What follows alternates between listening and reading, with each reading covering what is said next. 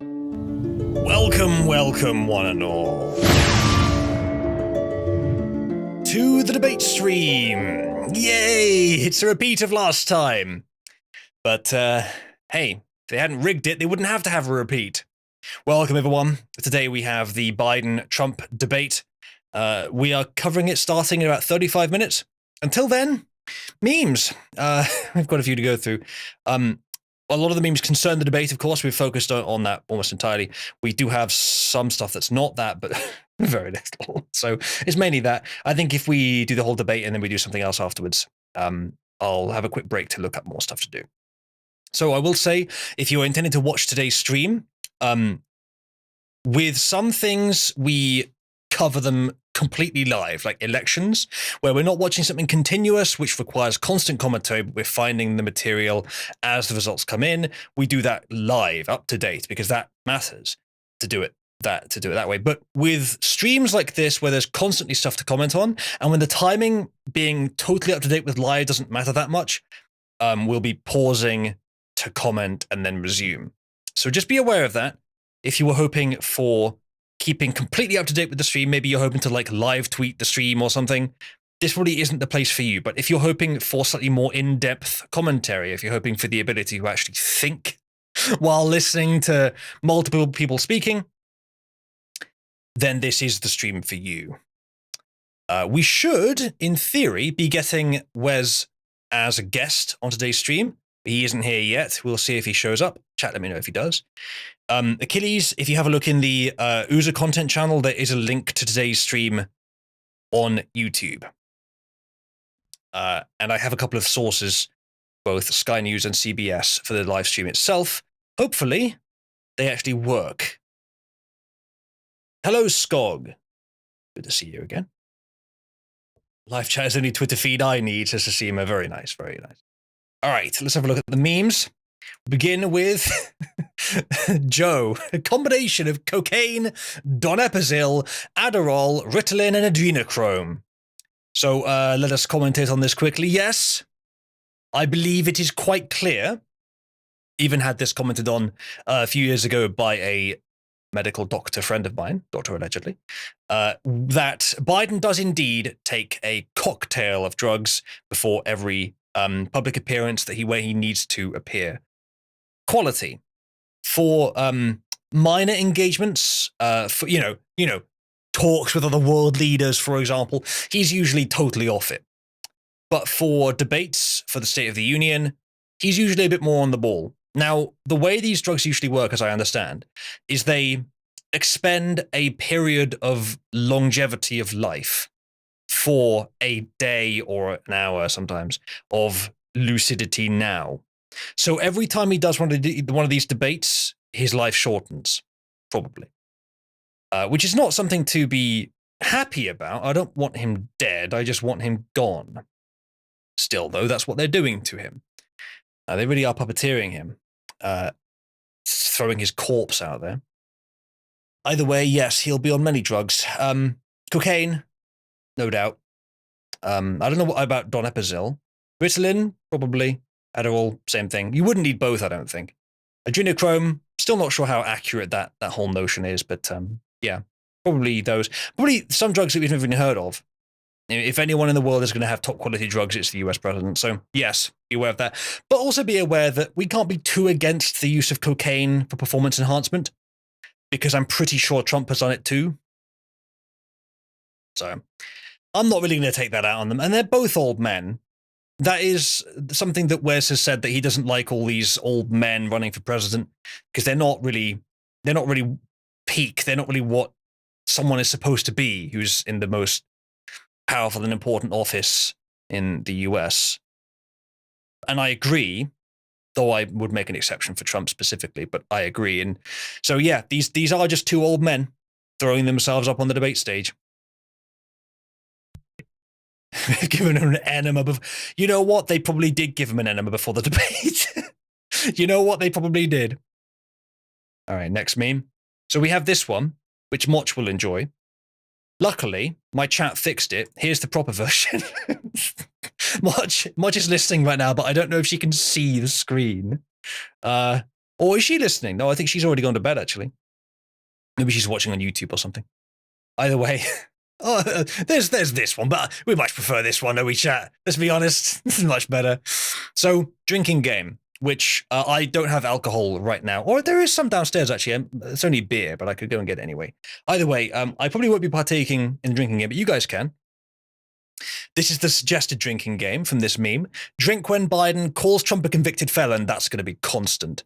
That's going to be constant. Yeah, our kangaroo courts convicted you of non-crimes. Fucking nailed him. Listen, folks. To be fair, identifying that someone does that kind of thing often is... It's okay, but it's not that clever. Everyone has those little tics. It's not that interesting. Tell us childhood story that probably didn't happen. Yeah, that's the fair one. I think drinking games work better when you have a very, very simple set of rules. You don't have to look up everything for everything that's said. So this is a bit too much, but we're protecting / saving democracy. Yeah, that it would bother me in the same way as if someone who's not you speaks on your behalf, but you know they won't act along with what they're saying. Yeah, very disappointing. They're not really American in the proper sense either, yet they claim to be. Makes a joke about his age. Or Biden? He might do. I haven't heard him do that, actually. Starts a sentence but ends with a completely different thought. That might happen, but again, the drugs will save him from that. So that is one thing to note. A lot of the bingo squares for today have, like, Biden mumbles, falls over, grips the podium, shits himself. Those things won't happen today unless something goes badly wrong, because the cocktail of drugs that he's on are going to help him with that. He didn't do that during State of the Union. He didn't do that during any of the other debates. He's okay when he's got the drugs. But when he's not on the drugs, when he's at other speeches and other interviews and stuff like that, where it doesn't really matter, that's when he does it. Now, could it be not drugs? Could it be that he's just really tired and overworked during those debates or those appearances, but during the important ones, he gets plenty of sleep? Maybe, but I don't think he's particularly overworked as it is. We don't know, but I don't see much evidence that he actually does anything particularly strenuous. I don't think he could take it. So, no, I suspect it is drugs. I suspect it is drugs. Oda says, you can see the drugs fade, though. They really did during the State of the Union towards the end. Fair enough. I'm not sure I noticed that very strongly, but perhaps they did. Okay, drink when Trump. People / everyone is saying. Which may be an exaggeration, but Trump is a fucking... I would say master, but he's a strong user of exaggeration. A lot of the things he says are not strictly true. They are true in a sort of, if you're generous to the interpretation, they speak to a more important truth, which is, I've been mentioning this for a long time, but I'm not sure I actually invented this either, but I do like it. That Trump will use small lies and small mistakes and mistruths to speak to a greater truth. And that greater truth is very important. Whereas Hillary at the time and lots of other similar opponents will use small truths to speak to a big lie, or in aid of a big lie. So that's the difference we're dealing with here. But Trump also tells the truth plenty of times. In fact, he makes more appearances and thus more claims than the others. Sleepy Joe, that'll come up. So will Crooked Joe. The Biden crime family, I mean, that's pretty fair to say now. His son's been convicted, though not of something very interesting. Then again, Trump has too. I guarantee if Trump says the Biden crime family, and this is probably something they've already workshopped and rehearsed, Biden will say, well, what about the Trump crime family? You see. I may have said that wrong. Either way, he'll spin it back because now Trump has been convicted of crimes, but they're phony crimes. So, of course, it's nonsense. Yeah. Believe me. Again, that's not that rare. Insults Jake Tapper or fake Tapper. Yes, that's probably going to happen. And jazz hands or other excessive hand motions. Pointing finger doesn't count. Or pointing finger up doesn't count, they say. Interesting. Maybe. I don't know if I'm doing jazz hands. I suppose so. Yeah. and then drink when either freezes for 3 seconds, which Trump is not likely to do. Joe might, but only if the drugs are wearing off. Quote, this is the most important election. They're not wrong if they say that. Accuses the other of anti-Semitism. Maybe, but somewhat unfortunately, they're both at least somewhat pro-Israel. Though, the only person that might do that actually is Trump. Might accuse Biden of being anti-Israel. But I hope that doesn't come up. And drinks their water. Well, that's hardly that interesting. You'd expect them to drink water. It's quite difficult to talk on end, especially to enunciate and do it properly for an hour and a half. I do it for 5 hours sometimes. And then finish bottle if either of them dies or if they agree on something. If one of them dies on stage, you can finish more than your bottle. You can go out looking for alcohol for the next few hours. That's how big that would be. No, they're not going to die on stage. But hell, it is a very strange political time. Something extraordinary might happen. It's not very likely. Anyway, next meme. Yeah, here's another one. This, I think, comes from the quarter efforting. Biden word salad. Again, I don't think that's going to happen tonight because he'll be on the cocktail of drugs. It's possible. Come on, man. Again, it's kind of a tick. Fake news is a very apt thing to say. Biden shits himself again, not likely. And again, I wouldn't be surprised if they have literally given him an enema before it starts. Folks, again, just a simple sort of idiosyncratic, linguistic, I guess, hook or trigger. Rigged, worth saying, one of the most important democratic events in US history. Trump fights moderator. Well, the moderator's going to mute him. We'll get to that later.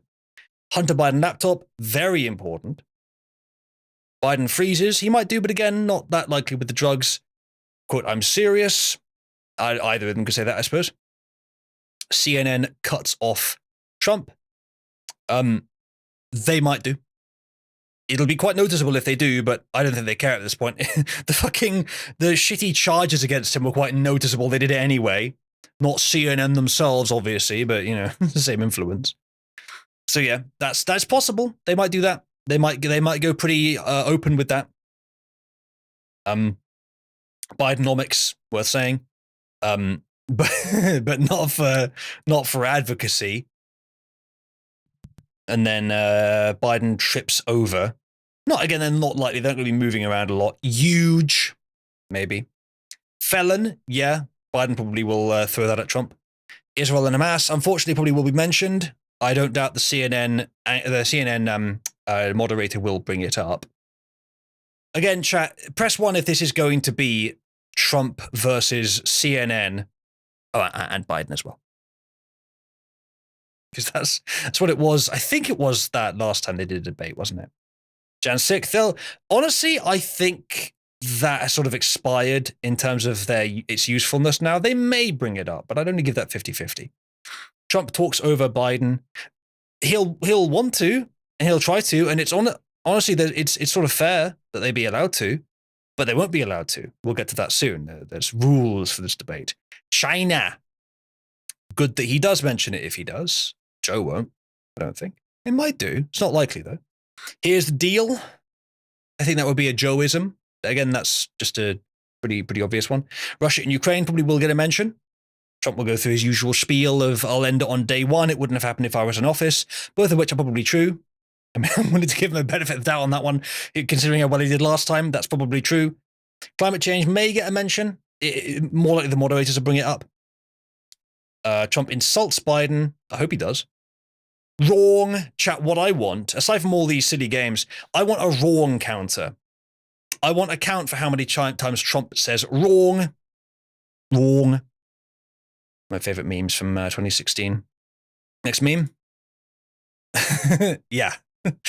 Yeah. The funny thing about this is that this picture is based on the original, which was Biden sniffing something else. Do you remember what he was sniffing, chat? Do you remember what he was sniffing? Because it wasn't an Adderall bottle. That was bad enough. Yes, it was a child. It was a child. Anyway, another bingo. This is the Joe Biden specifically bingo. I'm serious. My son Beau, he might mention Beau. It's not super likely. Because if he does mention Beau, Trump will say, what year did he die? And then Biden won't have an answer. Which is very sad. I said before that if Biden was just an old man with dementia, I'd have nothing but sympathy. But he's not. In his lucid moments, he is absolutely fine with the fact that he was rigged into office. And he has the most powerful office in the world. So no, I have no sympathy. That is much more important than my sympathy for him being an old man with dementia. Middle out and the bottom up. I don't know exactly what that means. But the upper class elites often do want the middle out and want to pretend they can support the bottom. We're talking about middle class and working class. We'll claim he lowered the debt. Trump, I think, did. I don't think Biden did. We still have more work to do. They both may say that, yeah. My dad's kitchen table. I'm not sure about that one. I haven't heard that one before. Guess what? Like a black hole in your chest. I'm not sure what that means. Inflection point. Tell you what, though, in the UK, I'm looking forward to the inflection point where all those habitual conservative voters realize, wait, not only is Nige actually better than the Conservatives, but he actually has a chance of winning. Okay, we'll vote for him then. And then suddenly Nige goes from his currently predicted 18 seats, by the way, quite a lot, to like 70, 80, 90, 150. It's not likely to happen in the next 7 days, but you know it's possible. Thank you, Years, who says, I hope you have a great time tonight, and thank you for covering this, but I want to go play Dark Tide with my mates. I'll listen on replay tomorrow or Saturday. Have a great weekend, Spiral Successful. I mean, Years, you seem to have a serious aversion to like actually attending my streams for the most part. This is the longest that you've listened to one of my streams, as far as I can remember, in months. Maybe I just didn't notice, I'm not sure, but you always seem to leave either just before or early into the stream. But yeah, at some point, Years, I shall have to have you on a stream. Understood, Years. Yeah, we'll have to sort that out sometime. He's guilting you, yeah. Yeah, you're going to play video games? What do you mean video? This is where the real juicy content is happening. Anyway, lowest unemployment in 50 years. Yeah, if you stop counting the unemployed, it's very low. Unless it's talking about Trump, in which case I expect that's actually true with him. Trump stopped the bipartisan border deal. Oh yeah, no, they will say that. That border deal was a fucking trap. It had way more bad stuff in it than good. In fact, it was almost all bad stuff. It would have allowed, essentially, it would have codified open borders in a way. So yes, that was very bad. It was only bipartisan in the sense that a small portion of Republican rhinos wanted it, but most rhinos actually did. Most Republicans actually didn't. They voted against it, so it didn't go through. A little bit of breathing room. Not sure what that is, but it's a common expression. Pay your fair share. That'll probably be Joe talking about the wealthy, who he'll chase away by doing so. Not a joke. Again, quite a common expression. Sick of trickle down. That probably would be Joe saying that. This idea that that of trickle down economics, where if you give money to the rich, it'll find its way to the poor. It's not actually false per se. It's just that I don't think that's what they were doing. I don't think they were giving money or making sure that money can flow to the wealthy in such a way that it is reinvested. I think they were just helping out their friends, mostly those who were not going to reinvest it or were going to reinvest it in other massive corporations.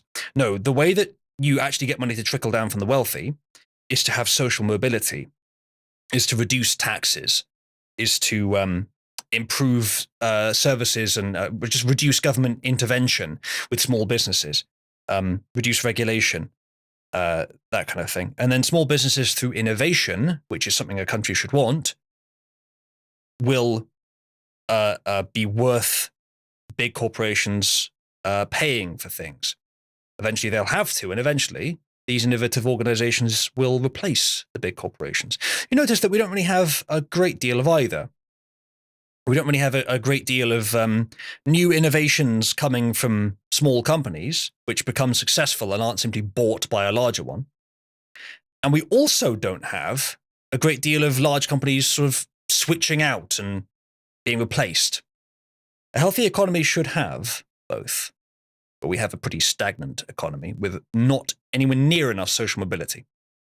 In my opinion, one of the best measures of the quality of a society is social mobility. Whether those who innovate and succeed can gain social standing and indeed money through doing so. If you've got circulation of power, it means as long as you have a reasonable merit gradient, it means that you have an active merit gradient. It's actually working. Jan 6th insurrection, they probably will mention insurrection, but they might not go too hard on Jan 6th. 16 Nobel economists inflation bomb. I'm not sure what that would be. I haven't heard that one. Maybe that's something Trump would say. Think about it. Let's finish the job. Lies about voting rights. What about the sort of voting ID thing? Yeah, they might do that. My dad used to say, probably a Joeism. Market extremist. This is not your father's Republican Party. Well, thank fucking God. We'll repeat the fine people on both sides hoax. Biden, I think they've finally dropped that one, but we'll see. And then look, yes, he will say that. Next up, we've got 15 minutes before the debate starts. This is for some reason like a very, very similar one. It might just be like the next version of it. It's very, very similar, but I'll skip any that we've already done. Oh, Jesus, why have you done that, evil author? Why have you done that? Why have you done a picture of them kissing? That's disgusting. Convicted felon, Muslim ban. Chap, Trump is not going to ban Muslims. He would ban terrorist countries. But press 1 if a Muslim ban would actually be a good idea in practice. Even if it's maybe not quite in line with America's principles, would it be a good idea in practice? Yeah, of course it would. So if Biden can convince everyone that Trump wants a Muslim ban, though he doesn't, it would be good for Trump because the public probably would support it. At least Trump's public would. Trump's $2 trillion tax cut that wasn't paid for. I haven't heard him say that, but he might say that. But I don't think it was unpaid for. Thing is, if you cut taxes, then as long as you have good, as I said, social mobility, I think you get more economic activity and thus more money. If you just have a cartel of essentially monopolies, you don't have enough social activity. You just have dominance, but you do have social activity, just not as much as you would with a more vibrant market. So you don't. I'm not sure about that. So I'm not sure what works better: an economy with a series of huge multinational corporations, or an economy which is more filled with small sort of startups and medium-sized companies. I suspect the latter, but certainly you can't have the latter with high taxes. And if it is the latter, then that is how you pay for it. If people are earning more, you get more taxes, even without raising the tax threshold or the tax brackets. Democrats don't talk about that. If you want to make money, make sure everyone is earning more. If you want the government to have more money, make sure everyone is earning more money, and then they will. He didn't build a damn thing. I expect a Joeism about the wall. Bear in mind, Trump built the entire originally planned wall. Bear that in mind. He finished that job. But then while he was working on it, he found out that some of the areas that had been marked officially as walled were not. So he had to do them as well. And that's what he didn't quite finish by the time he was kicked out of office. He was like 3 weeks away from finishing. This is what he says anyway. It's like 3 weeks away from finishing it. But he was then rigged out of office, so it couldn't be finished. And the Democrats immediately shut down the project. So his wall's very nearly finished. He just needs to do a little bit of extra land. It would take him probably less than a month or two once he's in office. And I don't doubt he'll get started on it straight away once he is. COVID was raging, the economy was reeling. It was reeling because of government policy, but in the US case, mostly not because of Trump's policy. Granted, he could have done better, but mostly that's with hindsight. He did okay, but it wasn't his choice to shut down every state. That was a state government. Rumble is down, the whole site? Really? Wow. Let me check. Yeah, I'm getting a blank page. Holy shit. Okay, well, those watching on Rumble, you can't hear me say this, but best of luck. Donald Herbert Hoover Trump? Is that, I don't, would that be an accusation about like massive public works projects? I don't think so. I don't think he's, I mean, the wall was paid for by the by the government. I suppose it's the same thing, but yeah, I mean that's the only thing. It's not that massive though. It's actually not that big a job, and they've almost finished it. Bloodbath, yes. Trump said bloodbath, but why did you take it literally? Is it because you wanted to? That is democracy as well. Trump called war heroes suckers and losers. I can't remember what that one was about, but no, he didn't. He wants to ban books. No. In fact, DeSantis has successfully removed books from the curriculum, but they are not banned. Great Depression, okay. Well, I mean, Trump presided over at least an economic okay period. You know, it wasn't a depression, but under Biden, it's got much worse. If this was Trump in office right now, they'd be calling it the Great Depression 2. But because it's Biden, they won't even call it a momentary recession. They won't even call it a qualified recession. But it is. It's a huge recession. Trump is only out for himself. Even if that were true, if he was only out to be glorified by the people, fine by me. In fact, that's what I want. I want a leader whose primary motivation is to receive the glory of the people. Chat, press 1 if you agree. Press 1 if you can think of no better motivation for a leader in let's say, a peacetime country than the glorification of the people. Now, maybe you could come up with something that would be close to as good, perhaps better during wartime, something like that. But no, as far as I have been able to see in my lifetime, for a peacetime leader, no, what you want is a narcissist. Maybe not too extreme, but at least an egotist. Someone whose primary motivation in all this is the love of hundreds of thousands of people, millions of people. Trump has that, Farage has that, Biden doesn't. Biden has different motivations, and I don't like those motivations. Trump wants to terminate the Constitution. The worst thing he did against the Constitution was the bump stock ban, which was a stupid thing to do, but it's been reversed now. Hopefully he doesn't do it again. Trump was on a national abortion ban. No, I believe his preferred position is let the states decide, so it's already where he wants it to be. Literally told Americans to inject bleach. That was never true. It was actually ridiculous that people thought that was true. And the people that did do that were not even Trump supporters. And they were retarded for doing it. He wants to erase Black history or Black history. Or Black history. You mean how the UK spent more time preventing the Atlantic slave trade than it did benefiting from it? Spent more money and more of our own blood trying to end it than ever we gained benefiting from it. The US, I don't know exactly what they did with the abolition of it, but I'm sure they played some part as well. And the Constitution it doesn't really allow for slavery, at least in spirit, does it? So yeah, that's the only Black history I'm concerned about. Trump said, fight like hell. And yeah, absolutely, fight like hell. Put immigrants in camps, yeah, before they're sent back. It better than killing them. No, not concentration camps, not like some people did during lockdown. But no, just put them in temporary holding camps, if you need to, before they get sent back if they're illegal immigrants. Or just send them straight back if you can. Better than putting them in 4-star hotels or letting them stay. They don't hurt them. There's no need. Just put them back. Let Mexico deal. Let Mexico let them across. It's like here. France let the migrants into the British Channel towards the UK. So send them bloody back to France, which, by the way, Nigel has said he's going to do. So go, Nigel. He won't have to. He has the same plan as me, funnily enough, which is to just make sure they know they will never get citizenship if they come here, and then they'll stop coming. It's not difficult. But if they keep coming, literally take them to France. Same thing here. Just take them over the border to Mexico. And if Mexico complains, well, Trump can work the same magic he worked last time, and then they'll stop complaining. Because US has massive leverage over Mexico. Massive leverage. We don't have as much leverage over France. Though we have enough. We paid them $500 million, which is a stupid idea for them to stop sending the boats over, but they didn't. So no, we just need to do it on the base. And it's not even legal for them to do so. Legally, they should be returned to France.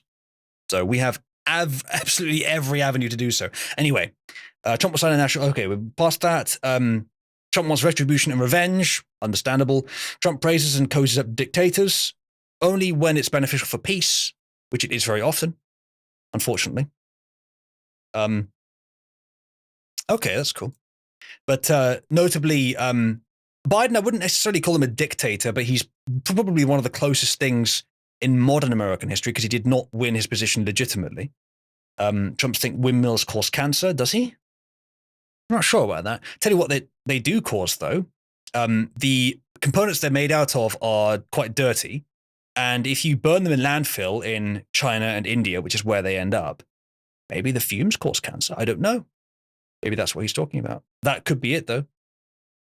IVF and birth control are at risk. I think the Republicans are going a little far when they go after IVF. It's kind of against their family values to some extent. Like, I can understand the whole all lives are sacred when it comes to the abortion argument. I get that. IVF, I think, is a bit too far. But the birth control thing, again, I think is a bit too far to oppose that. But I don't know. I can understand their arguments against birth control more than I could against IVF. Very few people like, of course, I probably mentioned that. All right, let's speed through these. We've got a few minutes before we start. Biden admin moves towards allowing American military contractors to deploy to Ukraine. That will be very entertaining. He's going to commodify the war zone in Ukraine. What a fucking disaster that will be. It might be interesting, though. May get some great memes out of it. But more likely it'll be... the people of Ukraine are not going to enjoy it. It's an interesting idea, though. Probably won't get a chance to unless they rig the election so well. There's an expression that Trump's been using recently, too big to rig. I do hope that Trump has more of a plan to win against the rigging than just having enough votes that they can't possibly outdo it. But he could just be too big to rig. Lula da Silva, I think, who was the leader of Brazil, who was a socialist installed to replace the guy, I can't remember his name, but friendly to the globalists, says cheer for Biden in US election. If Trump wins, we don't know what he's going to do. Yeah, you want a leader who is a bit unpredictable. Lula da Silva wants Biden. Vote Trump. Next meme. More of the bingo square. We'll skip this one because we don't have time, but we might come back to it. They're all in chat if you look up high enough. CNN debate prediction. Ready for the debate, Adolf? With the moderators holding up a sleepy Biden. There will be some extent to which this is true, but not directly. Given that Biden will be awake and aware and lively because of the medicine, but the moderators will essentially be working for him. Be ready for that. It will be unfair. And Trump tapping the mic because he's not sure it's even bloody working with the target painted on his podium. And then this is worthy of a longer conversation, but let me just say for now, the whole idea of Trump and Biden both trying to pander to different racial groups. The only thing I say about this is that, yes, they pander more than I'd like. I agree, certainly to Israel. But one thing that you can say, which is positive for this, is that one, tactically, it's worth noting that some of the most reliable Democrat voters are now voting Trump, Hispanics and blacks. Tactically speaking, that is impressive. And two, it is also impressive that when you have ideas that are so good that your own people like them and other groups who are clearly different also like them, there's got to be something good to those ideas, right? Something about those ideas that speaks to real needs. And Trump's do. And then he's not just achieving it by pandering. So yeah, that is all our memes. We have about a minute before the debate starts. Let's see what the current live feeds are showing us. This is a live feed from Sky, which is not showing the debate yet because it hasn't quite started, but I believe it's starting very soon. Am I mistaken, Shaq? Because it looks like the hall here is not... Oh, right, there's no audience, is there? Shit. So it's just the hall. And then we've got all this this feed here from CBS, which is, I assume, going to have it. They did say it would. Obviously, we're not listening to the audio. I just want the raw feed of the stream. I'll do my own commentary. This is something else. It should be starting any moment, though. No, that's right. 12 minutes. What are maybe top two topics that are, as you as a voter, want to hear about and matter to you? The economy, and of course, immigration in terms of the new citizens that are coming in. whether we can either relax the hardened policies that are there now, or even take some big steps in terms of citizenship, the pathway. So you can probably barely hear it, but the guy top right here is Team Biden-Harris. Even he is saying immigration as one of the main issues. Thank you, Spooner, for linking me the original CNN source. We will see if they have it. This is probably a better source to use, to be honest.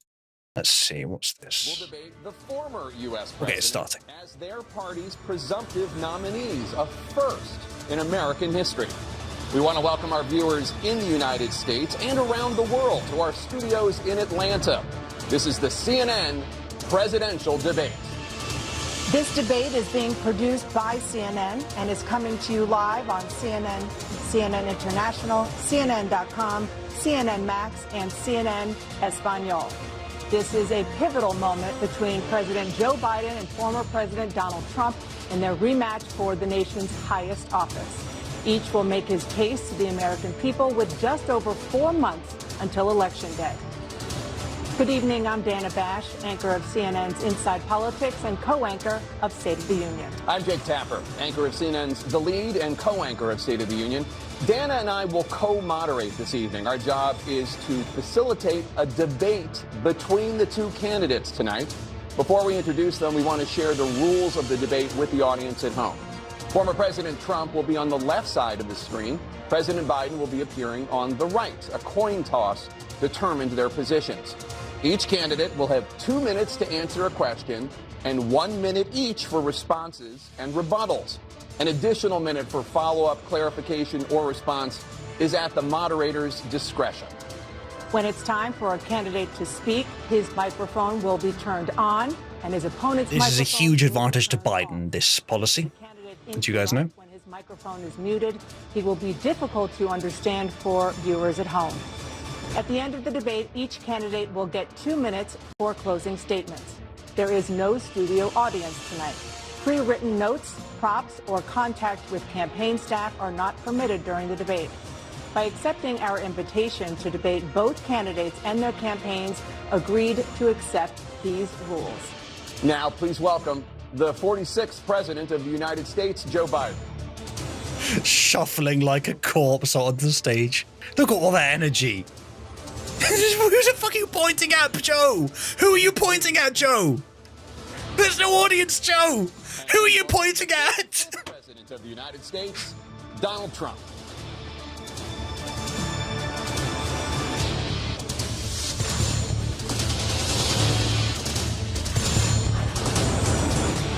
Right.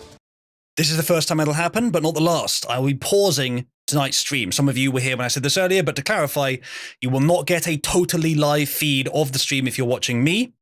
I'll be pausing for commentary when appropriate. Just bear that in mind. And I think it's better that way. The stream is set to, there's a debate set to be an hour and a half. I'll try and stay relatively close to live, but it won't be exactly. Yes, you can ping Wes a few more times if you want. Not too much though. But yeah, just be aware of that. We'll get the commentary in. Who's that? Who's that? It's Wes. Wait. Why are y'all pinging me? Wes, you said you'd be here for the debate. I said I should be. Yeah, you should have been. Chat, he's clearly not here. Ping him again. Yes, make sure everyone ping me, please. Make sure you ping him in every channel. Yeah. Oh no. Wig wants Die on as well. Yeah, if you want to ping her, go for it. But I don't think she'll be around. You got enough pings there, Wes? No, more. Gentlemen, thanks so much for being here. Let's begin. You want me to yes. jump up into host? Whenever you're ready, Wes. Whenever you're ready. All right. Welcome, Wes. Let me turn on the feed, and then I will. There you go. Now, you were muted when you had a chance to complain about not being able to see it, and now you're unmuted. You can see it. Isn't it fantastic? Yeah. Yeah, Rumble is down. By the way. Fun fact, chat. Oh, go on, Wes. Wait, Rumble's down? Rumble's down right now, of all times. What about Twitter? Let's check. Twitter is working fine. Rumble being down, you could argue that could be sabotage. They want people not to watch things on Rumble. Well, you know about the hullabaloo with CNN in this, right? Not exactly. So CNN has tried to say that people on YouTube are not allowed to stream this, but only on YouTube. And well, it was so CNN said that it's okay for someone to stream this behind a paywall on their own website, but they're not allowed to stream it on things like YouTube or Rumble or Twitter and stuff like that. And sorry, guys, that's Tim not how the law Pool- works. Well, yeah, Tim Pool and a bunch of other people basically told them that's not how it works, and a couple of YouTubers who have the ability to sued them for an emergency injunction. Wow. Okay. So here's hoping that they back down, because that's gonna be an issue. It's interesting. Yeah. I'm hoping it's just that there's so many people on Rumble right now that they can't handle it. I'm going for the best possible thing. So Tim Pool and Steven Crowder and Benny Johnson and a bunch of the more prominent right wing, heavy finger quotes, right wing YouTubers are streaming it, or simulcasting, I think is what they call it. Or basically, they're streaming on YouTube and Rumble and Twitter, and if they have the ability to, their own websites and or locals at the same time. Yeah. Anyway, well, we're here. We got 47 people in Discord, which is pretty good. Let's continue as it is. The debate, and let's start with the issue that voters consistently say is their top concern: the economy. President Biden, inflation has slowed, but prices remain high. Since you took office, the price of essentials has increased. For example, a basket of groceries that cost $100 then now costs more than $120. And typical home prices have jumped more than... What do you mean by then? I guess just when he took office? That might be a generous example, because I've heard examples that are worse than that. 30%. What do you say to voters who feel they are worse off under your presidency than they were under President Trump? We got to take a look at what I was left when I became president. Of course. How what the hell else would he ever have said in response to that? Chat, press 1 if Biden's been given the questions in advance. So, did they, I take it there's no audience? No audience, mics off when the other one's answering a question. Basically what happens is that Biden stood up all tough man, all big man, saying, "You won't debate me, you coward." Then Trump's like, "Okay, I'll debate you." And then Biden says, "All right, you little man, here are my conditions you must follow." No audience, no interrupting. Yeah, it was mics are shut off when they're not allowed to talk, no audience, no ability to basically prove that this isn't edited. And one of the big ones was that they have to be seated. They have to be sit down. Well, no, what I heard is that they're not allowed to sit down at any time, which is a really weird requirement, because surely that would benefit Biden more than it would benefit Trump. And when did they ever sit down for a debate? I've never seen that. Well, that was the thing. That was the thing. It was they have to be. It was a sit down debate. What I read was the opposite. That was what I heard. But okay, that's really weird though. That they would have that as a condition either way, whichever way it actually was. It's really weird. Either way, let us continue. But yeah, Biden's voice. He obviously is on a cocktail of drugs, but he doesn't seem to be as strong right now. What Mr. Trump left me. We had an economy that was in free fall. The pandemic was so badly handled. Many people were dying. All he said was, "It's not that serious. Just inject a little bleach into your arm. You'll be all right." There it is. First few moments. That was on many of the bingo squares. Jesus Christ. He couldn't go one question without lying. So many problems with that. No, Trump didn't ask anyone to inject bleach. The people that did were Democrat voters. Fun fact.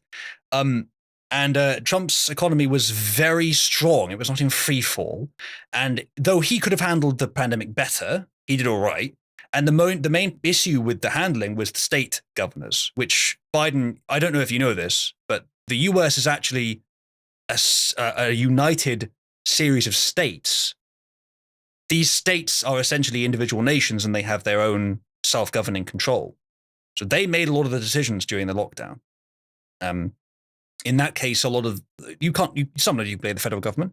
In that case, Trump didn't intervene too much. He didn't make too much policy on the pandemic because it was up to them. And some states did better than others. Florida, for example, did very well. Was it North Dakota, one of the other ones that didn't do much restrictions? They did very well as well. South Dakota, but yes. Okay. The economy collapsed. There were no jobs. Unemployment rate rose to 15%. It was terrible. You know what, though? Biden does not have the same fire that he usually has during these sort of high, important speeches. He doesn't have the same fire he had during the State of the Union or the previous debates. He's pacing himself. Maybe. And so what we had to do is try to put things back together again. That's exactly what we began to do. We created 15,000 new jobs. We brought out a position where we have 800,000 new manufacturing jobs. But there's more to be done.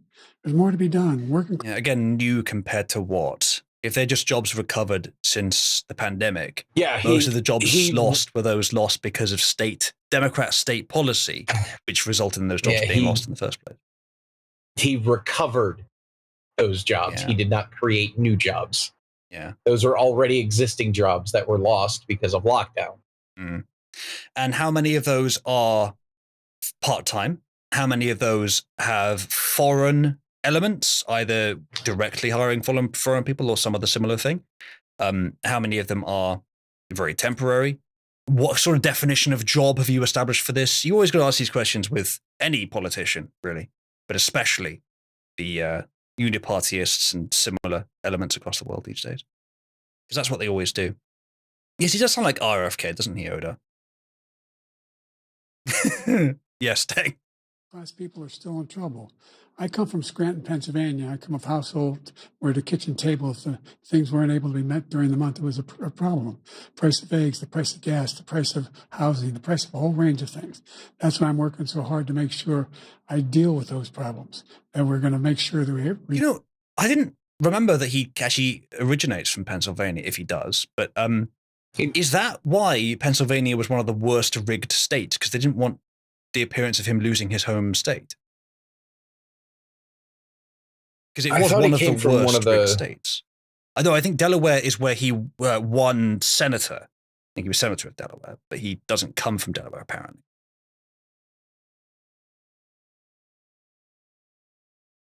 Sorry, is that what you were going to say? Yeah, it's all good. Keep going. All right. Reduce the price of housing. We're going to make sure we build 2 million new units. We're going to make sure we cap rents so corporate greed can't take over. The combination of cap rents. What does that mean, Biden? It means subsidy. was left within corporate greed is the reason why we're in this problem right now. In addition to that, we're in a situation where if you take a look at all that was done in his administration, he didn't do much at all. By the time he left, things were in chaos, literally chaos. And so we put things back together. Chaos because of a disease that your allies released into the world, Biden. And the best way to lower rent is to get rid of the large amount of illegal immigrants that are infesting every major city. Yep. But that would mean you would lose in a landslide, so we can't have that. Mm-hmm. Also, obviously, reducing taxes on the poorest so they have more money to pay for the rent. Never mind. I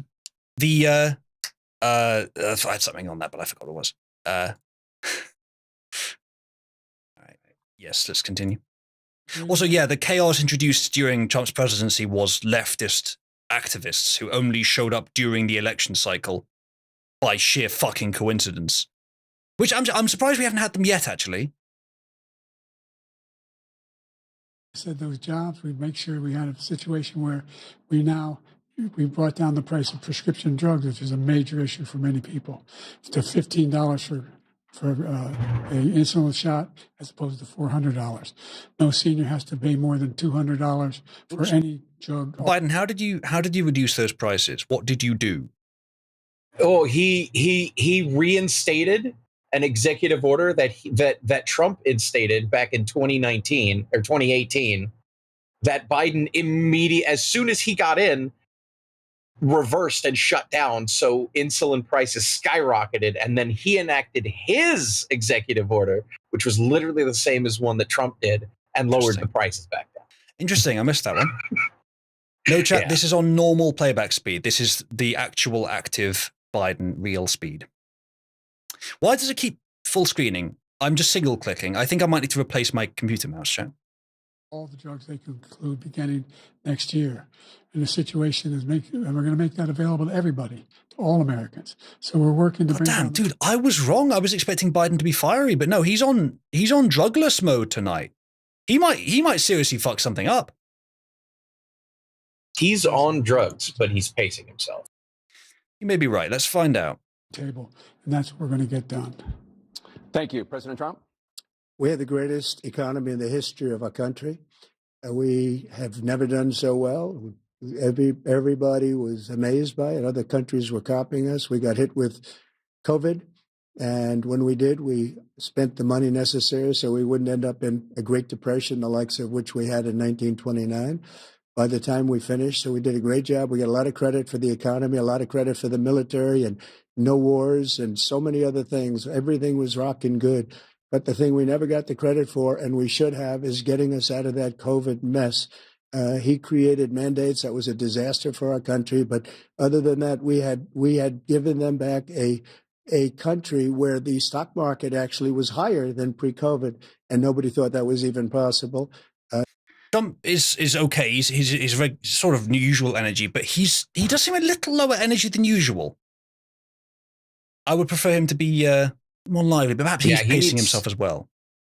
He needs to be on his A game tonight. He needs to have his energy up to 11.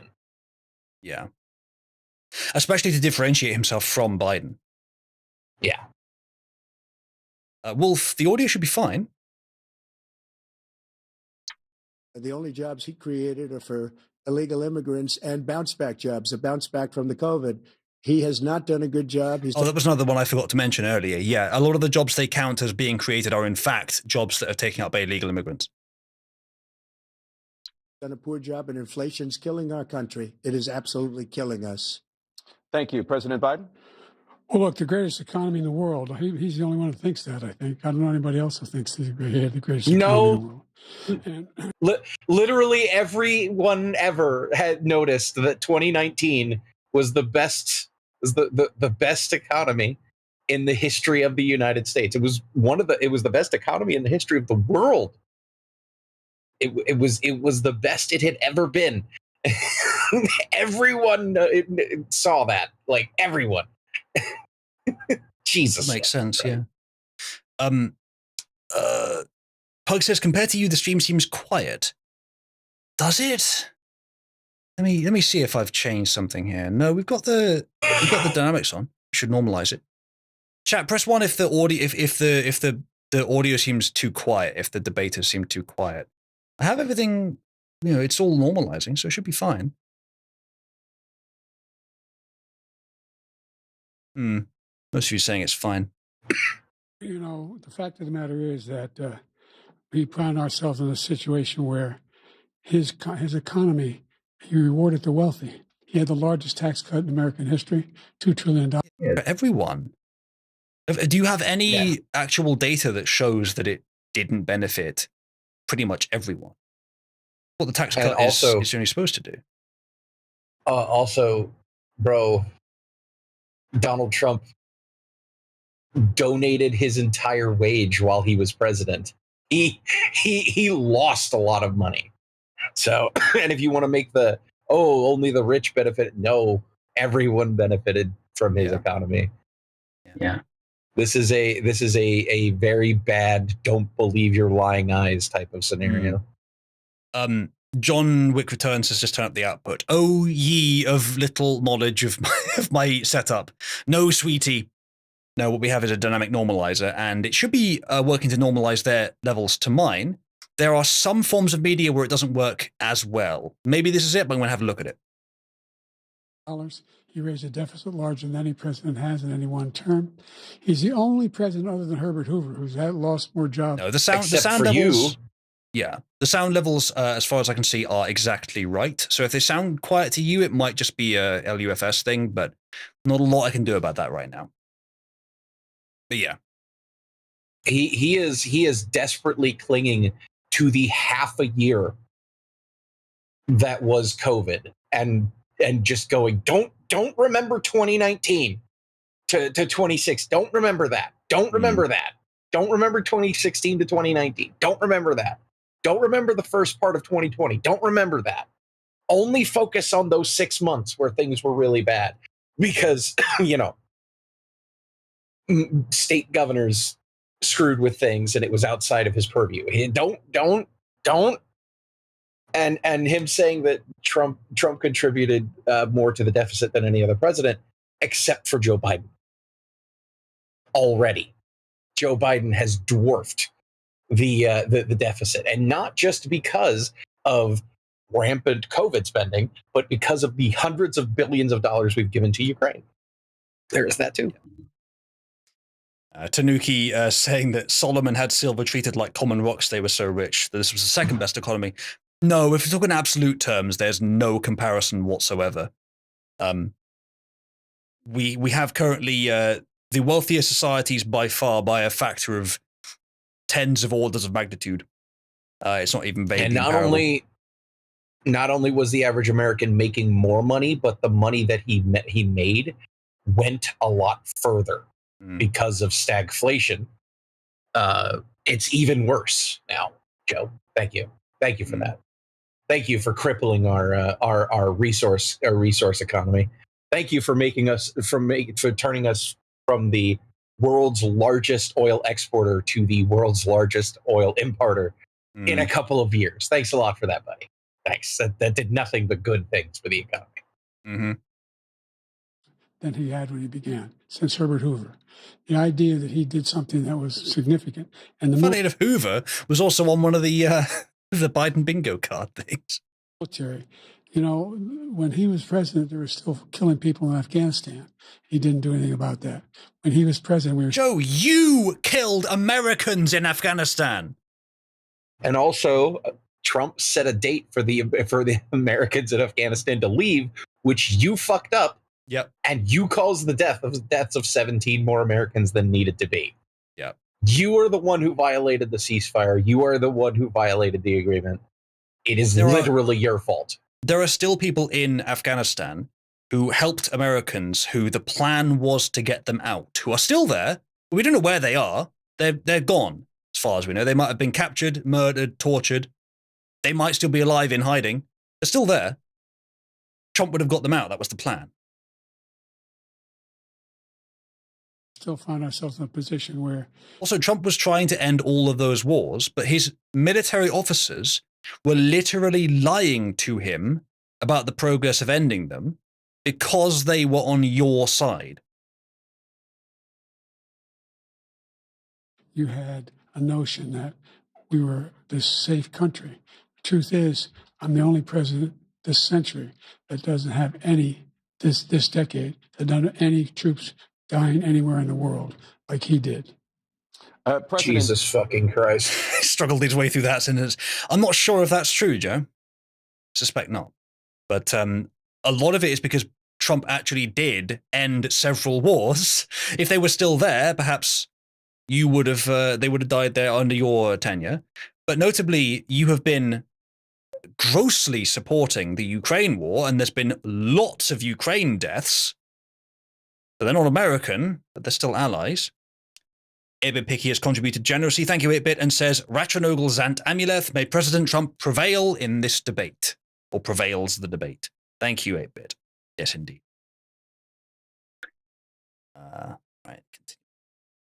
Trump, I want to follow up if I can. Am I allowed to respond to him? Well, I'm going to ask you a follow-up. You can do whatever you want with the minute that we give you. I want to follow up. You want to impose a 10% tariff on all goods coming into the U.S. How will you ensure that that doesn't drive prices even higher? Not going to drive them higher. It's just going to cause countries that have been ripping us off for years, like China and many others in all fairness to China. God fucking damn it. It only drives prices higher if you have too much imports. If you have more industry at home, then it doesn't. And what it does do is encourage that, which makes the US economy stronger, more resilient in terms of a disaster like a war, and the people get more jobs. Raise tariffs a little bit, you can pay for government stuff and strengthen the US economy. You can't do it too much, but it's generally a very good idea. A very biased question. How is what you plan not going to ruin the economy? Like, to be fair, at least on the surface, their questions are confrontational. They were to Biden as well, so at least on the surface. Well, this is also coming from a man who called Trump Hitler a couple of years ago. So yeah, but everyone's done that. Everyone's done that. Thank you, Matthias, who contributes generously and says, Trump, Armstrong 2024. Tomboy Supremacy 8-Bit Picky. 8-Bit Picky, we're very happy that you've contributed to put her into kittenhood. Thank you. But yes, Trump, Senator Armstrong 2024. The Republicanism hardens under pressure. It's going to just force them to pay us. Making the mother of all omelets here, Jack. And give us a lot of power for other things. But he made a statement. The only thing he was right about is I gave you the largest tax cut in history. I also gave you the largest regulation cut in history. That's why we had all the jobs. And the jobs went down and then they bounced back. And he's taking credit for bounce back jobs. You can't do that. He also said he inherited 9% inflation. No, he inherited almost no inflation. And it stayed that way for 14 months. And then it blew up under his leadership because they spent money like a bunch of people that didn't know what they were doing. And they don't know what they were doing. It was the worst, probably the worst administration in history. There's never been. And as far as Afghanistan is concerned, I was getting out of Afghanistan, but we were getting out with dignity, with strength, with power. He got out. It was the most embarrassing day in the history of our country's life. Probably was. Trump, over the last 8 years, under both of your administrations, the national debt soared to record highs. And according to a new nonpartisan analysis, President Biden's face. He doesn't look like he knows. Like, he looks like he's shocked even to be here. Once again, the debt skyrocketed because we've given hundreds of billions of dollars to Ukraine. Among other things. That's a big reason. Big part Money of it, printer go burr. Money printer go burr. Trump, your administration approved $8.4 trillion in new debt, while so far, President Biden, you've approved $4.3 trillion in new debt. So, former President Trump, many of the tax cuts that you signed into law are set to expire next year. You want to extend them and go even further, you say. With the U.S. facing trillion-dollar deficits and record debt, why should top earners and corporations pay even less in taxes than they do now? What about lowest earners? What about the lowest earners? Also, Jake, the notion that the wealthy should pay for the nation's debt is nonsense, and it's a bad idea. Even if you can make the argument for a progressive tax system, if you tax the rich too much, there won't be an economy anymore. It would honestly, it's a problem that would be more afflictive here in the UK because we're not the biggest economy in the world. We're not far off, we're not the biggest. So we have to be very careful about that, which the Labour Party are not going to be. But even in the US, you have to be careful about that. I dare say that the US is a much less enticing opportunity for investment now than it was under Trump, where for a short time, it was profitable to just have oil.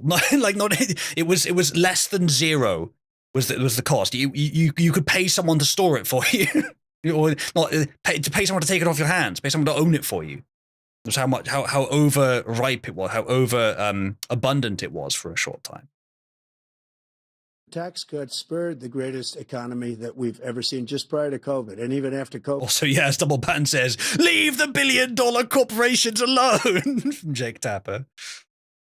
It was so strong that we were able to get through COVID much better than just about any other country. But that tax spurred. Now, when we cut the taxes, as an example, the corporate tax was cut down to 21% from 39%, plus beyond that. We took in more revenue with much less tax, and companies were bringing back trillions of dollars back into our country. the country was going like never before. And we were ready to start paying down debt. We were ready to start using the liquid gold right under our feet, the oil and gas right under our feet. We were going to have something that nobody else has had. We got hit with COVID. We did a lot to fix it. I gave him an unbelievable situation with all of the therapeutics and all of the things that we came up with. We gave him something great. Remember, more people died under his administration, even though we had largely fixed it. More people died under his administration than our administration, and we were right in the middle of it, something which a lot of people don't like to talk about. But he had far more people dying in his administration. I wouldn't trust the metrics for that either way. It's a surprising stat. He didn't say vaccine. Oh, just that, yeah. He said therapeutics. And he's bragged about that vaccine before. So he might regret it a little bit. He might regret his part in it a bit, which he should. He was far too gung-ho for it. But yeah, I believe, I can't remember the exact details, but didn't Trump have an almost $0 deficit during his term for the debt repayments? No. There was still a deficit because he was planning on the 2 consecutive terms. It was, getting the economy up to the level where it could start sustaining itself again, and then righting the ship when it comes to the deficit. That was the other side of the 8-year plan. Fair enough. He did the mandate, which is a disaster, mandating it. The vaccine went out. He did a mandate on the vaccine, which is the thing that people most objected to about the vaccine. And he did a very poor job, just a very poor job. I think that's fair. There are many things to object to, but the fact that it was made mandatory for some people was probably the biggest. Look at Biden's smile. That smile is the smile that Biden makes when he's being told about the Nuremberg trial level shit that he oversaw. Those of you who lost your jobs, or those of you who were forced to under threat of losing your jobs, those of you who know family members who lost their jobs or were forced to, coerced to have your body invaded by a experimental vaccine that turned out to be a lot more dangerous than they told you, and then they covered that up for months as well. That's the face he makes in light of that event, in light of that travesty. That's the face Biden makes. Also, a friendly reminder, most of the vaccine mandates were private. They were private corporations doing it. So it shouldn't have been permitted. It could have been prevented on a federal level, I expect, because that's surely unconstitutional. In the end, it was, but it had to go through the legal system. Once again, it was common sense was, of course, this is wrong. Of course, you shouldn't allow someone to. You shouldn't allow some government body or corporation to force you to get a medical treatment of any kind whatsoever. You should never do that unless it's directly required for your job. And that happening was inherently wrong, and it is. Mm. And I will tell you, not only poor there, but throughout the entire world, we're no longer respected as a country. They don't respect our leadership. They don't respect the United States anymore. We're like a third world nation between weaponization of his election, trying to go after his political opponent, all of the things he's done. We've become like a third world nation, and it's a shame. The damage he's done to our country. And I'd love to ask him, and will, why he allowed millions of people to come in here from prisons, jails, and mental institutions to come into our country and destroy our country. President Trump, we will get to immigration later in this block. President Biden, I want to give you an opportunity to respond to this question about the national debt. He had the largest national debt of any president in a 4-year period, number one. Number two, he got $2 trillion. Yeah, but if you account for COVID, was it actually the smallest? Probably was. I don't know, though. Interesting. Apparently, Trump's War Room Twitter account has just been temporarily restricted. I wonder. It's very possible that there are still some rogue Twitter employees. We don't have to assume that Elon Musk himself is their guy, and if he was, that would be quite an overt way of doing it. It's very possible that what's happening is that the Trump War Room account has adopted a policy of posting a lot more frequently during the debate, and that Twitter has detected that as bot activity. That's what it looks like from the message there. That's what I'd assume, but worth looking into. $1 tax cut benefited the very wealthy. What I'm going to do is fix the tax system. For example, we have 1,000 trillionaires in America. I mean, billionaires in America. And what's happening? Yeah, you don't have any trillionaires. Oh, with the way the inflation's going, maybe you will soon. Yeah, under Joe Biden's watch, we have had the largest monetary shift upwards since the days of the railroad barons in the 1800s. Like, bro. And also the president that has overseen the largest deficit is not Donald Trump. It's Joe Biden. It is by far Joe Biden. They're in a situation where they, in fact, pay 8.2% in taxes. If they just paid 24%, 25%, either one of those numbers, they'd raise $500 billion, I should say, in the Biden, if you tax them more, why are you assuming that they would still earn as much? You have to account for the changes that you make to the system. You can't just expect to do any changes and nothing else will react in response to your change. This is one of the most fundamental things about running any system, modifying any system, something that socialists, I think, just completely fail to comprehend because they assume that labor will be done regardless everything else that goes around it.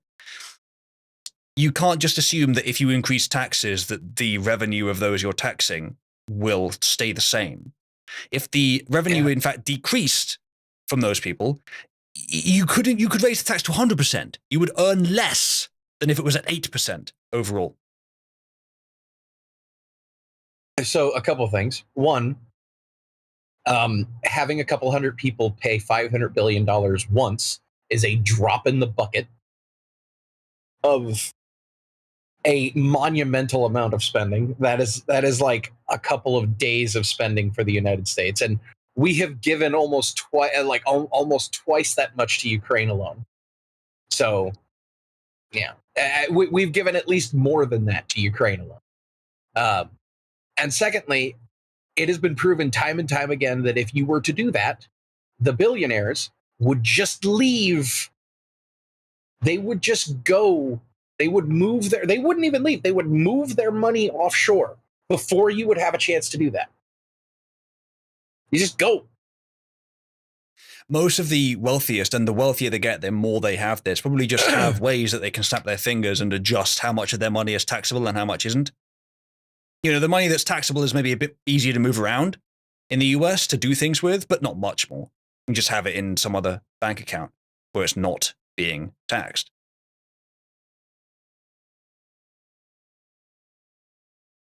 10-year period. We'd be able to wipe out his debt. We'd be able to help make sure that all those things we need to do, child care, elder care, making sure that we continue to support. They can invest in building 100 square miles worth of empty mansions in China. Strengthen our healthcare system, making sure that we're able to make every single solitary person eligible for what I've been able to do with the with the COVID. Excuse me, with dealing with everything we have to do with. Look, if we finally beat Medicare. Thank you, President. They stopped it. They stopped his fucking gaff. He lost his train of thought and he had to restart, and then they stopped the section. Oh, that was a bit obvious, wasn't it? Honestly, though, I don't know if he is pacing himself. I think he might just not be on the drugs today. That was a bad one. That was a bad one. Biden, President Trump? Well, he's right. He did beat Medicare. He beat it to death, and he's destroying Medicare because all of these people are coming in. They're putting them on Medicare. They're putting them on Social Security. They're going to destroy Social Security. This man is going to single-handedly destroy Social Security. These millions and millions of people coming in, they're trying to put them on Social Security. He will wipe out Social Security. He will wipe out Medicare. So he was right in the way he finished that sentence. And it's a shame. What's happened to our country in the last 4 years is not to be believed. Foreign countries, I'm friends with a lot of people. They cannot believe what happened to the United States of America. We're no longer respected. They don't like us. We give them everything they want, and they think we're stupid. They think we're very stupid people. Well, Trump is still Trump, and I obviously what he's saying is fine, but he has lost a lot of the fire he had during those early Republican primaries in 2016. I'd like him to be like a bit more overt, a bit more owning the room, a bit more like pointing at Joe, that kind of thing, saying what he did, a bit more active. And I have to say, I don't know if you've watched any of them, Wes, but I've been watching a lot of Farage's speeches recently, and honestly, he's almost as good as Trump, and he's much younger. Well, Trump still has that. It's been in a lot of his campaign I've seen rallies and recently. stuff like that. Yeah, but like, I'm curious as to why Trump isn't on his A game right now. It's like, come on, man! Like, don't hold back. Like, give him both fucking barrels. Like, come on, he's openly lying. Call him a liar. Call like, you know, come on. I think one of the conditions that they set forth was no insults. Hold on, was that correct? No, it doesn't actually say it here, or not by that word. No interactions in campaign staff and audience were sitting. There were more. This article is very biased. I don't want to actually read it, but yeah, I thought there was something about that actually, but never mind. We're doing for other countries, and they do nothing for us. What this man has done is absolutely criminal. Thank you, President Trump. Dana? This is the first presidential election since the Supreme Court overturned Roe v. Wade. This morning, the court ruled on yet another abortion case, temporarily allowing emergency abortions to continue in Idaho, despite that state's restrictive ban. Former President Trump, you take credit for the decision to overturn Roe v. Wade, which returned the issue of abortion to the states. Correct. However, the federal government still plays a role in whether or not women have access to abortion pills. They're used in about 2/3 of all abortions. As president, would you... Is that true? Does the federal government restrict that? Not sure what she means by that. Do you block abortion medication? First of all, the Supreme Court just approved the abortion bill, and I agree with their decision to have done that, and I will not block it. I'm sorry, I was muted. And if you look at this whole... Sorry, Wes. Yeah, so the FDA does, and it's because some abortion pills, like the very hilariously named RU486, is dangerous. You need a prescription. You need to make sure that it's not going to mess with you too badly, because it radically changes your physiology temporarily. Yeah. I think. By the way, go on. But by the way, do you know what 86 is a colloquialism for in American, in like kind of American slang? You may have told me this before, but I can't remember it. So 86ing something is, so like when you order a burger and you're like, right. I'll take a burger, no lettuce, no tomato, and add cheese. They're like, hey, let me get a burger, extra add cheese, 86 the tomato. It means get rid of it. So the abortion pill being called RU486 is quite funny to me. Could that be rhyming slang for nix? Because nix means to cancel or destroy. I'm not sure what nix comes from, though. I'm not sure. It's just, it's been a thing. But yeah, right, fair enough. Always thought that was a little funny. Yeah. Old question that you're asking, complex, but not really complex. 51 years ago, you had Roe v. Wade, and everybody wanted to get it back to the states. Everybody, without exception. Democrats, Republicans, liberals, conservatives. Everybody wanted it back. Religious leaders. And what I did is I put 3 great Supreme Court justices. I'm not sure about that, Trump. I think quite a lot of Democrats did want it to be mandate from God that women be allowed to have no fault abortions for any reason at any time. But yeah, on the court, and they happened to vote in favor of killing Roe v. Wade and moving it back to the states. This is something that everybody wanted. Now, 10 years ago or so, they started talking about how many weeks and how many this, getting into other things. But every legal scholar throughout the world, the most respected, wanted it brought back to the states. I did that. Now the states are working it out. If you look at Ohio, it was a decision that was an end result that was a little bit more liberal than you would have thought. Kansas, I would say the same thing. Texas is different. Florida is different. But they're all making their own decisions right now. And right now, the states control it. That's the vote of the people. Like Ronald Reagan, I believe in the exceptions. I am a person that believes. And frankly, I think it's important to believe in the exceptions. Some people, you have to follow your heart. Some people don't believe in that. But I believe in the exceptions for rape, incest, and the life of the mother. I think it's very important. Some people don't. Follow your heart. But even most pro-lifers, I think, believe in allowing those exceptions. Not all, but I think most. So yeah, that's quite fine. There are some states which implemented policies which do not allow even those exceptional cases. I do think that's too far. I think that's what Trump's about to say. you have to get elected also, and because that has to do with other things. You got to get elected.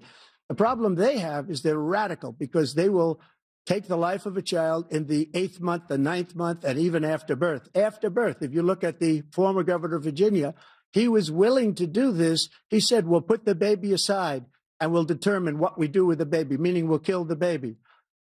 What happened is we brought it back to the states, and the country is now coming together on this issue. It's been a great thing. Thank you. President Biden? It's been a terrible thing, what you've done. The fact is that the vast majority of constitutional scholars supported Roe when it was decided, supported Roe. And that's this idea that they were. That does not seem likely, Joe. Roe v. Wade was, I mean, I think when it was first initiated, there was a belief that it was justified from the Constitution, but I don't think it ever really was. I don't think, even if some agreed then, that they stayed in agreement. All against it is just ridiculous. And this is the guy who says the Wait, hold on a second. Forget the debate for a second. They made Rimworld merch of the Boom Rat. Yeah.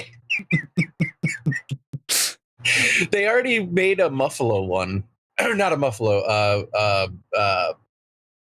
Oh God, Thrumbo. They made a Thrumbo one a while ago, and now what about they made a Boom Rat plushie. What was the explosive, the larger explosive one? The more common Boomalope. Yeah. Yeah. Well, you. Yeah. How many Boom Rats have you bought now, Wes? Don't worry about it. Now about this debate. About this debate, there is no. In all seriousness, even Ruth Bader Ginsburg had issues with Roe v. Wade.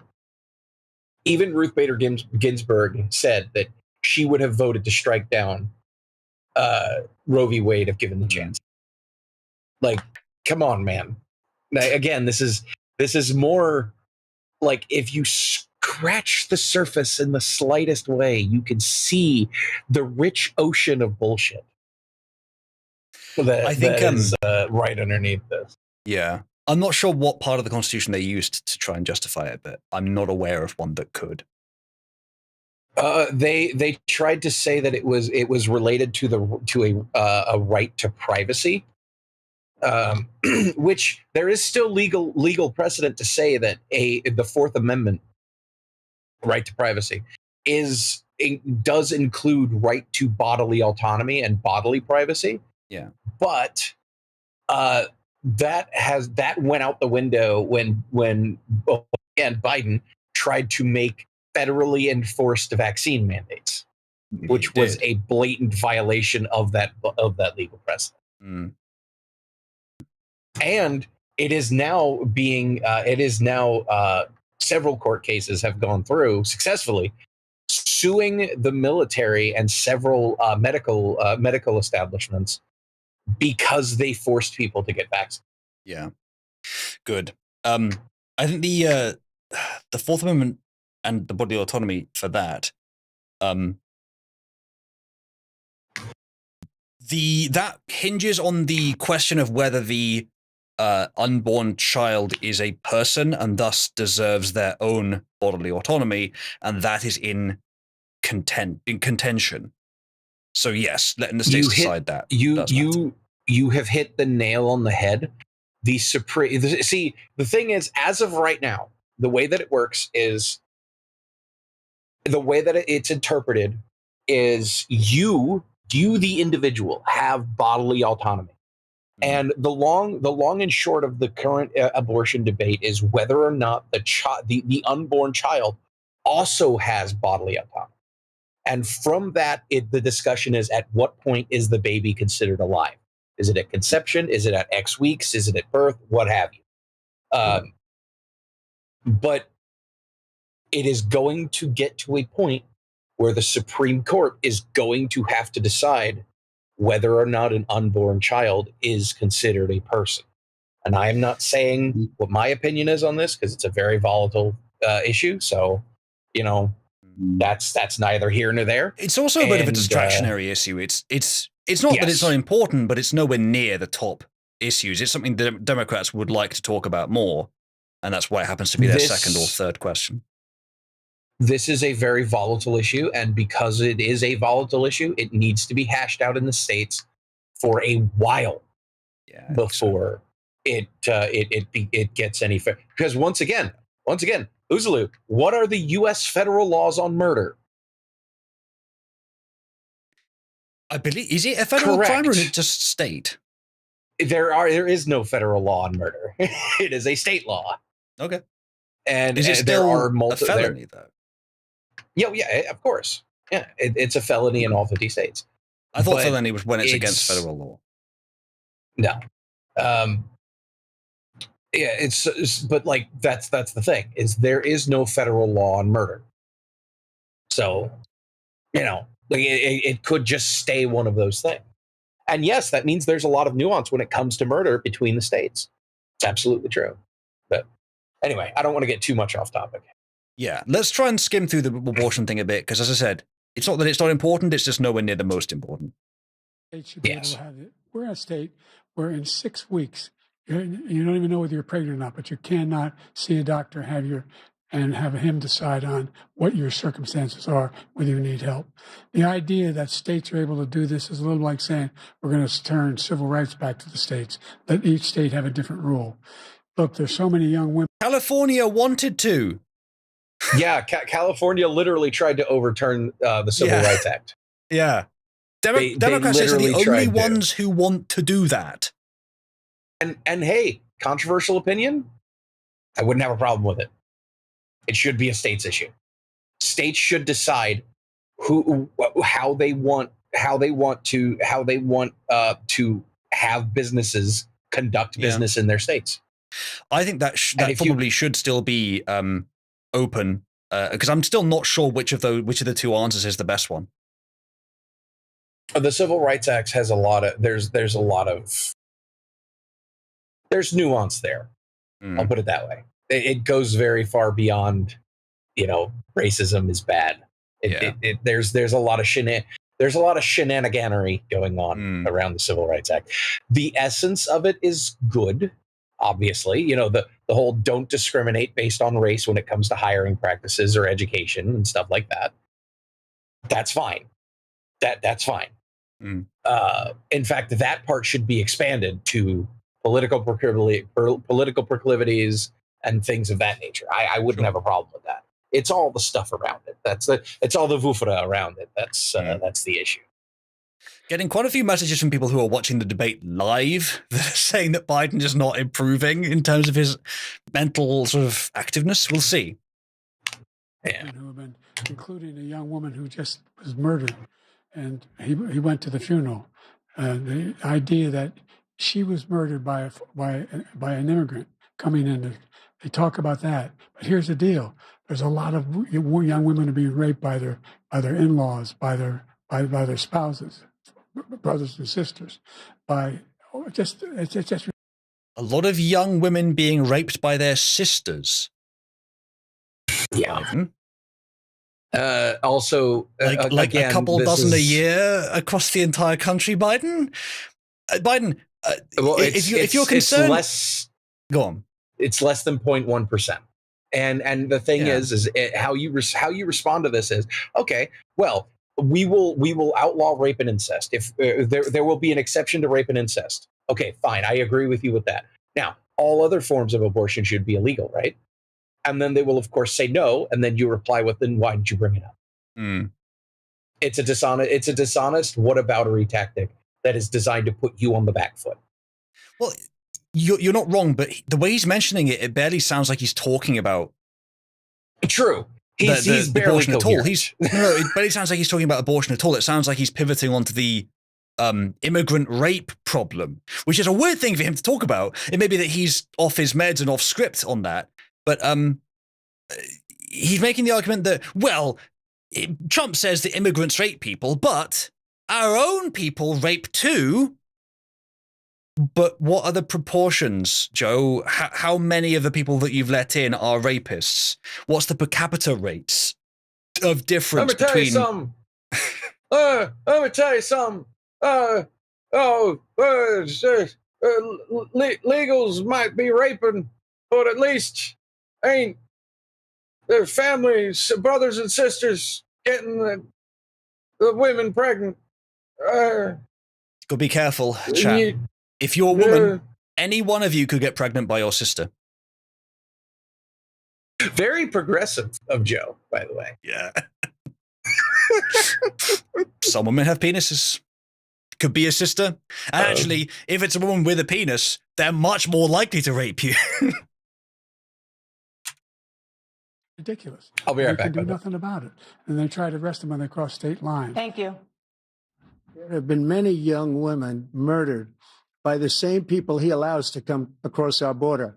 We have a border that's the most dangerous place anywhere in the world, considered the most dangerous place anywhere in the world. And he opened it up, and these killers are coming into our country, and they are raping and killing women.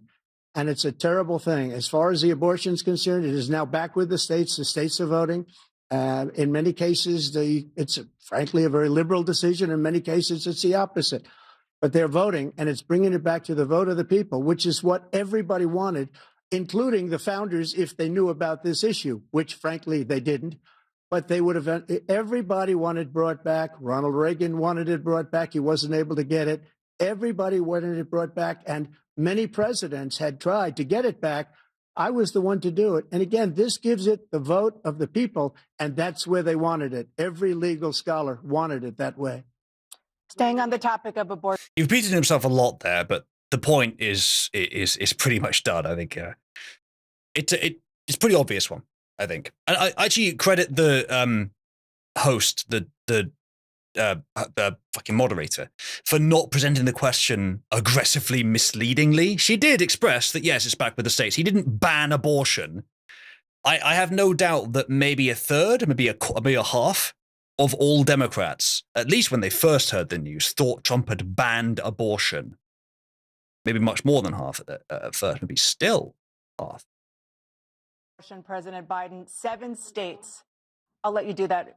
This is the same topic. 7 states have no legal restrictions on how far into a pregnancy a woman can obtain an abortion. Do you support any legal limits on how late a woman should be able to terminate a pregnancy? I doubt he'll give a clear answer to this. Supported Roe v. Wade, which had... Yeah, I told you. 3 trimesters. First time is between the woman and the doctor. Second time is between the doctor and an extreme situation. The third time is between the doctor, between the woman and the state. The idea that the politicians, that the founders wanted the politicians to be the ones making decisions about women's health is ridiculous. That's all. Well, as opposed to who, Joe? The politicians or the politicians in the Supreme Court at the time when it was put into law? It's still either way, Joe, it's still a decision on policy. Someone has to make a decision on policy. Is your argument that if the policy concerns a vulnerable victim group like half of all people, that we shouldn't make policy on it and just let them do whatever the fuck they want? Well, it probably is what he thinks, actually, or what he's programmed to think. No politician should be making that decision. A doctor should be making those decisions. That's how it should be run. That's what you're going to do. And if I'm elected... Look, Joe, if doctors can make that decision, then essentially what you're doing is kicking it down to the lowest level. But you're giving... I mean, sure, actually, that's not a terrible idea. If you go to a doctor and he tells you, sorry, I'm morally against performing that, you just find a different doctor. Well, that's what Trump's done by removing Roe v. Wade. You can choose by state. Is that what you're... What, Joe, that's way more devolved than what Trump's done. Maybe that is correct. Maybe that is the right way it should be done. I'm not sure. It's actually not a bad idea. Thanks, Joe. I think you've accidentally given me a good idea. Not that I care very much, but I don't know. Maybe that... I think doctors need consistent policies. If they don't have a personal feeling about it, then what do? They have to make a decision. They want at least a guideline. I'm going to restore Roe v. Wade. So that means he can take the life of the baby in the 9th month and even after birth, because some states, Democrat run, take it after birth. Again, the former governor of Virginia, put the baby down, then we decide what to do with it. So he's willing to, as we say, rip the baby out of the womb in the 9th month and kill the baby. Nobody wants that to happen. Democrats use the words "rip the baby to pieces," Trump, because that's literally what they do. For those that don't know, they use tools to slice the limbs of the baby apart and then pull them out separately. For anyone that's in favor of permitting abortion, especially if you do so regretfully, which I think all of us do if we are, you mustn't be in favor of late abortions. That truly is barbaric. Democrat or Republican, nobody wants it to happen. That is simply not true. The Roe v. Wade does not provide for that. That's not the circumstance. Only if a woman's life is in danger, she's going to die. That's the only circumstance in which that can happen. But we are not for late-term abortion, period. Period. Under Roe v. Wade, you have late-term abortion. You can do whatever you want, depending on the state. You can do whatever you want. We don't think that's a good thing. We think it's a radical thing. We think the Democrats are the radicals, not the Republicans. For 51 years, that was the law. 51 years, constitutional. Yeah, it doesn't make it right, though, if it's been there for a long time, Joe. Was it really 51 years? Long time. So there's a little video here. Let's have a look at this from Lighthouse. Perhaps a revelatory video. Gavin Newsom spotted in the spin room of the CNN Atlanta.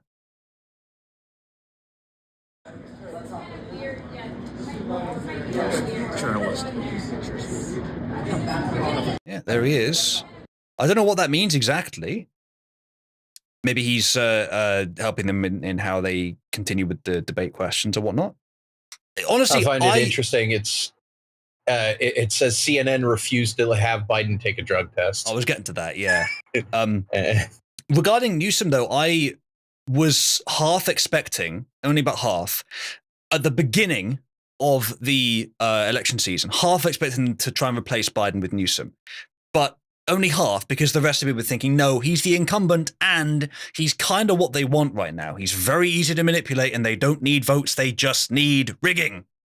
So no, but Newsom would maybe be a smarter choice, but still not smart enough. He still lost handily to DeSantis. How well do you think he'll do against Trump? But yeah, he's the closest thing they've got. Also, Roe v. Wade was never a law. True. And that was the biggest issue with it. It was never a law. It never went through Congress. It never passed through Congress. It never got approved by a president. It was never law. It was a legal precedent arbitrarily set up, just like gay marriage. So, yeah. Breaking 911 has done a poll on Twitter, and they have 95% Trump winning. Bear in mind, whilst it's true that Trump is obviously winning, I think most followers of Breaking 911 are probably Republican. It and several other of those really sort of quick Disclose.tv as well. They do seem to be mostly right-wing biased. So probably it's a bit of a biased poll, but honestly, probably not much. I expect if you ask the American people right now, you get a similar answer. Not quite as much, not 95.5, but not far off. scholarship said it was the right way to go. 51 years, and it was taken away because this guy put very conservative members on the Supreme Court. He takes credit for taking it away. He did not put very conservative members on the court. Coney Barrett is only just conservative. And was the other one, was it Kavanaugh? Was that the one he... Kavanaugh, yeah. Yeah, I don't know about him. I don't think he was all that radical either. Clarence Thomas is the only one on the court who's actually properly conservative, and Trump didn't put him on there.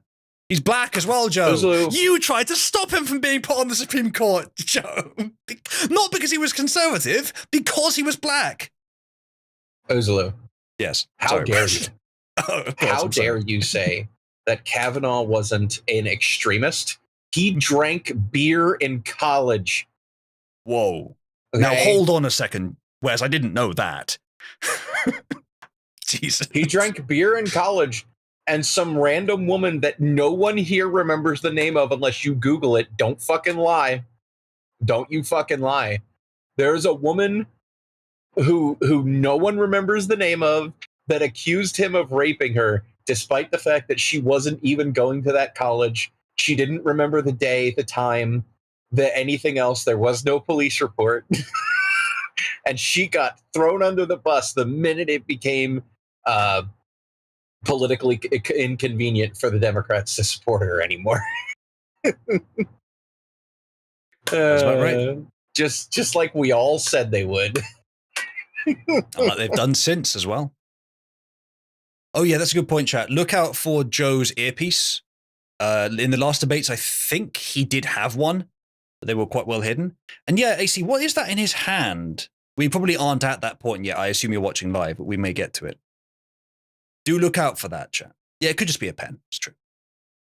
What's he going to do? What's he going to do, in fact, if the MAGA Republicans, he gets elected, and the MAGA Republicans control the Congress? Magna Republicans. Universal ban on abortion, period, across the board at 6. Trump has never intonated a desire to implement a universal ban on abortions. Never. Most Republican states don't even universally ban it. There's like one or two that go a bit too far and do ban it completely. This is just a scare tactic, Biden, but it's not founded on anything, man. Nope. It's really sad. It's hilarious. Very, very conservative. But you're going to sign that bill? I'll veto it. He'll sign it. Thank you.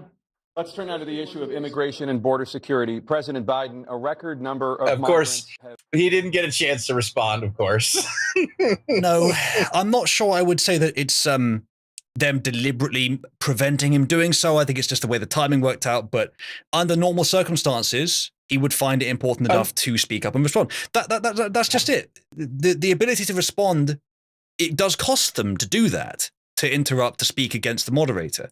But that's just how it is. That's how conversation is. That's part of the experience. You can't just use the mics to mute them like that. It's so unnatural. You shouldn't. Let me tell you something.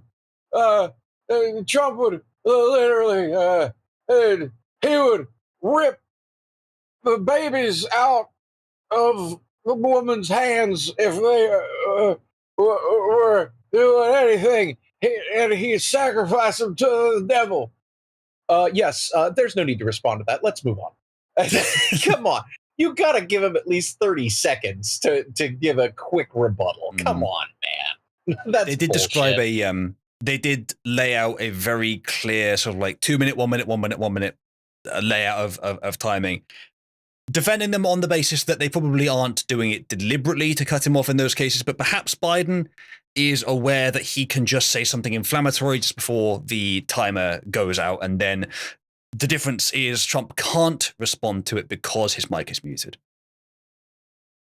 Exactly. This muted mic nonsense is ridiculous. I do think from a very utilitarian sort of autistic reductionist perspective, I can see where they're coming from, but it's not correct to do that with presidential candidates. Them talking, them choosing to talk out of turn, it may disrupt your holy order, but it tells us both what they're actually saying, which could be important enough that they should be saying it, and that they're willing to interrupt for it. So it has to be important for them to be willing to do that. So they have to make that judgment. So it's part of the process when they're in the field, it won't always be this regulated. They may sometimes have to speak out of turn. They may sometimes have to be forceful socially. And so this is practice for that. It's not just, well, sit there and give us your fucking manifesto, but convert it from text to speech. That's fucking useless. It's supposed to be a back and forth. It's supposed to be all mics on, everyone speak at each other, and we'll just calm you down when things get literally unlistenable. That's how it should be, really. I do think that, Wes, I think we've said this, I've said this before, I'm not sure if you were there, but maybe you'd agree, that the town hall style of debate is the best. Oh yeah, of course.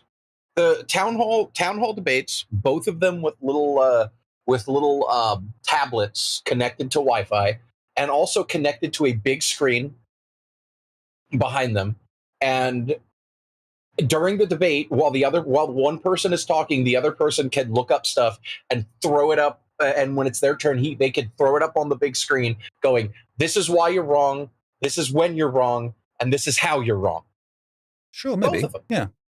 And having and also when they throw that up, they're able to link it via some kind of wireless messaging service to the moderators and to the production team, so that they can throw up the links that they are providing on a website that is connected to the debate, and you can look it up yourself to gauge the credibility.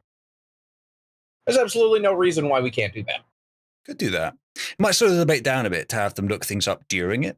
But they could have prepared. It's while the other person is talking. Okay, maybe they're looking the stuff up. Yeah, maybe. There's no reason why we can't. I kind of like the idea though of just like they start talking when they can, and they interrupt each other when reasonable. Like, it's just two people talking in a room right next to the audience with no moderator. Maybe you have a moderator, just ask them like an opening question, or when things die down, bring them a new question, but the moderator just sits back and does almost nothing. You're more of an instigator. They just create conversation rather than trying to prevent it. Or, as I said, they stop it if it gets to just a shouting match. Also, I am going to take the Magna Republicans. I love that, or Magnum Republicans. I very much like. Someone make a picture of Dirty Harry with his 44. Put a Trump hat on top and call him a Magnum Republican. Thank you. Tombolo, we are an hour and 40 total uptime of this stream. 40 minutes of the stream so far has been covering the debate, but we're not doing it at live. We are watching it in bits so we can commentate properly on it. I hate doing totally live commentary. The only times I ever do it is when it's covering something which is giving us active current results, like an election outcome. Even that, I don't like to do it. I usually mute it. But this is far preferred. Some of you are watching ahead and you're seeing some cool stuff, and watching this, you can't keep us in tune with the tweets. You can get spoilers from the tweets. I understand that, but it does give us the chance to actually discuss what they're saying. I think that's a better balance. Across the southern border on your watch, overwhelming border states and overburdening cities such as New York and Chicago, and in some cases causing real safety and security concerns. Given that, why should voters trust you to solve this crisis? Because we worked very hard to get a bipartisan agreement that not only... So, why should they trust you to solve the immigration crisis you caused? They didn't say those last two words, but he did. Biden's response has nothing to do with, well, you could have just closed the border at any time. Nothing to do with, well, Trump closed the border and you reopened it. Nothing to do with any of these additional policies or any of the additional numbers you've been letting in, more even than Obama did or anyone else did previously. The huge extra numbers, especially in the last 6 months or so, just before the election in the swing states. No, what he goes to is, well, we tried to introduce a bill that rhinos and Democrats alike liked, which would essentially allow us to codify open borders forever. And Trump opposed it. What a fucking laughable travesty of a response this is going to be. Ready, chat? You ready? Changed all of that. It made sure that we are in a situation where you had no circumstance where they could come across the border with the number of border police there are now. We significantly increased the number of asylum officers. Significantly, by the way, the Border Patrol endorsed my position. In addition to that, I doubt it. probably what they did is endorse a position which you later claimed was yours. You claimed you agreed with it. Why did you try to stop Greg Abbott from closing the border in Texas so hard? You failed, but why did you try? Found ourselves in a situation where, when he was president, he was separating babies from their mothers, putting them in cages, making sure the families were separated. That's Obama's policy, and it was a good policy. He was separating the kids from potential kidnappers. Biden. How do people not know this yet? It's a fucking 8-year-old line. It was never true. And it's a good policy. All Trump did was permitted to exist. But Biden, you have actually, forget the kids in cages thing. So many people are coming into the US that there's been footage of like, I don't know exactly what to call it, but degrading conditions in border camps. Not during Trump's tenure, during yours. Because you've let in so many that any that did need to be processed, which a lot of them aren't being, any that did need to be, were just crammed into these tiny rooms where they had basically their entire body's space of free space for days and weeks and months. Like slave ships, Joe. It's not the right way to go. Border Patrol Union is tweeting, to be clear, we never have and never will endorse Biden. Oh, very good. Done since I've changed the law, what's happened? I've changed it in a way that now you're in a situation where there are 40% fewer people coming across the border illegally. It's better. Yeah, AC, Biden's face is often asymmetrical. Funnily enough, Hunter's is too. It could just be a sort of genetic thing, or it could be that Joe is suffering from the long-term results of a stroke or something. Not sure exactly how that works, but I think that fits. Multiple strokes. Multiple. he's had at least 2 that we know of. Okay. Yeah, there's a reason why he's had a noticeable cognitive decline in the last few years. It's because he's had at least 2 strokes. So, good times. 81 million votes, guys. 81 million votes. When he left office. And I'm going to continue to move until we get the total ban on the total initiative relative to what we can do with more Border Patrol and more asylum officers. President Trump? I really don't know what he said at the end of that sentence. I don't think he knows what he said either. Look. No, I don't think he does. Very good, Trump. Thank you, Trump. That's what I want to see. Look at the face. Holy shit. I didn't notice that. Thank you, Trump. That is what I wanted to hear. Oh, that's brutal. Thank you. Oh, there we go. Oh, are they gonna go? Oh, shut your mic off, Trump. You're not allowed to say those things. It's mean. That is what 90% of Americans watching this are thinking. Maybe only 60% of them would admit it, but at least 90% probably watching this are thinking that. Anyone who has looked at Biden for the last 3.5 years has noticed that he is having issue. He is having serious issue. He looks like he's having an issue right now. Look at him. They summoned him from the fucking pyramid for this debate. This border in the history of our country. The border, all he had to do was leave it. All he had to do was leave it. Literally all he had to do was nothing, and it was fine. He decided to open up our border, open up our country to people that are from prisons, people that are from mental institutions, insane asylum, terrorists. We have the largest number of terrorists coming into our country right now, all terrorists, all over the world, not just in South America, all over the world. They come from the Middle East, everywhere, all over the world, they're pouring in. Don't forget the Chinese agents, of which there are many. Oh, yeah. And this guy just left it open. And he didn't need legislation because I didn't have legislation. I said, close the border. We had the safest border in history. In that final couple of months of my If the US government is responsible for one thing, it is the border. You don't need to ask the state's permission. presidency, we had, according to Border Patrol, who is great, and by the way, who endorsed me for president, but I won't say that, but they endorsed me for president. Says it twice. I won't say that, says it twice. Maybe he should have said, I don't need to say that. Because he doesn't really. It's pretty obvious. Brandon, just speak to him. But look, we had the safest border in history. Now we have the worst border in history. There's never been anything like it. And people are dying all over the place, including the people that are coming up in Thank you, caravans. President Trump. President Biden? Worth noting, a lot of you know this, most of you know this, but I'm sure it'll come up. Biden will say crime is down. Crime is not down. Crime reporting is down. I heard way down. I heard they changed the requirements. They changed the methodology of how they report crimes. So I heard a stat. 30-odd% of states are no longer reporting crimes at all. So no bloody wonder crime would be down under those circumstances, but crime isn't down, just the stats. I heard a stat earlier today, and this was, I think, from a Trump speech, so take it with a pinch of salt. But what he said is that there's a crime institution that does not rely on self-reporting.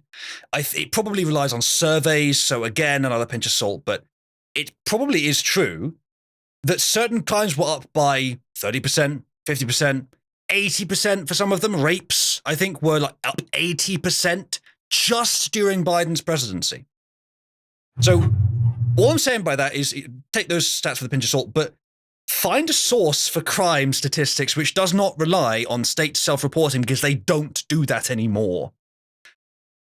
It really is a dire situation for any organization to be in when it simply is not reporting its problems up to the top. I mean, that's how Chernobyl happened. That's how almost all the catastrophes in the Soviet Union and many others happened. You got yes men who refuse to say the bad things. In this case, the people up top know the bad things are happening. They just don't want someone else to know it. So they let them say it, or they let them don't say it, and they know they won't. Yeah, it's how China works, yeah. But by the way, thank you, Uzlu, for reminding me of Chernobyl. I still wake up in a cold sweat every once in a while from watching that show. Have you ever sat down and watched that show? No. The Chernobyl miniseries? No. Oh, God, that messed with my head. Sorry, off topic, but still. Oof. That's right. I don't know anything about it, but maybe we'll talk about it a little bit later. Yeah. The only terrorist who's done anything crossing the border is one who came along and killed three, under his administration, killed an Al-Qaeda person come in and his administration, kill three American soldiers. That's the only terrorist that's there. I'm not saying that no terrorist ever got through, but the idea they're... So, Joe, would you agree that the border should be closed? Or at least non-porous? Then why is it the most open in history right now? Why are hundreds of thousands flooding in? In our prisons, we're welcoming these people. That's simply not true. There's no data to support what he said. Once again, he's... Your own federal data confirms it, Joe. It's not happening. It's not happening. But it is. Your own departments are saying that it is. You literally can't have a live news report from the border without a dozen illegal immigrants running across the background of the screen.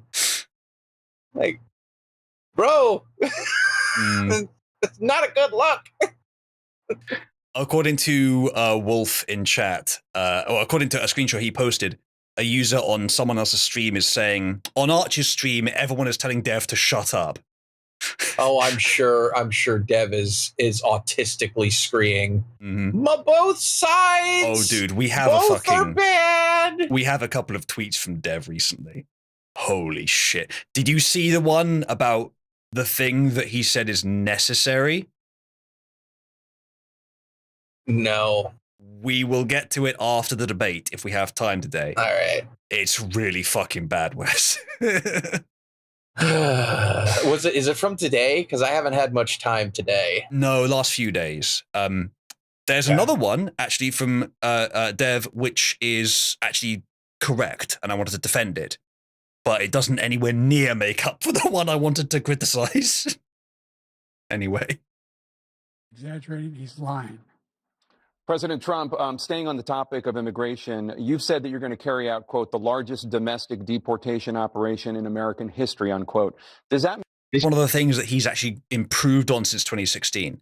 I believe I'm correct in saying he wasn't talking about deportation in 2016. He is now, and it's much needed. mean that you will deport Raj is talking about the same thing as well. every undocumented immigrant in America, including those who have jobs, including those whose spouses are citizens, and including those who have lived here for decades? And if so, yes, how will you? Every illegal alien. Just 1 second. He said we killed 3 people.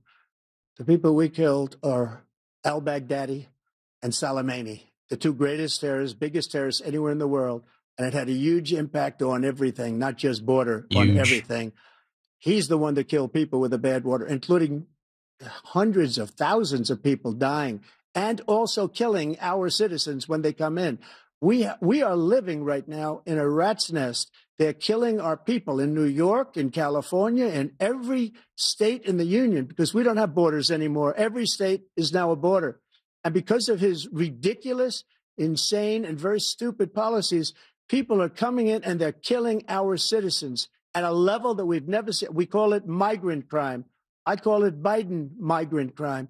They're killing our citizens at a level that we've never seen before. And you're reading it like these 3 incredible young girls over the last few days. One of them, I just spoke to the mother, and he just had the funeral for this girl, 12 years old. This is horrible what's taken place. What's taken place in our country, we're literally... Biden has no idea where he is. No. Better if Trump could remember the details of those cases, though. Now, I don't remember them exactly. I heard them once in a Trump speech, funnily enough. But I think he's forgotten the details. But he described it in that speech. And it was, what he described was horrible. It was like 3 girls were just captured off the street by some illegal immigrants, raped and tortured to death over the course of several days, and they're just now being buried. Uzulu, you never have a problem when white people do it. Oh yeah, no. Rape legalized for the locals, just the foreigners. Well, the of course the easiest reply to that is, well, the difference is, if the illegal aliens weren't here, they wouldn't be raping and murdering. Mm-hmm. An uncivilized country now. He doesn't want it to be. He just doesn't know. He opened the borders. Nobody's ever seen anything like. And we have to get a lot of these people out. And we have repeating himself quite a lot with these points. I would rather he didn't. They are worth making, and 1 or 2 repeats is fine, but he's repeating himself too much. I'm actually curious about his answer to the question, genuinely. I want to know what his deportation plan is. I don't think it's quite as simple as every single illegal, but it's pretty close. Buses to get them out fast. Uzlu, many buses. The best buses, I would say, the best buses. We get a lot of them. We go to every major city and we just round them up. We go to every factory, every golf course, every area. We round them all up. Buses, big Greyhound buses, 2 stories tall. Whoa!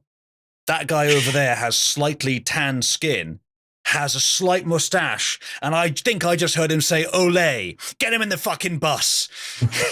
Into the bus. You have to go back. You have to go back. Apparently, Black Twitter is very disappointed with Joe Biden. You don't understand. He's part of a terrorist cell. They're called El Conqueso.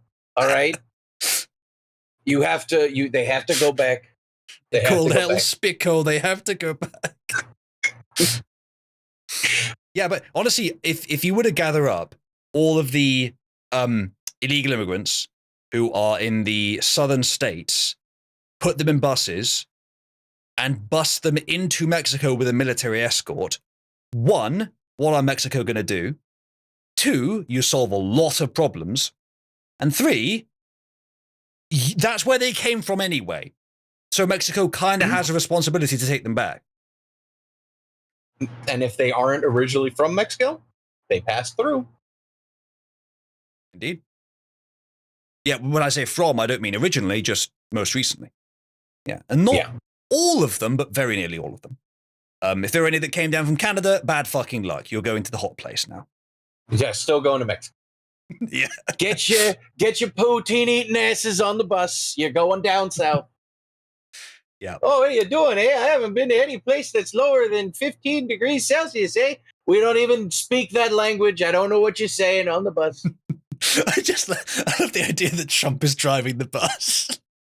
Get on Trump's magic fun bus. I can just imagine like a bus trailing like 6 more bus cars, all literally crammed full of just Hispanics, like stacked 6 high, filling up these buses like 6 cars. And when he turns across the road, Trump himself, it takes like 10 minutes for all the other cars to follow him on the back of the bus, like a London Bendy bus.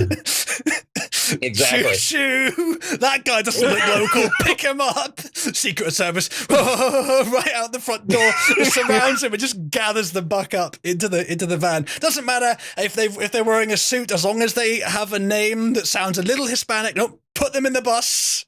Oh, we're full. Time to pick up another few cars. Combine some bus loads from nearby. You got DeSantis in bus 2.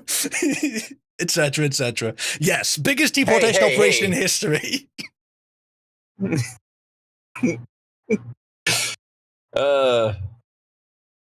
What's your name? D'Angelo? Close enough. Get on the bus. That sounds vaguely romance. Put him on the bus. What's your name? What's your name? Jacques? It's good enough on the bus. You tell me I'm from Quebec. Exactly. Was that south of El Salvador on the bus? Yup. Back to Brazil with you.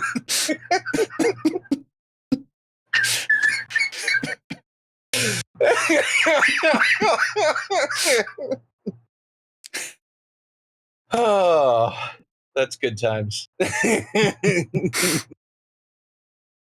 Because they're going to destroy our country.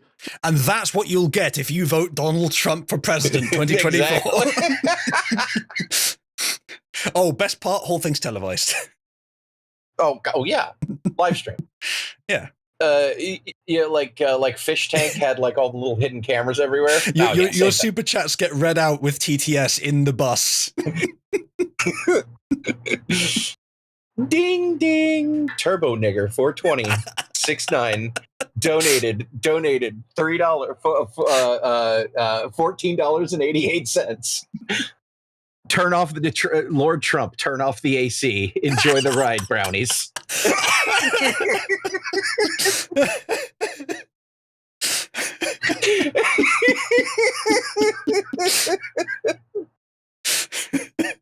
Trump, throw 1 bag of Doritos in there and see how many survive the melee. This is why we paused the debate stream, chat. This is why we paused the debate stream. Because this is important. This thing is going to be like 8 hours long, isn't it? I'm down. Oh, God. My girlfriend's asleep in the room next door. But I'm down. Oh, no. Oh, no. Pay to choose the music to torture them with. Surely there's like a good meme song in like Mexican style, but it's all like, go the fuck home, go the fuck home.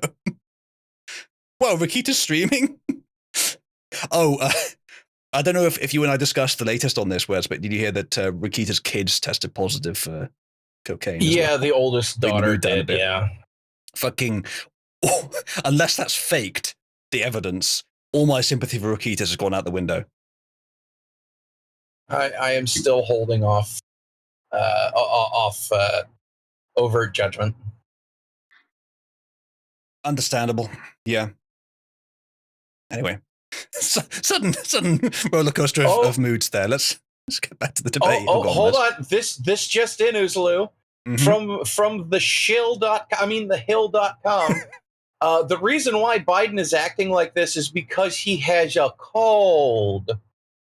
Oh, are. He has a cold. Whenever I have a cold, Wes, I just have like dementia symptoms. It's really weird. Have you noticed that? Oh yeah, I start slurring my speech and sound like a demented old man. Yeah, absolutely.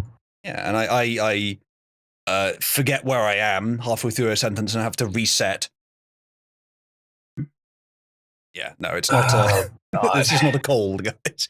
If it was like flu, that's worse, much worse. But it's not. It's not either of those things. It certainly isn't a cold. Yeah, so that's what's called the least damaging lie. Even if it's true, it's not sufficient. Is my Discord server? Oh, no, it's not. It's fine. Someone says, "How did he get a cold when he hasn't been outside for weeks?" It's a good point.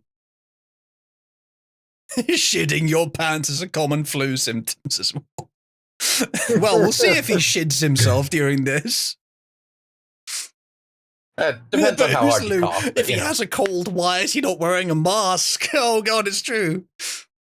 Well, cold isn't COVID, God.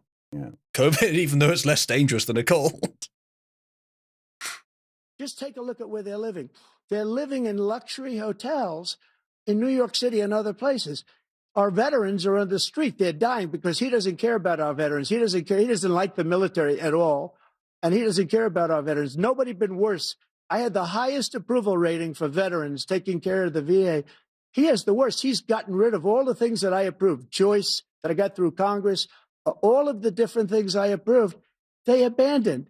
We had by far the highest, and now it's down in less than half. Yes, Wes, that's a good point.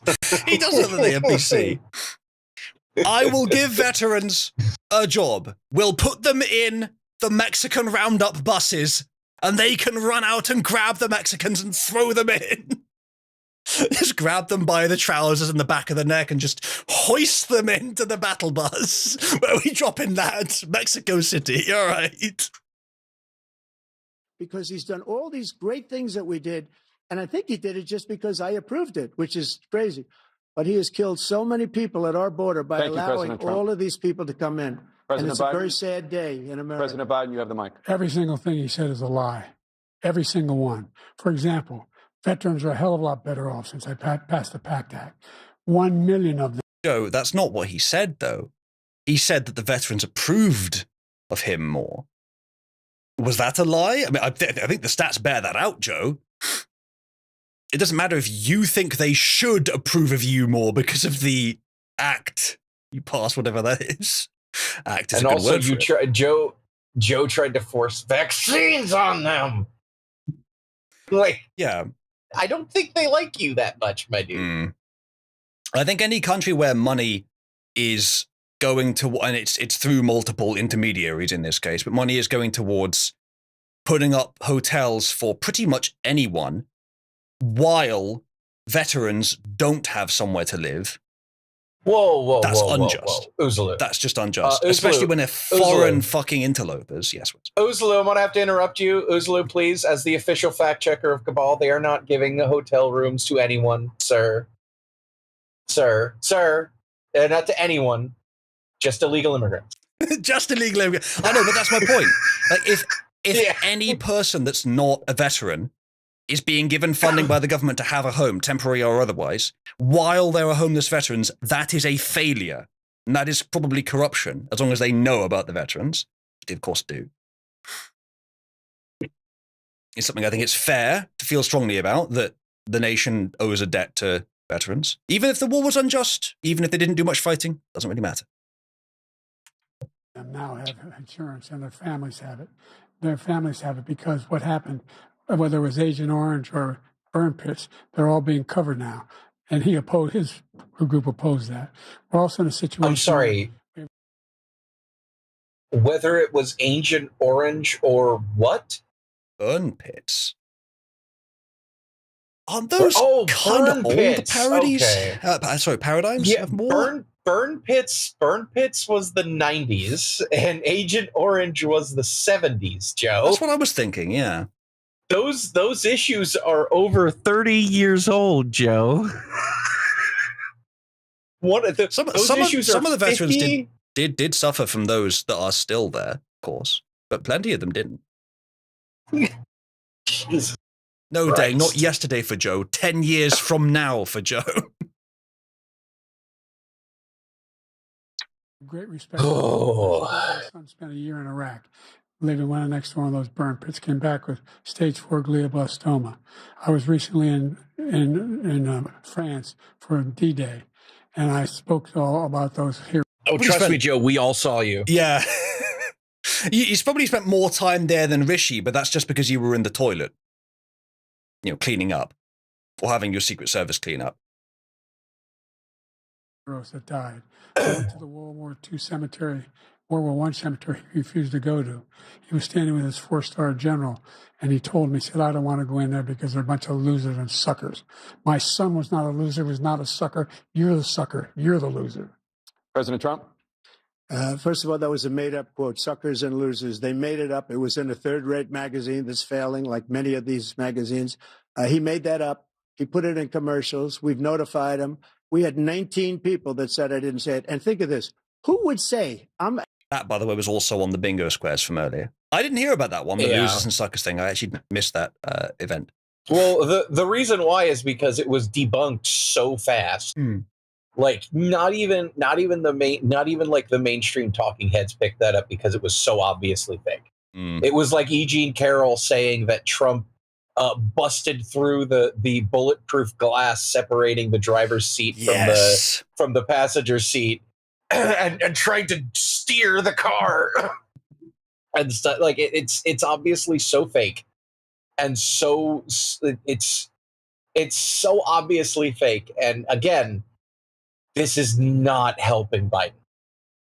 Like all of these little isms are like good people on both sides and all of this stuff. Like these things have been debunked over and over and over and over again. And the average person has seen them debunked over and over and over again. Yeah. And he has nothing new. These are the same talking points that he had in 2020. at a cemetery? Or I'm talking about... There's 1.25 million people watching the CNN stream right now. This is the most live viewers that CNN's had in a while, I expect, and probably the most they'll ever have before they go under. Or get bought. I don't think the person buying them is going to be able to do much with them, to be honest. No, if someone does what Vivek Ramaswamy is doing with BuzzFeed right now, if someone does that with CNN, it could be very successful. I do wonder, Britwit, how much it would cost to acquire CNN. Whether Trump could raise that money. Banks probably wouldn't let him.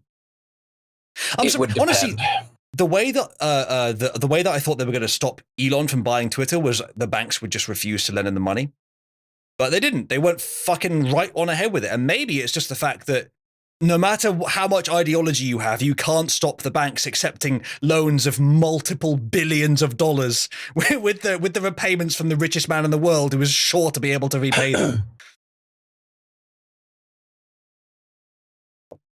Our veterans, because nobody's taken better care. I'm so glad this came up and he brought it up. There's nobody that's taken better care of our soldiers than I have. To think that I would, in front of generals and others, say suckers and losers. We have 19 people that said it was never said by me. It was made up by him, just like Russia was made up, just like the 51 intelligence agents are made up. Just like the new thing with the 16 economists are talking, it's the same thing. 51 intelligence agents said that the laptop was Russia disinformation. It wasn't. That came from his son, Hunter. It wasn't Russia disinformation. He made up the suckers and losers, so he should apologize to me right now. A 4-star general standing to your side who was on your staff who said you said it, period. That's number one. And number two, the idea that I have to apologize to you for anything. Good. The problem is that tranny general is also I assume, multiple stars general, or at least a general. They're not all good, unfortunately, Biden. Should be. Then again, actually, I'm sure it has at some point happened, because almost everything these days is suffering from this. Promotion from without Have you ever had any generals in the U.S. Army or other high-ranking military officials who haven't actually been soldiers? It depends on what you call a soldier. Mm. A lot. There are several generals that have become generals because they are bean counters, and they serve bean counter roles. Right. And it's basically just makeup work. And yeah, it's one of the biggest problems with the army in particular right now. Is there's too many generals. It's one of the big issues. There's too many generals because there's too much bureaucracy and too much red tape. So you need hierarchy to take care of that red tape, which just creates more bureaucracy and red tape. Yeah. To be clear, HFNH, this is the CNN YouTube with 1.18 billion. Although the debate might be over by now, actually. It probably is. I don't know about people watching on Twitter, and Rumble is still down. Yeah, the live debate's probably over by now. On the line. We've done more for veterans than any president has in American history. That's such a lie. I don't think you can say that, Joe. That is such a and I find it very hard to believe that even the average person doesn't look at what Biden is doing right now and just see a very bitter, very angry, irrational old man yelling at kids to get off his lawn. That's what he looks like right now. Yeah. That's what he looks like right now. Last time Biden was more of an unknown. Even Trump was more of an unknown. What Biden would do was obviously not known. There were a few reasons to suspect that Biden could do better than he deserved to. He still didn't. There's still a lot of rigging, but that stuff's gone now. People know how bad Biden is. People know how much better Trump was than Biden. Even a lot of independents, probably a lot of Democrats know it deep down. So Trump quoted a stat earlier that he's pulling 10 points ahead of Biden. It's a big lead. He might just be, as he said, too big to rig. That might be all it takes. It might be that he doesn't have to do a damn thing to try and prevent voter fraud, although he should do what he can. It might be that he just has so many legal votes that the Democrats can't fake enough.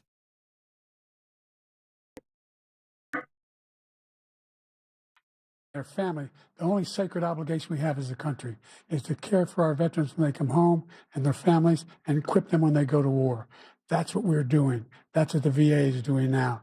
They're doing more for veterans than ever before in our history. So you subsidized their insurance. Why didn't you home them like you homed the illegal immigrants?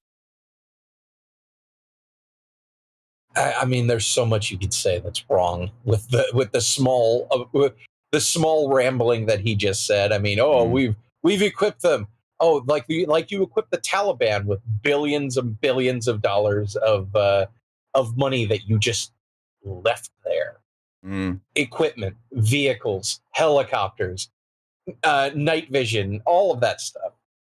About 85 billion. Like equipment that was top of the line only a few years ago.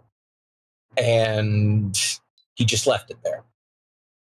Which, by the way, that's a whole nother can of bees we can talk about one day later, the whole night vision thing. But yeah, that's well, I think because now Nerf has night vision scopes, so that should be fun.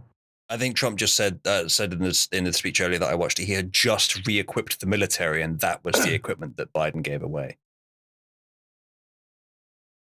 I don't think so. There's a good meme for you here. Jeb GF. Oh, no. Let's eat some guac. Anon, I got your present. No, it's not another guac bowl. Actually, yeah, it is. Please hug. You should meet my parents. My mum is the nicest, but I don't know what that's from. I want to go to the Jeb rally. Whereas, if a cute girl asked you if you wanted to go to the Jeb rally with her, what would you say? I would politely refuse. Well, that's not a very exciting answer, Wes. What, you're not going to make her a buried fiber GF? Like buried fiber cable GF for bury her alive?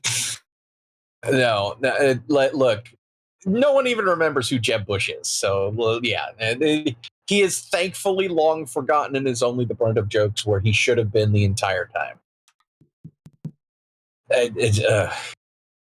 Do you really want a Jeb rant? Do you really want that, Uzulu? In the middle of this very topical debate. Really? I think now is not the time for a Jeb rant, but some other time. Exactly. Wes. I know you're very enthusiastic about talking about Jeb, your favorite political candidate of all time, but let's get back to the debate for now, a bit more contemporary. All right, thank you so much. Let's move to the topic of foreign policy. I want to begin with Russia's war against Ukraine, which is now in its third year. So the topics they've mentioned so far are the economy, which to be obviously that is important, but it's always important. And then abortion and Russia-Ukraine war, neither of which are that important. Did they do immigration second? They may have done, in which case that is better, but still, these two issues are not all that important, but whatever. Trump is going to do his standard spiel of it would never have happened if I was in command, and I can end it on day one, both of which may be true, in fact. But that's all you need to know from Trump. Let's see how badly Biden fucks it up. Former President Trump, Russian President Vladimir Putin says he'll only end this war if Russia keeps the Ukrainian territory it has already claimed and Ukraine abandons its bid to join NATO. Are Putin's terms acceptable to you? First of all, our veterans and our soldiers can't stand this guy. They can't stand him. They think he's the worst commander-in-chief, if that's what you call him, that we've ever had. They can't stand him. So let's get that straight. And they like me more than just about any of them. And that's based on every single bit of information. As far as Russia and Ukraine, if we had a real president, the president that knew, that was respected by Putin, he would have never invaded Ukraine. A lot of people are dead right now, much more than people know. You know, they talk about numbers. You can double those numbers, maybe triple those numbers. He did nothing to stop it. In fact, I think in a war zone, that's probably standard, to be honest, even if they're not lying. Yeah, Zane, those are pictures of him with paperwork. You know, I seem to remember one of the rules was no pre-written notes. Now, to be fair, it is very possible that he's writing notes as Trump is speaking of things he wants to respond to. That's fine. But does Biden look compass mentis enough to be doing more than 0 things at once? No, let alone more than one. Listening to Trump and making notes sounds like quite a lot. And I haven't seen him looking down and making notes, have you? he encouraged Russia from going in. No, I haven't. I have mainly been seeing him look around like he doesn't know what's going on. So his faces are hilarious, to be honest. Afghanistan, it was such a horrible embarrassment, most embarrassing moment in the history of our country, that when Putin watched that and he saw the incompetence, that he should have fired those generals, like I fired the one that you mentioned, and so he's got no love lost, but he should have fired those generals. No general got fired. Biden tried to talk there, but couldn't. There you go. Your own debate rules, Biden, working against you. For the most embarrassing moment in the history of our country, Afghanistan, where we left billions of dollars of equipment behind. So we're just watching on the camera. Beautiful soldiers, and 38 soldiers were obliterated. And by the way, we left people behind too. We left American citizens behind. When Putin saw that, he said, "You know what? I think we're going to go in and maybe take my." This was his dream. I talked to him about it. Honestly, that may have been a motivating factor, the weakness America was showing. But also, it did seem like, from little stories that we heard around the time, that America and probably allies as well, were instigating the war. So, yeah, probably a bit of both. His dream. The difference is he never would have invaded Ukraine. Never. Just like Israel would have never been invaded in a million years by Hamas. You know why? Because Iran was broke with me. I wouldn't let anybody do business with them. They ran out of money. They were broke. They had no money for Hamas. They had no money. Yeah, but Trump, what you forget about Iran being broke, it sounds like a good idea, right, in principle. But the problem is that if Iran is broke, they can't give money to terrorists to create crisis in the Middle East, which justifies both US military intervention to play the chessboard with Russia and Israeli involvement and Israeli justification for war footing to keep their current leaders in office and their current regime in office. Oh, do you think those are bad things? Well, that's interesting. And of course, the poppy supply, and to a lesser extent, the oil supply as well. Yeah, pretty cool with the anti-Semitic remarks there, Trump. Come on, man. No money for terror. That's why you had no terror at all during my administration. This place, the whole world is blowing up under him. Yeah, the reason that successive US presidents have given huge chunks of money to Iran is not to appease them into not building nuclear weapons, in my humble opinion. It is to, quote unquote, launder, it's not clean, but to launder the money to give to terrorists to create excuses for intervention. Military industrial complex would absolutely love that, I expect. And it makes perfect sense that they would do that. It's not their money, after all, it's your money. I don't doubt that some US political leaders get direct kickbacks from that money too. Money given on the scale of nations, you hardly need much of that to be worth it on the scale of an individual. So yeah, that's probably what's been happening. I have no doubt that Israel is in favor of that policy as well. I have no doubt that. I'm not sure about the Saudis, but I think they would have enough power to stop it if they weren't. So I don't think they're against it either. I don't think the terrorists tend to attack Dubai or Israel, except, of course, on October 7th, but that's a bit different. I mean, the terrorists attack Israel in drips and drabs, just enough to keep their country on a war footing to keep the current regime in office. President Biden? I've never heard so much malarkey in my whole life. Look, the fact of the matter is that we're in a situation where, let's take the last point first. Iran attacked American troops, caused brain damage for a number of these troops, and he did nothing. Brain damage, were you there? Were you there, Biden? Is that where you got it? I don't know about the brain damage thing. I don't know what he means by that. I don't know what the troops that Iran attacked are either. There was some terrorist attacks, I think, on some NATO ships in the area in the last few. I can't remember the exact details, actually. Recently, not when he was president, they attacked. He said they're just having headaches. That's all it is. He didn't do a thing when they attacked Iraq, number one. I have no idea what he's talking about there. I must have missed that, Biden. Yeah, I'm not sure. But the attacks I was just talking about were during your presidency, Biden. So if that's what you're talking about, it's not Trump. Number two, we got over 100,000 Americans and others out of Afghanistan during that airlift. Number three. And you left hundreds more. Wait, I was looking at something else. Did he just laud his performance in Afghanistan? Yes. During that airlift. Number three. Biden, the airlift was because there was no other choice. Civilians were surrounded by fucking Taliban because you took the military out first. You had to send the helicopter in. It was the same helicopter, or the same markings, as you used for the, not you, but Americans used for the same thing in Vietnam, which I think was also a pretend failure, a failure that was unnecessary, a failure to deliberately make America look weak, much weaker than it is. Yep. It was a completely unnecessary evacuation. Militarily, the United States had won.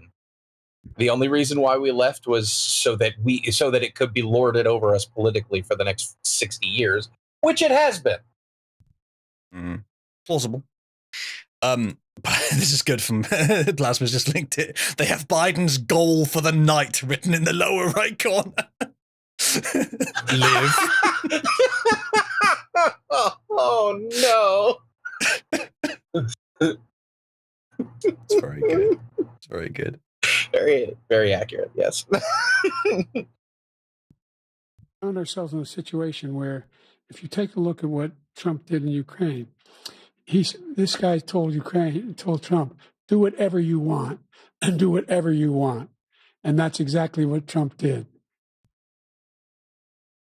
What? I have no idea what he's talking about. What? Trump in Ukraine? I have no idea what he's talking about. Neither does he, Wes.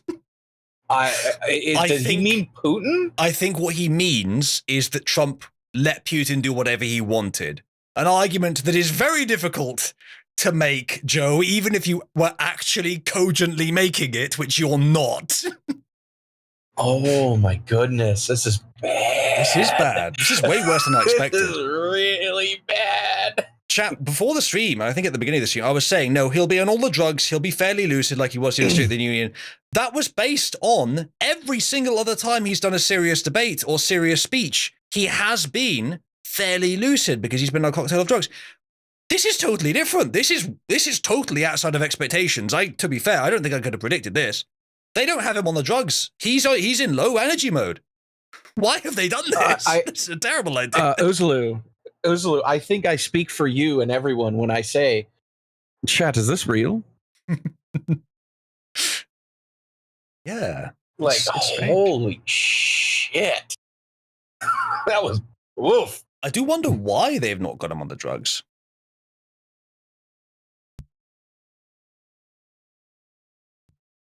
Course, as I think this confirms they're trying to get rid of him. The thing is that the problem with the idea of that sort of like they're just going to let Trump in as if our opponent has either that power or that preference is that all the data points are compatible with both.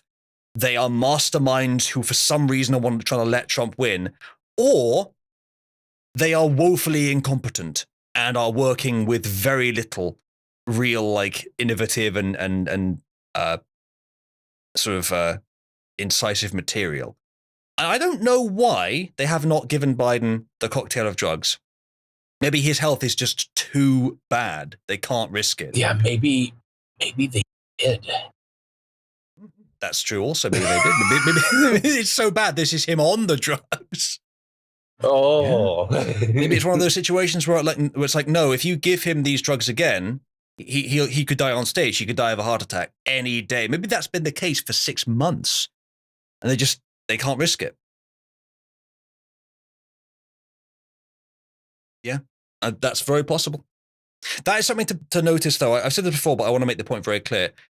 My esteemed friend Scrump, with whom I disagree, is one of the chief advocates, in my view, of the idea I call mastermind theory. Which essentially posits that any victory or seeming victory of our side is in fact simply permitted and indeed preferred by the enemy for some reason, like they're puppet masters. That hypothesis is compatible with the data, arguably, as is my hypothesis, which is less vastly conspiratorial. That is very important. Yeah. There is no proof of either hypothesis, but the evidence is compatible with either, so you must make a choice in which you think is more believable. His requires more assumptions and is more pessimistic. His provides no hope for victory. Make your choice. There is only one practical answer. Yeah. There's no, it's more realistic just because it's more depressing. No, that's not the right approach. Make your choice. Yeah, but it's going to come down to your personal biases. I said last night, the black pill is not only a suppository, but it's a placebo. So when you shove it up your ass, you're only damaging yourself, and you're not helping it. Mm. I'll say this again. I think even the pessimists can agree on this or should agree on this. Very important.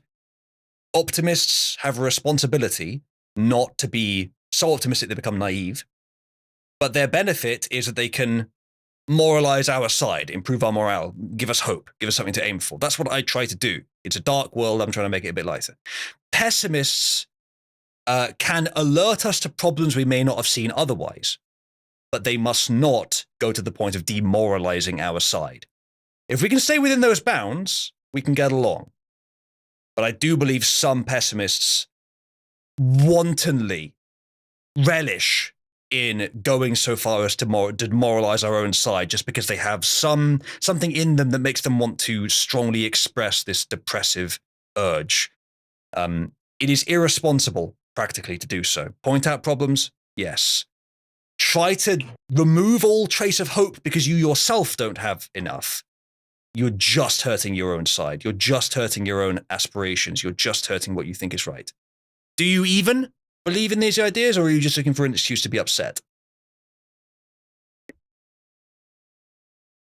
to Putin, encourage him, do whatever you want. And he went in. And listen to what he said when he went in. He was going to take Kyiv in 5 days, remember? Because it's part of the old Soviet Union. That's what he wanted to reestablish. Kiev. It is Kiev, yeah. Kiev, not Kyiv. I can't stand that shit.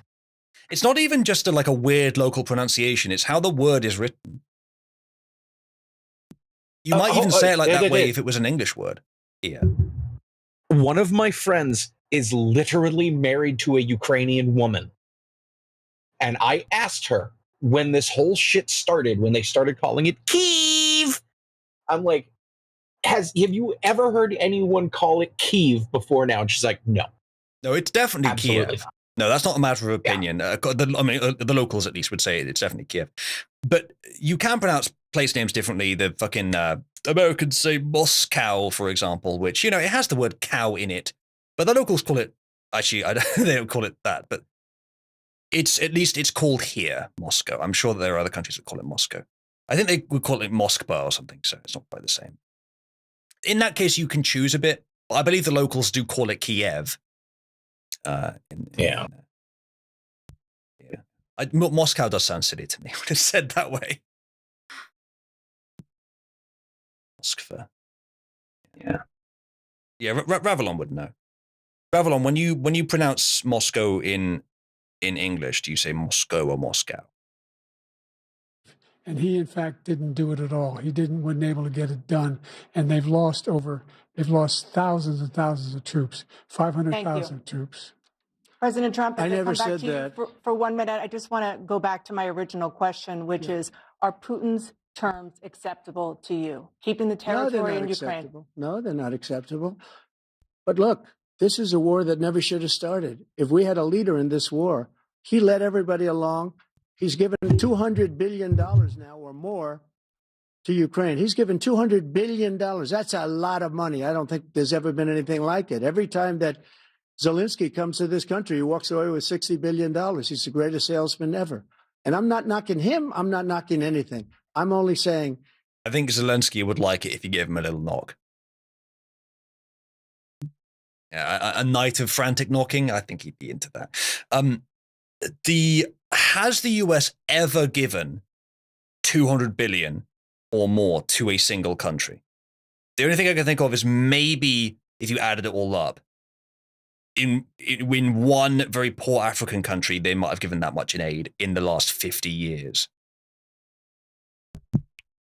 I suppose, actually, yeah, Hannah, Israel. I'll probably give way more to Israel. Okay, fine. Ukraine is second, but it's rocketing into second place.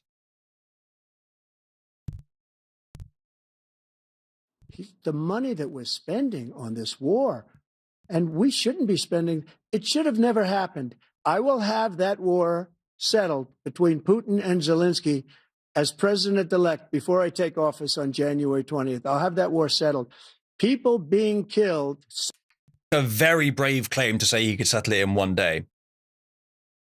But he might be right. It is Trump, he might be right. So needlessly, so stupidly. And I will get it settled, and I'll get it settled fast before I take office. President Biden, you have a minute. The fact is that Putin is a war criminal. He's killed thousands and thousands of people. And he is. Is that actually true? Probably, but he's a third world despot. Yeah, he's a despot. Obviously, but what war crimes specifically, Biden?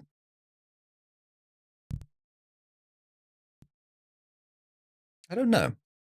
Made one thing clear. He wants to reestablish what was part of the Soviet Empire, not just a piece. He wants all of Ukraine. That's what. That is actually the first time I've ever heard someone call it an empire. It was essentially an empire. That's weird. I haven't heard anyone call it that before. I don't actually think Putin necessarily has that aspiration. Putin was part of the KGB, so maybe. But he acts as if he's a mob boss of a crime ring that just wants to expand.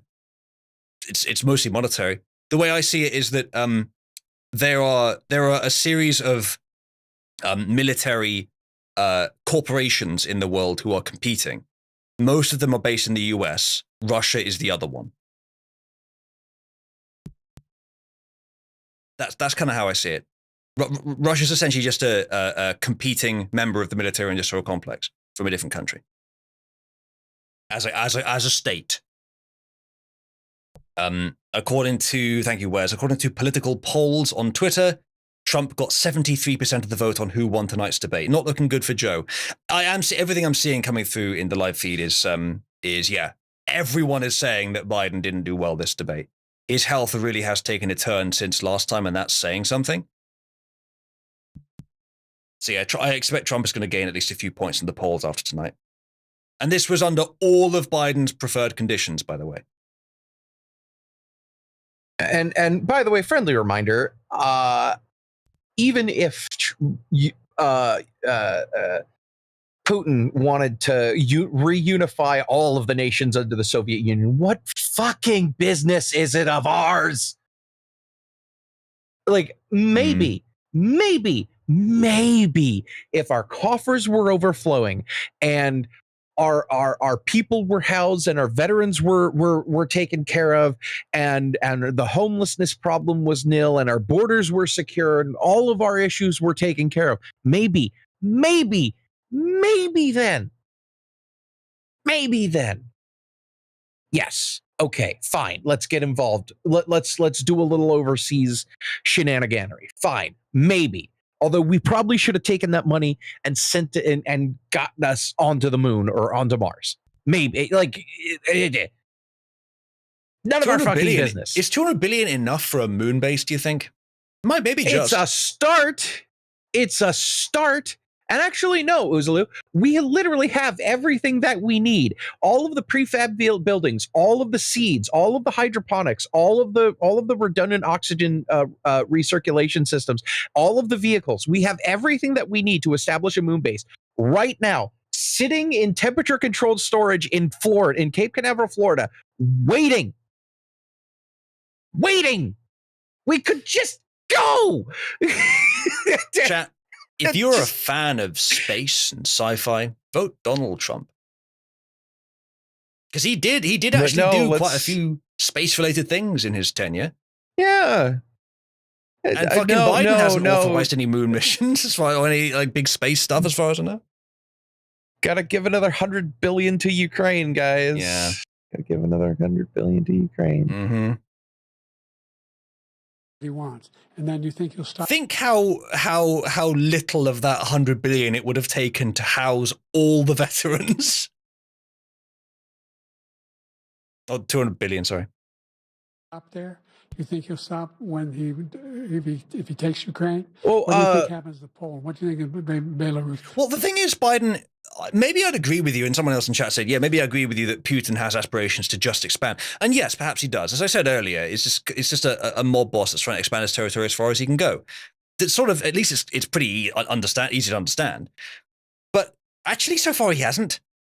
Oddly, so far he hasn't. He's expanded to the edges of the territory that he says are his, which everyone says are full of ethnic Russians. I'd like to see whether those regions would choose in a free and fair election to be part of NATO and the EU or part of Russia. Those not just all of Ukraine, but those regions specifically. I suspect they choose to be part of Russia. And if they would, then what the fucking argument do you have? Let them be.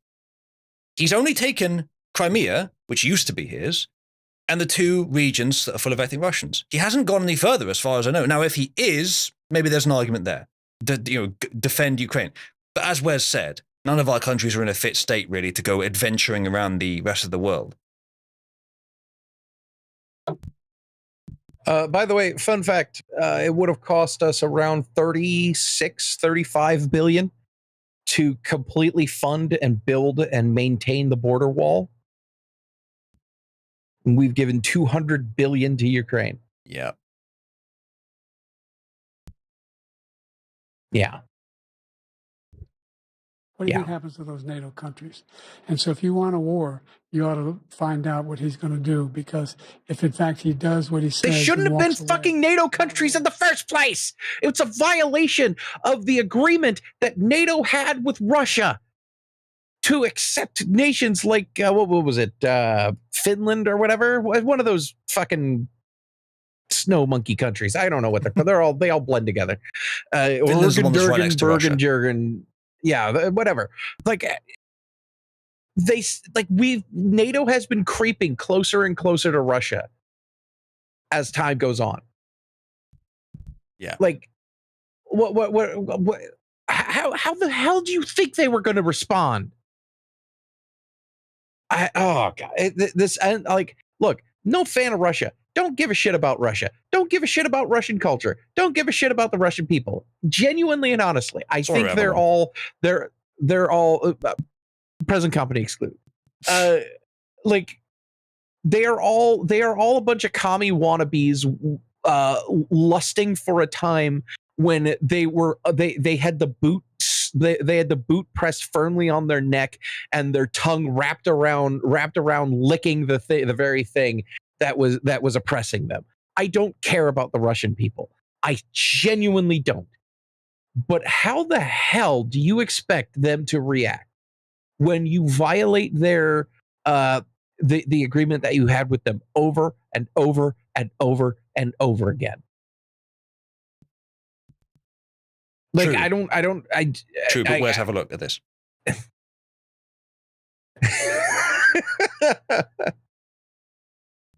Needs more automated turrets on the roof. Yes, needs more. But yes, I like what looked like fucking ICBMs launched from the plane. Yeah. Chat, press 1 if the US should use its ICBM arsenal on crowds of Mexicans trying to come across the border. There it is. Man. Look, man.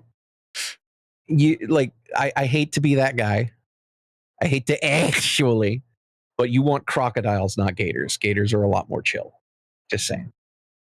Are those gators? Crocodiles yeah, those are gators. Okay, how can you tell? Rounded nose, wider base of the tail.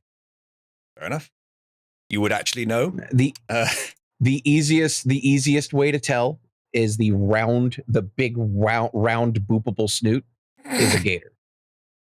The longer kind of triangle pointed snoot is a crocodile, and the thin with a bump at the end with big eyes is a caiman.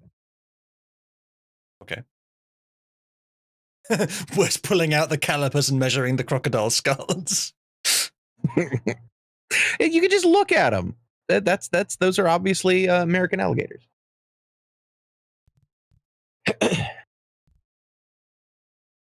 So Joe Biden died on the fucking debate stage here with this meme. But notice the dates. Biden born in 1149. Lived as a lich for most of that time, and now finally has been slain by the hero Trumpinius. All that money from weapons we make here in the United States, we give them the weapons, not the money at this point. And our NATO allies have produced. Wait, so it's even more than 200 billion if you count up the weapons.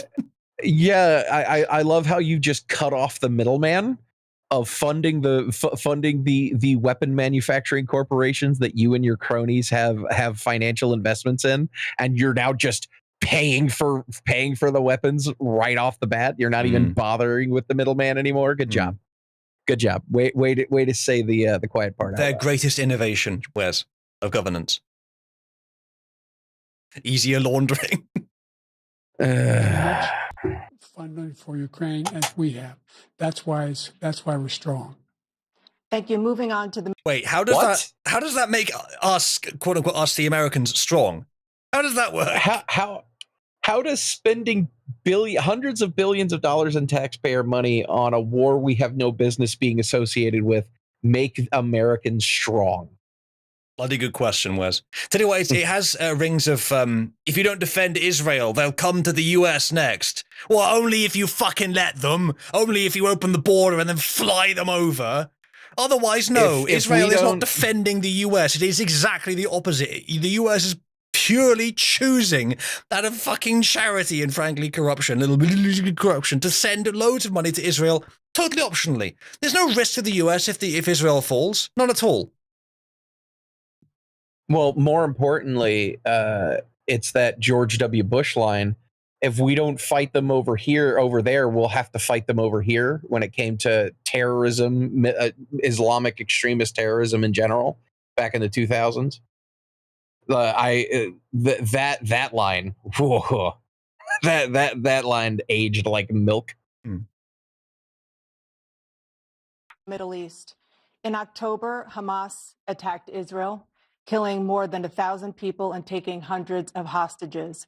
Among those held and thought to still be alive are 5 Americans. Israel's response has killed thousands of. So far we're just focusing on problems other countries have. Never mind your own. Palestinians and created a humanitarian crisis in Gaza.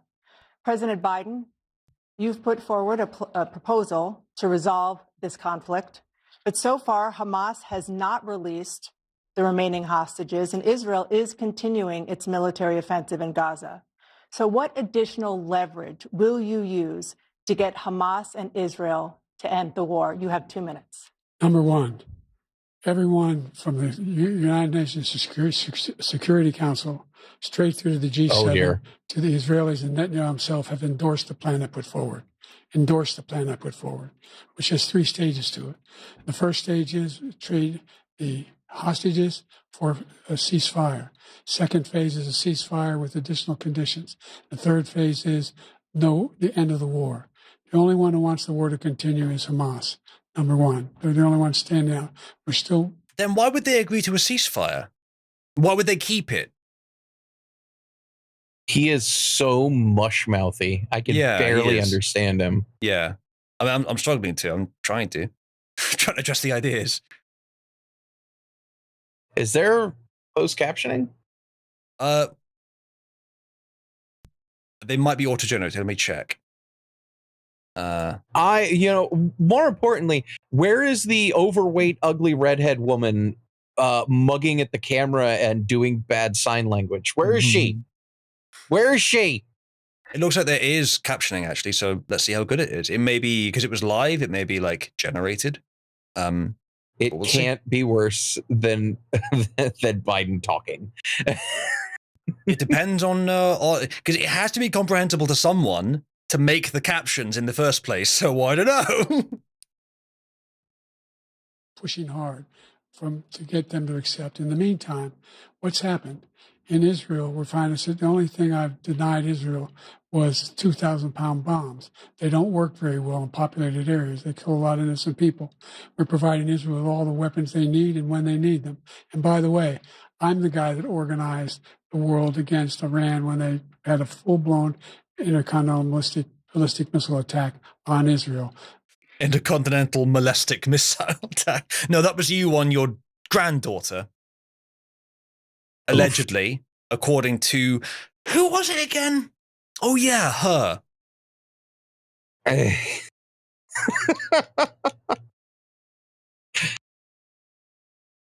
No one was hurt.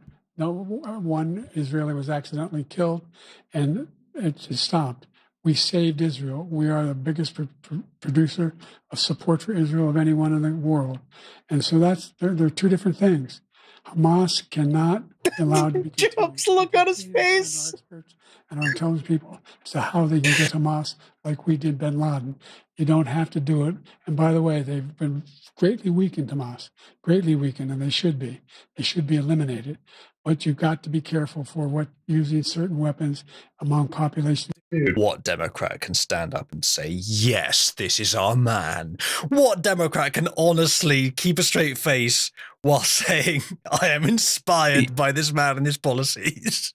You would be surprised. They haven't. I assume the ones that say that, if there are any, haven't seen him talk. They've paid minimal attention to him. Why would you?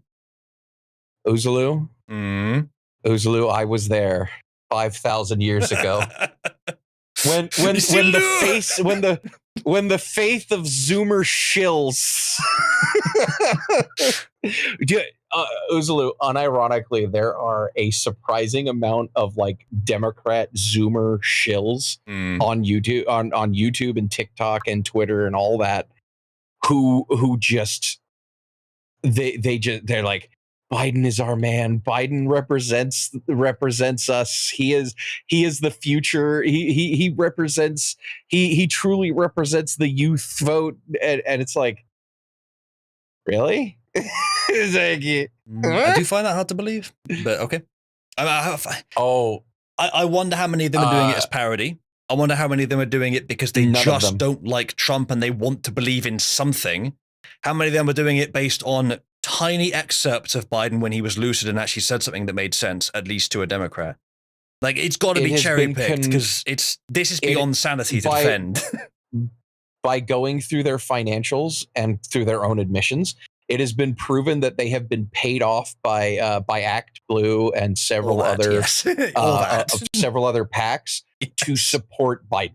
Yes, and that's where but they are 100% genuine when they say it.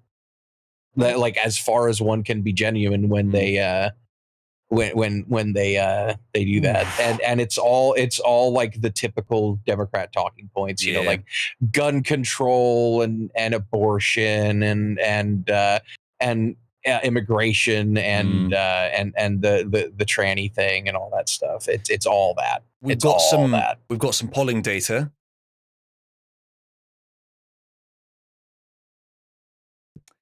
65% of this Polymarket, I think it's a betting site, 65% say Trump won, 23% say Biden won. We've got this live data about who will win the US presidential election betting site. Trump was at about 54% before the debate. He rocketed up to 64 as a high and is now settled at about 59. Biden's down to 39. Biden went to a low of 35. Yeah, that is rough. As Trump said today, or very recently, he was 10 points up in the poll. I'm predicting that will hit 12, 13, 14, 15 now. Yes, indeed, CotCon. We're going to be getting a lot of good stuff from this debate over the next few days. A lot of good memes. This is fantastic. I do want Trump to be a bit more energetic, but frankly, he doesn't have to be very energetic to outdo Biden. I mean, the fact is that I think Trump's best debate performances were in 2016 with the Republican primaries against Jeb and some of the others. That was really good stuff. He doesn't. I think that Trump right now on this stage would not be as great, as dynamic, as victorious as he was then. Maybe he's deliberately underplaying it today, or maybe he has slowed down with age. I don't know. Either way, he doesn't bloody need to, does he? He's fighting the weakest possible opponent. He's been handed this fucking damp squib and told, here, debate this. What the fuck do you do with that? And there's no audience as well to entertain him. But he doesn't need to. He's already winning. Maybe, as people said earlier, he's being a bit more moderate in his sort of posture to appeal more to independents. And it's probably working, because who the fuck could vote for Biden with this performance? Yeah, I expect actually probably most Democrat opinion formers will now be saying Biden should drop out. It probably, it was about 25% before. It probably is closer to 50 now. Maybe that was the point. Maybe that's why Gavin Newsom is hanging out in Atlanta right now. But I think they would have been smarter to do that earlier if they were going to do it. They still have a lot of time they need to take to build up Gavin Newsom's profile. What an admission it would be to not run the incumbent. Has that happened in the last 100 years? I'm not sure. It would be a huge admission. So I don't think they want to. I know it makes sense. I probably would have done, but I don't think they want to. Nighthawk says it happened with LBJ. Long time ago, though. Was that in like mid-20th century? Yeah, but LBJ's situation was unique. He inherited the presidency. Okay. So it's a bit HFNH has contributed. Oh, go on, Matt. No, the current, because the president that he got it from, he had his mind blown, so he had to quit the job. So. Understandable. Field says Newsom couldn't even defeat Manlet DeSantis. True. But Newsom, I will say this now unambiguously, Newsom would be a better choice for them than Biden in terms of the things that count traditionally as a good president. Charisma, presence, intelligence, competence, whatever else. Newsom is god-awful, but he would be better than Biden. But Biden is probably more so their guy, more so easier to manipulate. And I think to an extent they want America to look weak. They, different groups. And Biden is great for that as well. So, and Biden's the incumbent. So Biden is, people have been doubting for a long time, and I've been saying this from not right at the beginning, but fairly early on. No, I think Biden's their guy. I think he's what they want. Newsom would be smarter for a sensible debate, but this is not a sensible debate. They're going to rig it. They want someone that'll look the other way. Maybe Newsom would. Maybe his time is next election. And it is strange to me. I wonder why they didn't choose him when they chose Biden. Maybe Biden just has the connections, or had the connections. Now he doesn't even have neuronal connections. Again, I do say that this is proof positive that the whole mastermind thing is bullshit. It is a pretty good argument against it. Why would your front runner be Biden? Well, I think they would say that they're trying to hand it to Trump, but then why put Biden up and then rig it in Biden's favor then? Yeah. Like why would you put Biden in 2020? See, the thing is, in order to make the mastermind thing work, you need to fill the map with red tape and like yarn connecting things together, and it's just like, or it could be that they're falling apart. They know they're losing power, and they're throwing everything at the wall to see what sticks. I think, yeah, as I've said, both hypotheses are compatible with the data, but ours makes a hell of a lot less assumptions and gives actual hope to make things better. I mean, even in 2020, Buttigieg was the darling. Up until Iowa, and then it was made painfully clear that they were never going to win the gay vote and that they were never going to win the Midwestern vote with Buttigieg because no one liked him and he had no experience. So they paid him off. They gave him a seat in the cabinet, and they had him and almost everyone else endorse Biden in Iowa. Much to everyone's surprise, because he was showing signs of dementia even then, and yeah, it's obviously desperation moves, because it was, we can tie Obama to Biden. That'll get us the black vote. Yeah, I think that was a big factor. Not happening anymore, though, and is it was. Oh God, no. And that's people like, because the long and short of it is, and this is, I'll go, like, I'm kind of revealing my hand a little early, but I am kind of disappointed with Trump with this debate. Okay. Because he should just be going. Ukraine? No, I don't think we should. That's none of our business. I want the killing to stop. I'll get the killing to stop as soon as I can. What I'm mainly worried about is, why are eggs $5 a carton? Why is a loaf of bread $3? You want him Why to, is the price of gas centupled? Challenge the direction that the moderators are giving to the debate, and to yes, override CNN and talk about the real issues. Yeah, I'd like that too, actually. I understand he's trying to be amicable, which once again, why are you bothering being amicable with a news corporation that hates you? You should use this platform to push your own thing. You know what he should do? And actually, if they try to silence. If they try to silence him, just be like, oh, you're going to cut my mic off, and then walk over to Biden's mic and go, you're going to cut my mic off? You're going to cut my mic off because you don't want the American people to hear a candidate that's actually asking the hard questions. Hey, Joe, why is gas $8 a gallon in some places? Joe probably hit him. Why? I mean, why? That would be exciting. Why is the price of a carton of eggs? Why has the price of a carton of eggs gone up 3 times in the last 4 years? Why is it that the average American can't afford groceries anymore. I think Why? honestly, It's because of the yeah. Go ahead. Trump is so far ahead. He's fine to just coast in. I think. He is. He is. But he is. I agree. He doesn't have so, to do. So exciting if he did that. Very impressive. But it would be very nice to hear that. And also, because I have heard people ask those very same questions in similar situations on a smaller scale.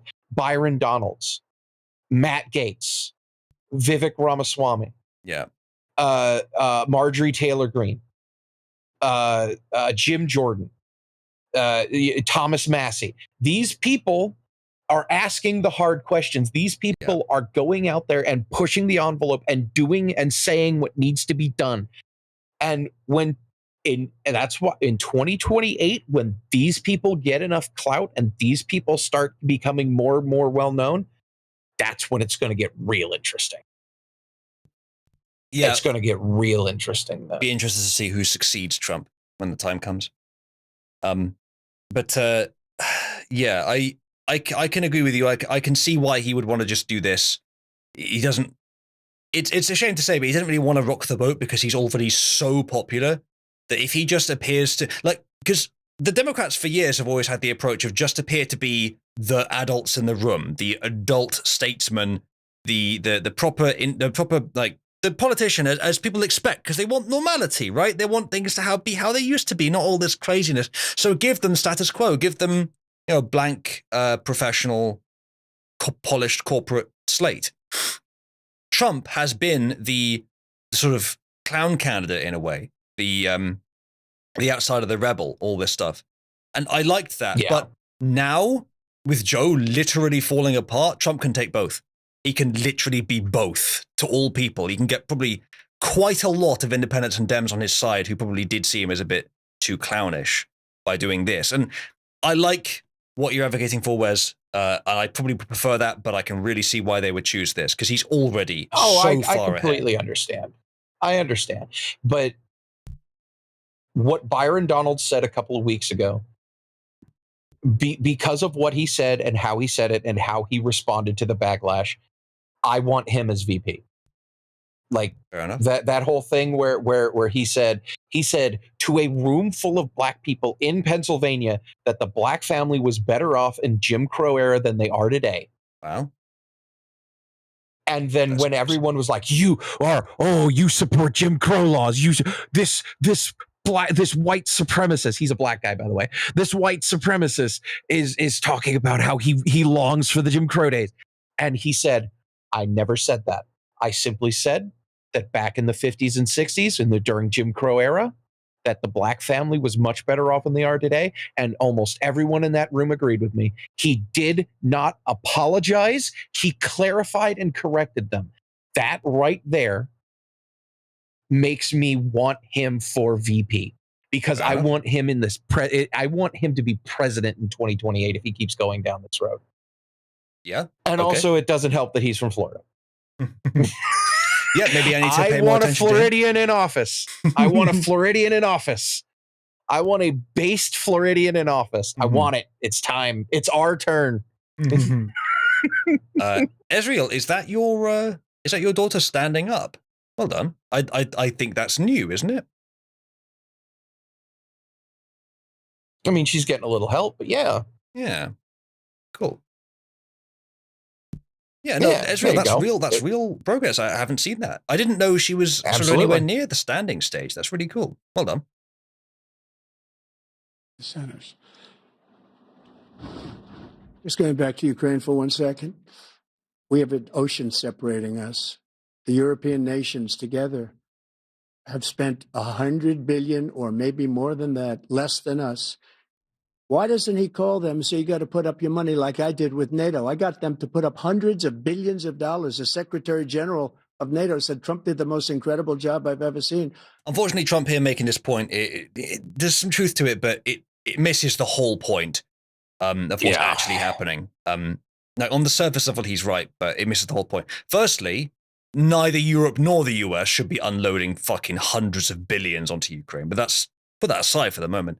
The real objectives of the war in Ukraine are totally independent from the actual geopolitical war risk. The Russian army is not going to approach Europe, nor were they going to approach the US. It's not about that. It's about a lot of other things. And I'm not even sure exactly what it is about. I'm not sure to what extent the previous illicit activities the Democrats, including Biden and his son Hunter, have been involved in Ukraine have to do with Ukraine just happening to be where this is all happening. Well, all the money that you could be laundered there is going to. Probably something, but not necessarily anything. It doesn't have to be about that. It could be about something else. But they've been working on Ukraine for years, for decades. At least as far back as 2014, probably far, far longer. It seems to be more of a sort of chessboard with Russia thing, but again, I'm still not sure exactly what for. Either way, it's not to protect the Ukrainian people. Never was, obviously. These people could not care less. By the way, side note: anyone who's ever taken care of infants knows the look on Biden's face right now. Chat, press 1 if he has, in fact, defecated himself. Everyone who's ever taken care of an infant knows that look. Does Biden need diaper change? Does he need diaper change? Is he made a stinky? Oh God. Oh God. That is a look. I think the only look I'm seeing on Trump's face is, what's that smell? Like, oh God, can you imagine if we got 2016 Trump? Can you imagine? Here's the thing. He hasn't lost it, I don't think, because he's still fiery in his rallies. In his rallies. But like, can you imagine? Can you imagine if he came in and like halfway through, he in like one of his speeches, he would have just stopped and goes, "What? Oh, Joe, what is that?" Half the fucking country would believe him as well, at least. Mr. President, I don't smell anything. Oh, well, you're not over here. Well, lucky you, Tapper. You're all the way over there.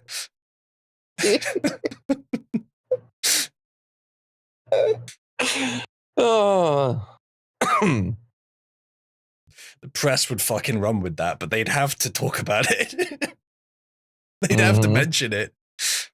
Right-wing conspiracy theory of Joe Biden's poopy diapers. Oh no, there's no conspiracy. This is an incontinence theory. 51 medical experts have come out and said that Joe did not in fact fill his diapers during the debate. 51 medical experts have had the diaper examined. Cocktails are like that. Shut your gash, Dana Bash. I haven't heard that one before, but I quite like it. Shut your trapper, Tapper. It's another one. Yeah, I would agree with Matthias. A crowd would benefit Trump, but then again, there's no amount of like plausibly equal restrictions they could have put on these debates, which would have brought Biden to parity. They wouldn't have any. They were going out of business. We were spending almost 100% of the money was paid by us. He didn't do that. He's getting all. You got to ask these people to put up the money. We're over $100 billion more spent, and it has a bigger impact on them because of location, because we have an ocean in between. You got to ask them. As far as Israel and Hamas, Israel's the one that. The biggest impact any European country has suffered as a result of the Russia-Ukraine war is because Biden bombed the pipeline. Oh, yeah. That is by far the biggest effect. Oh, God, yes. And which, again, big shock. Big shock. The man who literally ran on the platform of eliminating the oil industry, attacked the oil industry. I don't know why anyone's surprised. Lots of motivations for that, but removing Russia's ability to sell fuel to Europe, it would benefit the US, which is why I'm surprised Biden did it. Maybe because it would benefit Saudi Arabia and or maybe China more, or at least enough. One of his owners. Thank you, Hannah and Ezreal, who say thank you all for always taking the time to read our messages and following our journey with Kabalbi. I'm still a little uneasy that you're calling her that, but flattered, of course. But there were some things that whatever. You do you. They say we both got a couple more hours at work and are able to give a little bit back. Cabal prevails. Pepe plus. Not sure what that means, but thank you very much for the contribution. Matthias has given us the hat. We have a new requirement for the hat because I didn't want to. It's an impediment upon the quality of the stream for me to constantly flip back to the tips screen, add up the amount that we've been given to the stream, and then wait so that we know when it's gone over 100. It's an impediment on the stream. I didn't want to keep doing that. So instead, I've changed it to if there's any £100 single contribution or more, that makes it a giga stream. Maybe that's not as sensible a standard, but it's a much more usable standard. However, maybe I will today anyway. It's been a very long stream after all. Well, it will be. 3 hours in, it was still nowhere near the end. Maybe I will do that. We'll see. Either way, there are things that you can, benefits that you can purchase here. The main one for right now is the overlays you guys can contribute towards. You can also ask us to cover a specific thing, which will happen later if we do. You can also ask for an encore, which best to ask when we're actually ending, so you know you're getting your money's worth. The audio pitch thing I'm not going to allow for now because Wes and I are actually discussing these matters seriously. So we're not doing that just now. But the other things are accepted. You guys have been very generous today. Thank you. Yeah, that's weird. There isn't a Uzajew. There is Juzaloo, of course. Yeah. CNN debate with Gavin Newsom. Chat, press 1 if Gavin Newsom had a better showing during this debate than Joe Biden did. Not wrong. Yeah. If Joe Biden had not shown up, he'd probably lose less. He would actually have better polling numbers after this if he had not shown up, probably. This debate just wouldn't have happened. Jesus, that's not good, is it, Joe? Once ago, he said the only one who wants to keep going is Hamas. Actually, Israel is the one, and you should let him go and let him finish the job. He doesn't want to do it. He's become like a Palestinian, but they don't like him because he's a very bad Palestinian. He's a weak one. So Joe has been between a rock and a hard place. The left-wing radicals of his party don't like Israel because they're vaguely white and vaguely powerful, so that's enough.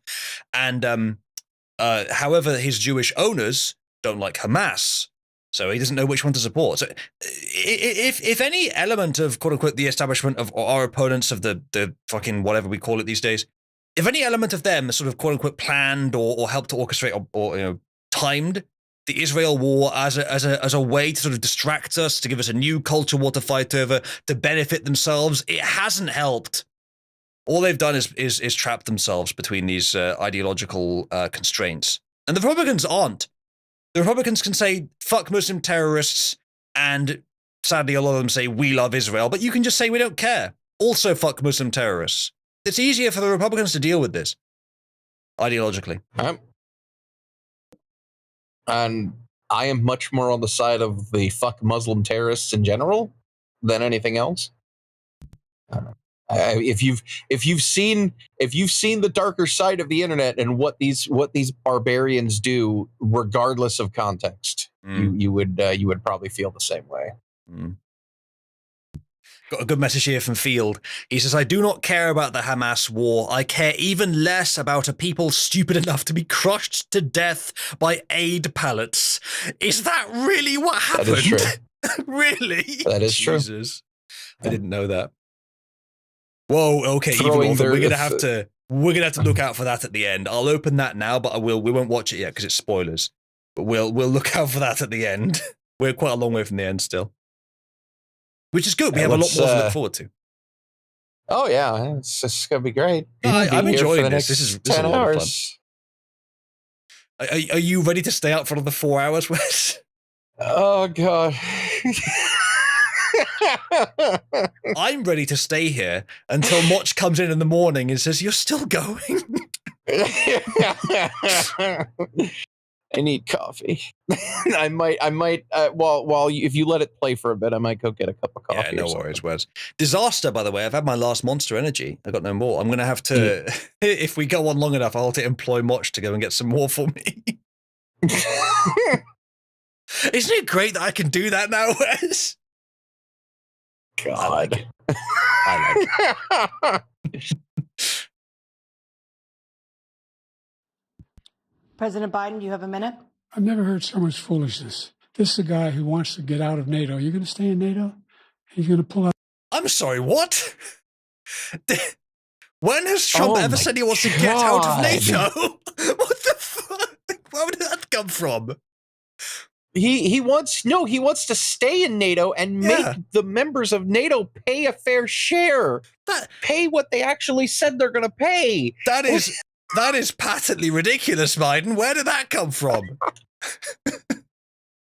Of all the supranational entities in the world, minus the US and the UK, which are both pretty old, NATO is one of the ones that's actually, still worth existing. Maybe a bit. It's gone a bit far in some areas, but pretty worth existing. I would much rather have. We could agree on it's more worthy of existing than the EU and the UN. So I would instead say the NATO needs to be repurposed to focus against East Asian communist influence. I would say that NATO needs to be needs to have a refocus. You need to stop worried about fucking Russia all the time. Yeah, and start. In fact, I would argue bring Russia into NATO and serve as an antagonistic force against China. Possibly. But that's just possibly. I mean, I don't know how much of this is true, but in terms of cyber warfare, Russia's at war with the rest of the world, but China is too, of course. So Russia's definitely rivals. They're not really allies. I cannot see. I looking at it from as far away from as close to an objective viewpoint as I can. I do not understand why we are obviously it's so that we can perpetually fuel the military industrial complex, but I cannot see a rational, logical reason why we are still antagonistic with modern day Russia. Well, dude, the best theory I've been able to come up with is, as I said earlier, that Russia is essentially a competing corporation in the world's military-industrial complex, and all the US ones want to knock it out of the market because it's not American. It does not on the same cartels as they are. So it's essentially just market competition. That's the best theory I have as to why they're trying to knock out Russia. What better way to make them allies than economic interdependence? Bring them into a trade union. Yeah, unfortunately, that's not the kind of alliance they want. Yeah. They want a cartel collusion market monopoly alliance, but I don't agree with that. So, there you go. NATO, now America terrorizes Orientals. Yes. Chat, press 1 if Orientals should be terrorized. Some of them, not all of them, but quite a lot of them. About 2 billion of them. Can you imagine if we brought in South Korea, Vietnam, and Mongolia into NATO? Japan's pretty already on it. Yeah. Yeah. South Korea, Vietnam, and what did you know, Mongolia, did you say? Yeah, Mongolia. Yeah. Don't know much about guess what all three of those countries have in common? They all used to be Soviet. Well, more importantly, they all hate China. Yeah, that's also true. They hate China, as indeed does Japan. Yeah. I'm surprised South Korea's not already in that. Look, if we bring Japan into NATO, we should just cut off the North Atlantic part because it's all right. Maybe you should. Maybe it's just we're the good and noble countries. We agree not to fuck around. Anyone not in us isn't. I mean, I could go the wrong way, obviously, but as long as it's just these militaries agree to. I mean, that's kind of like World War I, though, isn't it? With all the allies that jumped up and caused that stupid war. I don't know. There's issues with that. that would also be a pretty aggressive move from the U.S. and her allies.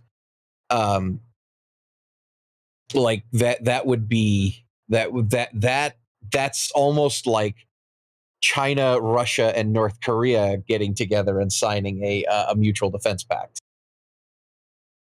Like, which by the way happened the other day. So, yeah.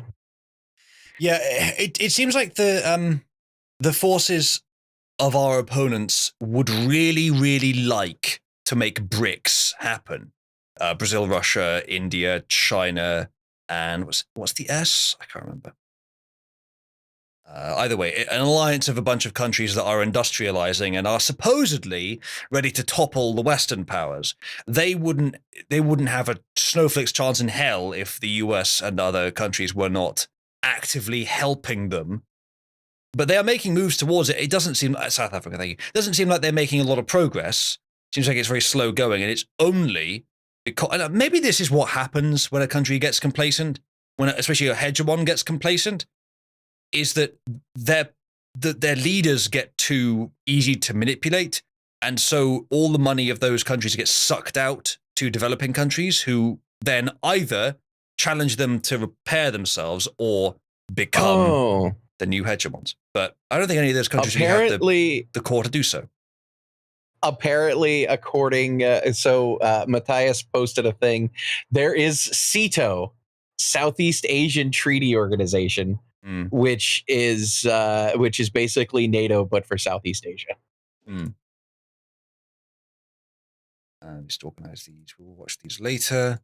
And then Politico published an article called Biden is Toast. It was dissolved. It was dissolved in 1977. Okay, well, bring the band back together. Maybe. Is there something else? Bring the band back together. Absolutely. Quadrilateral security dialogue. Interesting. I guess that's just not quite all the Pacific. Okay. Anyway. Back this. NATO. The idea that we have our strength lies in our alliances as well. It may be a big ocean, but we're ever able to avoid a war in Europe, a major war in Europe. What happens if, in fact, you have Putin continue to go into NATO? We have an Article 5 agreement. Attack on one is attack on all. You want to start the nuclear war he keeps talking about, go ahead. Let Putin go in and control Ukraine and then move on to Poland and other places. Biden, that's probably why he won't. Putin is many things. I don't think he wants to be nuked. What happens then? He has no idea what the hell he's talking about. And by the way, I got 50 other nations around the world to support Ukraine, including Japan and South Korea, because they understand that this kind of dislocation has a serious threat to the whole world peace. No major war in Europe has ever been able to be contained just to Europe. This isn't major.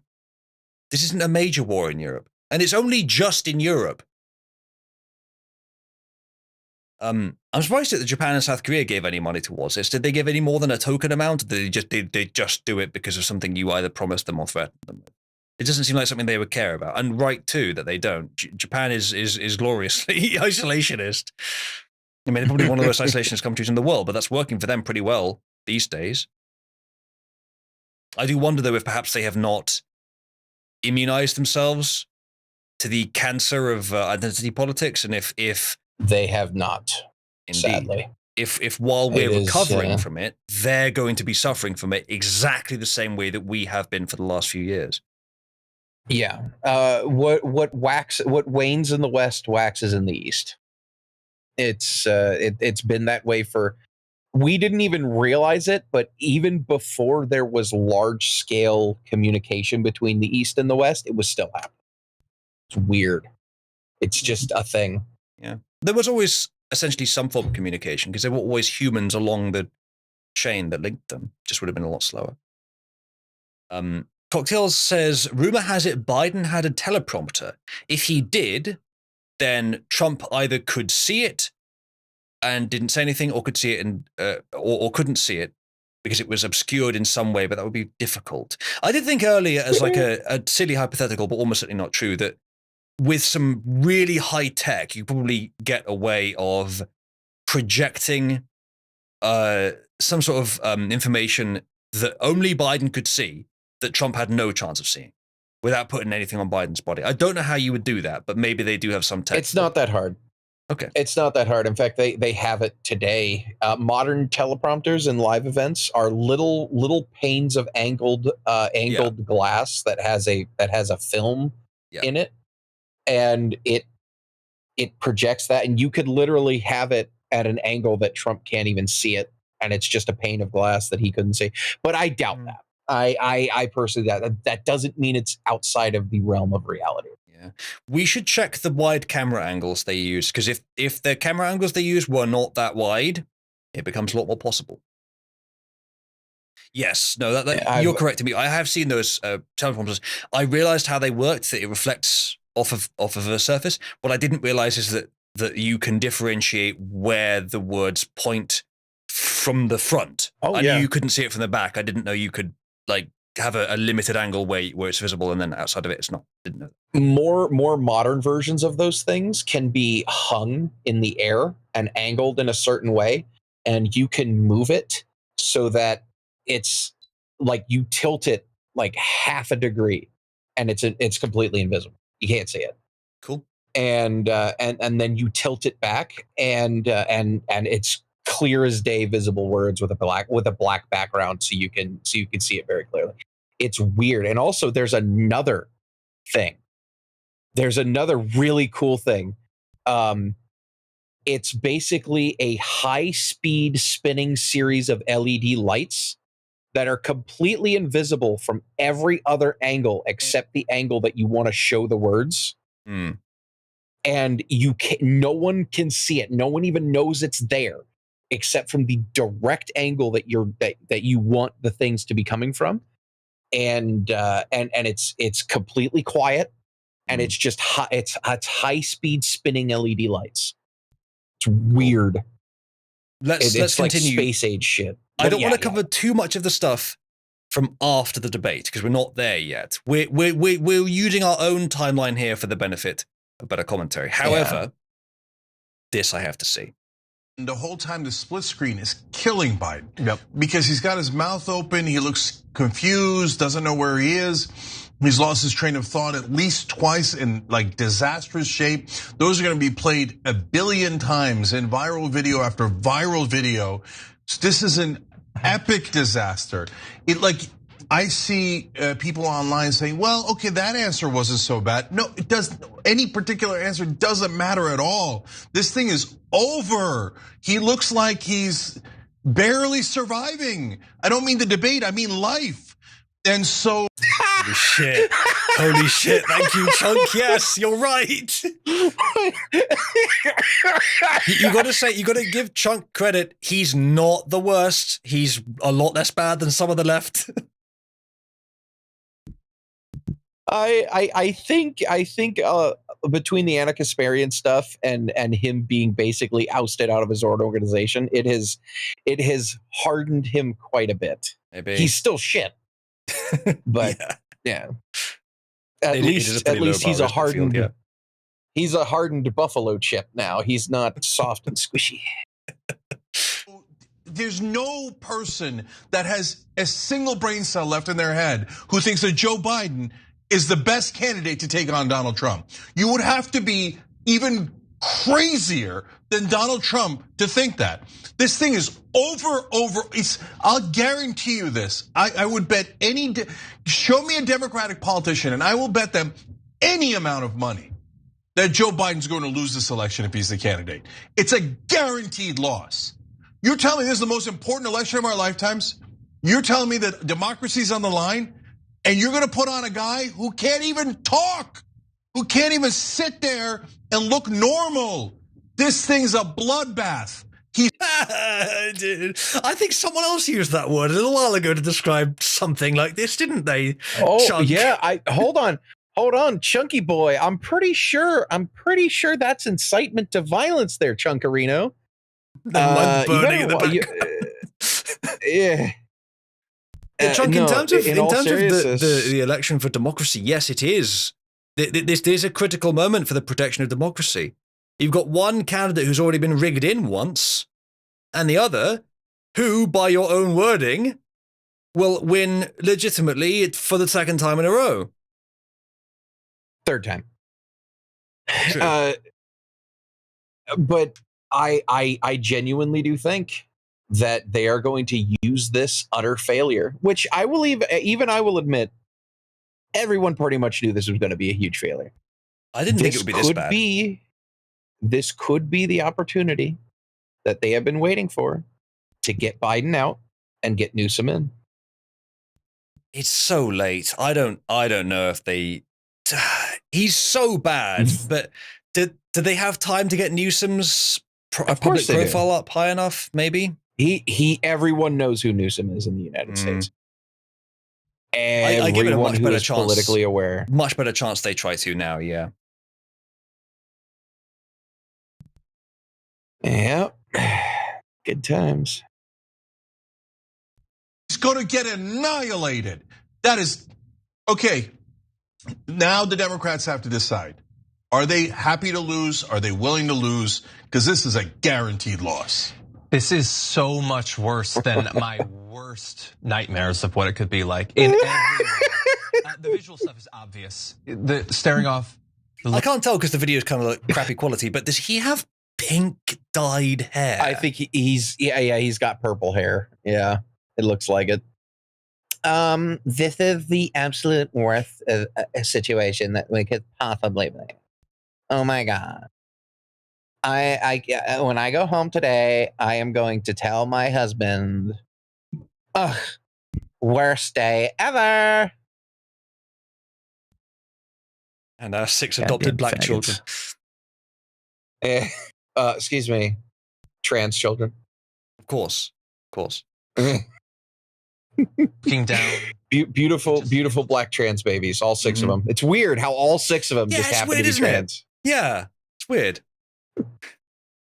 You know what would be weird about 6 trans kids of 2 fathers? No mothers to have Munchausen's by proxy. I mean, trust me, he'll do plenty of that. Yeah. Although they have their own means and motives to trans kids. Don't worry. This is, like I said, money. How did the children get monkeypox? Mm-hmm. How did the dogs get the monkeypox? Mm-hmm. Oh God, this actually happens. It's not funny. It actually happens. Terrible. His voice is so utterly weak and feeble. And honestly, like that immediately hits you when you see him. But what? Look, when the pink-haired faggot on the progressive talk show is saying your voice is weak and feeble. Oh my God, he sounds so weak and feeble. Oh. Jesus. So limp-wristed.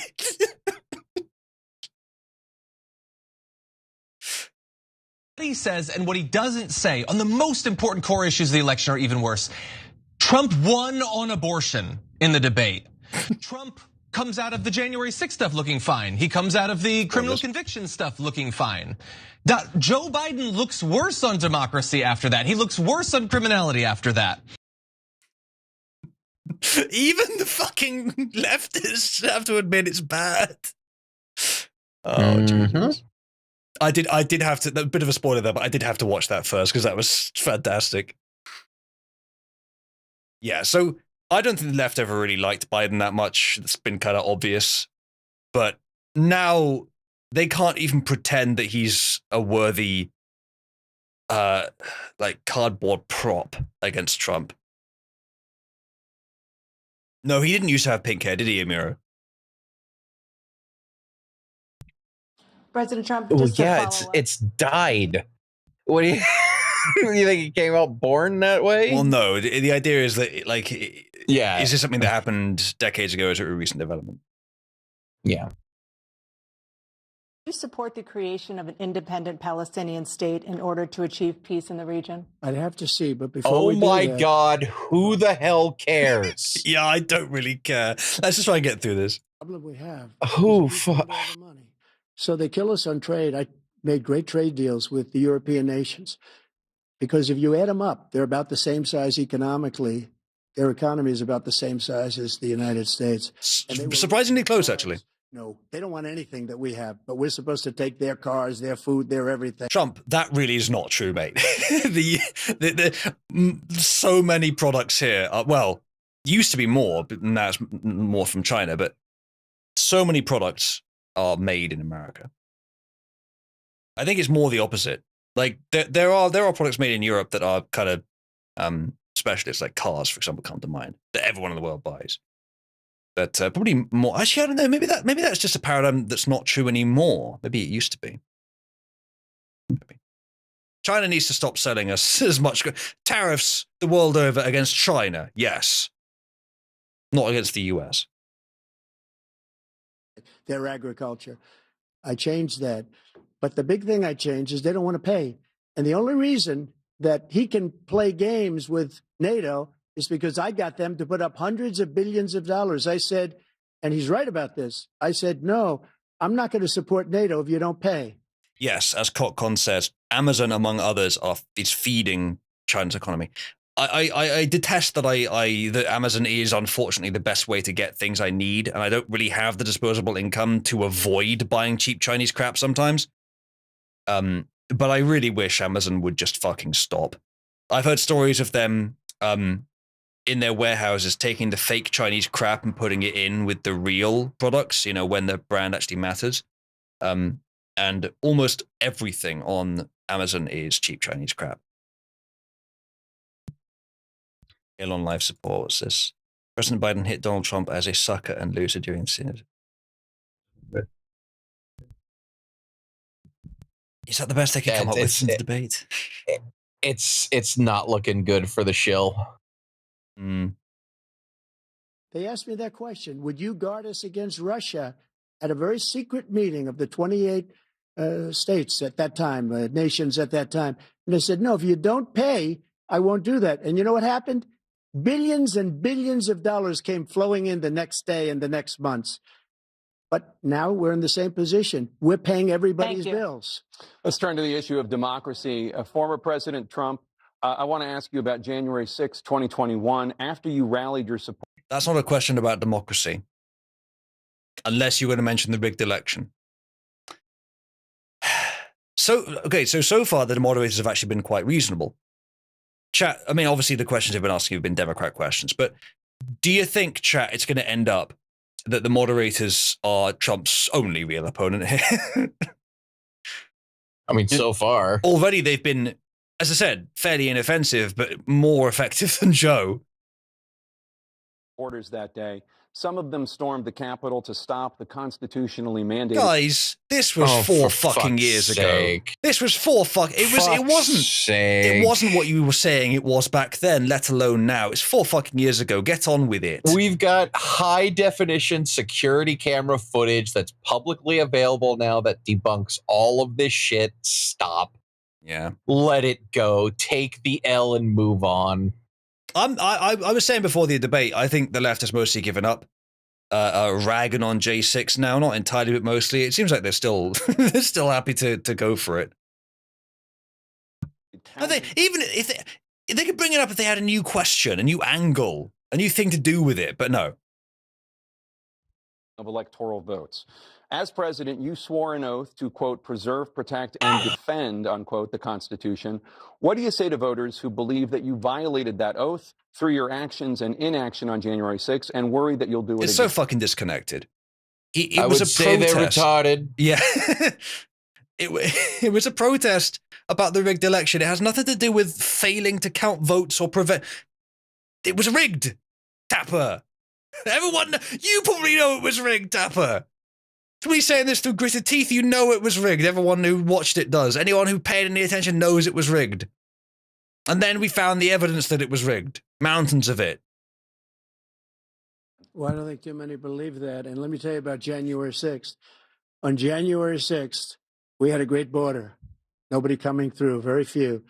On January 6th, we were energy independent. On January 6th, we had the lowest tax. Okay, this is good. This is good. Excellent comeback. Yeah. Excellent Fuck your fucking stupid comeback. question. Here's what matters on January 6th.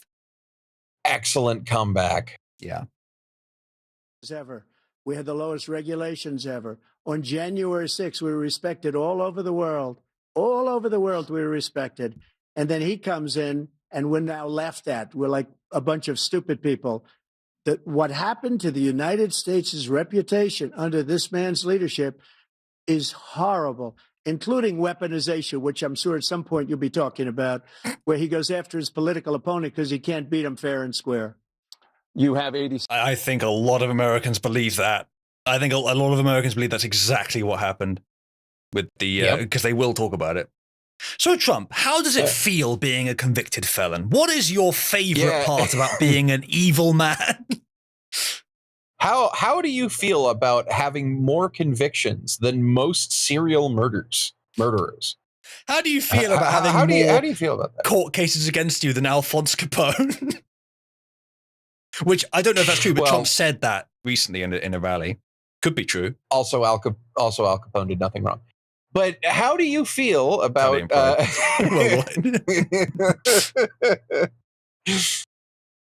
mean, the only thing they could get him on was taxes. Just saying. Yeah. Pillar of the community, Al Capone. Literally. They couldn't stand an Italian doing well, so they had to. You sure you mean literally? Yes.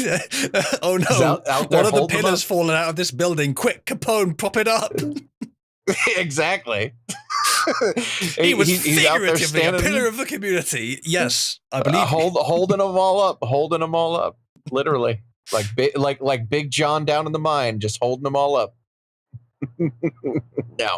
No, like I mean, you know, they just couldn't stand. They just couldn't stand seeing an Italian doing well for himself and helping out his people. So they had to shut him down. It's disgusting. This is anti-Italian propaganda. That's why you and Cockcon get along. Both Italian. You know, we have spaghetti downstairs. I could just go and snap some. Would that make you unhappy, Cockcon, if I just want to snap some spaghetti? Listen, Uzulu. The only person you are hurting is yourself. That's not true. It doesn't bother me. That's not true at all. I'd also be hurting Moch, who would not be happy about me snapping her spaghetti. So there you go. And Uzulu, by bothering and making the woman who you live with unhappy, you are hurting yourself. You need to realize this. Depends. Maybe the funny factor outweighs it. Cockcon used to snap spaghetti as well, Ben. We thought she was a true Italian. Now we learn. My question was, what do you say to those voters who believe that you violated your constitutional oath through your actions and inaction on January 6, 2021, and worry that you'll do it again? Well, I didn't say that to anybody. I said peacefully and patriotically. And Nancy Pelosi, if you just watched the news from 2 days ago, on tape to her daughter, who's a documentary filmmaker, they say, but she's saying, oh, no, it's my responsibility. I was responsible for this. Because I offered her 10,000 soldiers or National Guard, and she turned them down. And the mayor in writing, by the way, the mayor in writing turned it down, the mayor of D.C. They turned it down. I offered 10,000 because I could see, I had virtually nothing to do. They asked me to go make a speech. I could see what was happening. Honestly, at this point, why are CNN even bringing this up? Because they're just giving Trump a chance to debunk it. Well, it's because it's literally one of the only things they have left on him. It's what else do they have? I guess just like keeping it current allows them to keep using it. Yeah, exactly. Every other major anti-Trump talking point has been eliminated. They tried abortion. Joe's face, dude. Where the fuck is he? Yeah. What? I get Joe. I get a diaper filled. Applesauce. Hey, you be careful making fun of those, making fun of those Apple-related concoctions. Whereas when we take a break in a little while, I'm going to go get myself some happy juice. Thank you very much. It's the only liquid we have left. I've run out of all the Monster. Oozaloo Biden. Wow. Ooza Biden. There you go, guys. There you go, guys. Get to it. Get to work. Ooza Biden. Get to work. Honestly, I have the best energy. It's terrific. I have the biggest energy. Best. Excuse me. Lots of people have said, frankly, I have the best energy, high energy only. Yeah, I think you'll see 10-hour streams and, always able to keep up with people half my age. I think you'll understand that high energy only here, folks. High energy only. The both of us have higher energy than both of these guys, obviously, but I think it would be very interesting to see. Like, I agree with you. It'd be good to have younger candidates. I make an exception for Trump, but if you were to have a young Republican here on the stage, like say Trump's son or one of the other very good MAGA leaders against Biden, it would be night and day. It would be night and day. I want Thomas Massey. I want Matt Gaetz. I want Byron Donalds. I will even take DeSantis in a lower role as like vice president or something to kind of prove that he's not the paid shill that we're starting to think he is. Like I want them. I want the swamp draining crew. I want them to get real power, and I want them to wipe this shit out once and for all. Yeah, the next generation of politicians right now.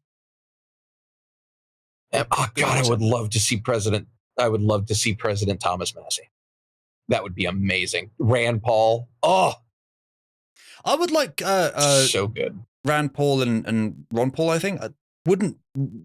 Strange to not see them get more involved in this movement, to be honest. But it's because they're still doing their own thing. The thing is, Rand Paul has no presidential aspirations. He never has. He likes being a senator. He thinks he does his best work as a senator. But God, I would love to see him as the president. It would be so nice. It would be so refreshing. But in lieu of that, Thomas Massey has never said that it's off the table. So I will take Massey. I'll take Byron Donalds. I'll take Matt Gaetz. Absolutely. Matt Gaetz is, the more I see of Matt Gaetz, the more I like him. Like, yeah, he can be a little cringe sometimes, but for the most part, he's very down to earth. He's like the last time he was on the Tim Pool show. Like, he like didn't have a suit on, and he was like laid back, and he was like cursing and like just kind of talking like a normal person, and it was very obvious this was his natural state. Like, he did not give a shit. And it's like, God, we need more of that. We really need more of that. I think you should watch more of Farage. Yeah, absolutely. And yeah, Ron Paul is in his 80s. He is very retired, as Field said. Yeah. Yeah. Yeah, there's a lot of good people in different positions, a lot of politicians, a lot of political figures, a lot of media figures. It really is like in the fires of the oppression of the, cancerous remnants of the last establishment has been tempered a greater new generation of politics-related figures. We've got the base now. We've got the sort of spearhead to thrust at the enemy of Trump. And it could just be that this time, 2024, is the last time we have to fight this hard. And that after that, we have the inheritance sort of passed down onto other members of that of that group. As long as the enemy loses the ability to rig, they're done. How could you, Big Star? I'm nowhere near that tired. Also, that is why I say if you still have the black pill, you are not paying attention. Yeah. If you are still the Tim Pool type that goes, no, Republicans aren't doing anything, when you literally have representatives and senators on your fucking show showing you and talking to you in their fucking offices, showing you exactly what they're fucking doing. And it's like, I'm not doing anything now. Civil War any day, guys. Why does Tim Pool sound like the Grand Nagus?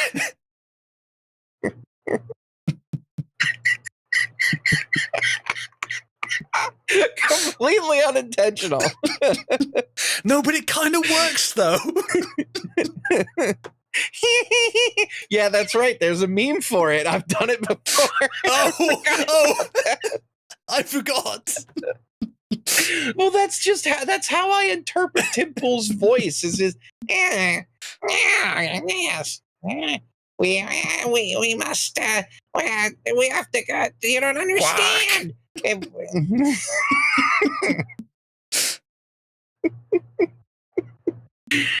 Oh God.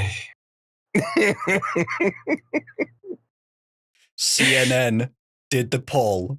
2/3 think Trump won debates.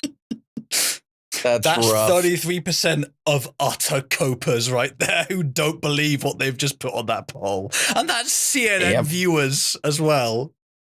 Mm-hmm. Not good. Not good for Biden. Yeah. Like I said, I think they're going to use this as an excuse. They're going to get Biden out of there now. Before today, I would have given that like a 10% chance. Now it's up to 40, maybe 50%. Yeah, no, I think it's quite plausible that they just won't. I was hesitant. Fucking Turks. The Turks want him gone. They believe it's impossible to win with him in there. I was hesitant about it too. And then this happened. Honestly, if they field Newsom, it's probably better for them. But he's not much better. He's like, in terms of the grand conflict of fucking politician top trumps, he's still weaker than DeSantis in a debate. And DeSantis is not great. He's not terrible, but he fucking blew Newsom out of the water in that debate. It wasn't even close. It's because it's not hard. Yeah. Newsom is a pretty face, and that's why they're going to run him, because they don't have anyone else. No, they don't have anyone else. Don't have anyone else. No one else. He's sort of the last presentable remnant of this establishment. Besides that, they've got a bunch of more empty suit shills who have no personality, and the fucking squad. Yeah. Who are much worse. Yep. Like the Democrats really don't have anyone. I'll be right back.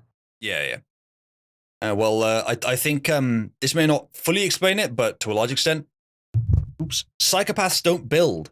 They just take for themselves. They don't build like a legacy. They don't build the next generation. It doesn't directly benefit them in the moment, so they don't bother. And then they lose.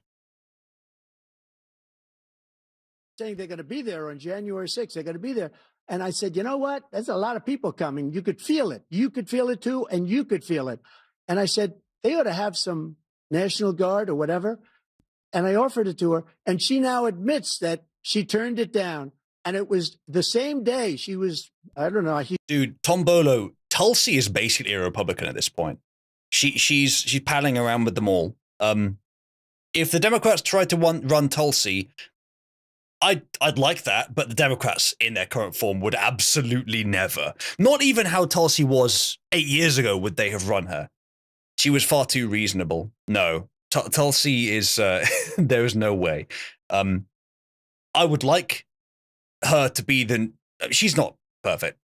She's pretty good for a Democrat, but I'd like her to be the face of the Democrat Party or someone else. There's one or two good ones, one or two very, very few, but if they inherit the party, great. But honestly, I think it's more likely the party ceases to exist or something else similar than that they become the inheritors of it.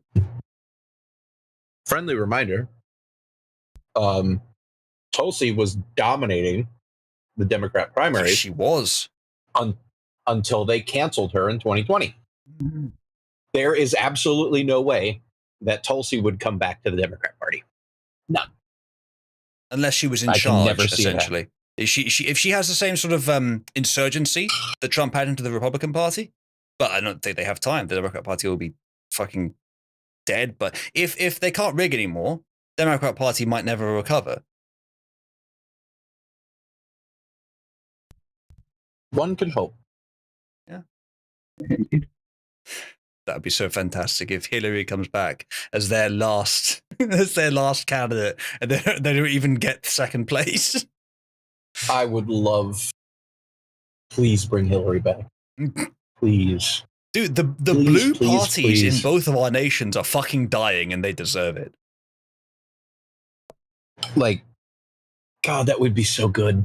Can you guys imagine Hillary coming in at the last minute as the Democrats' saving grace, and then she does the whole thing again? Happy birthday! Excuse me.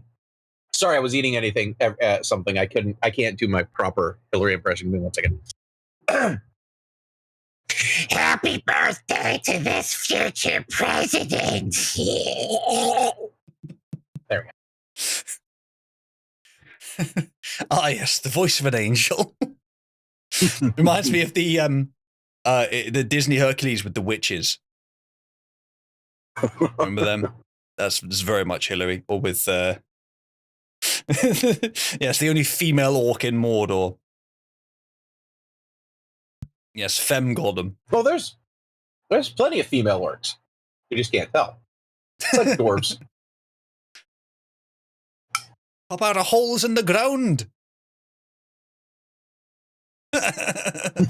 Dude, this is absolutely what's happening right now.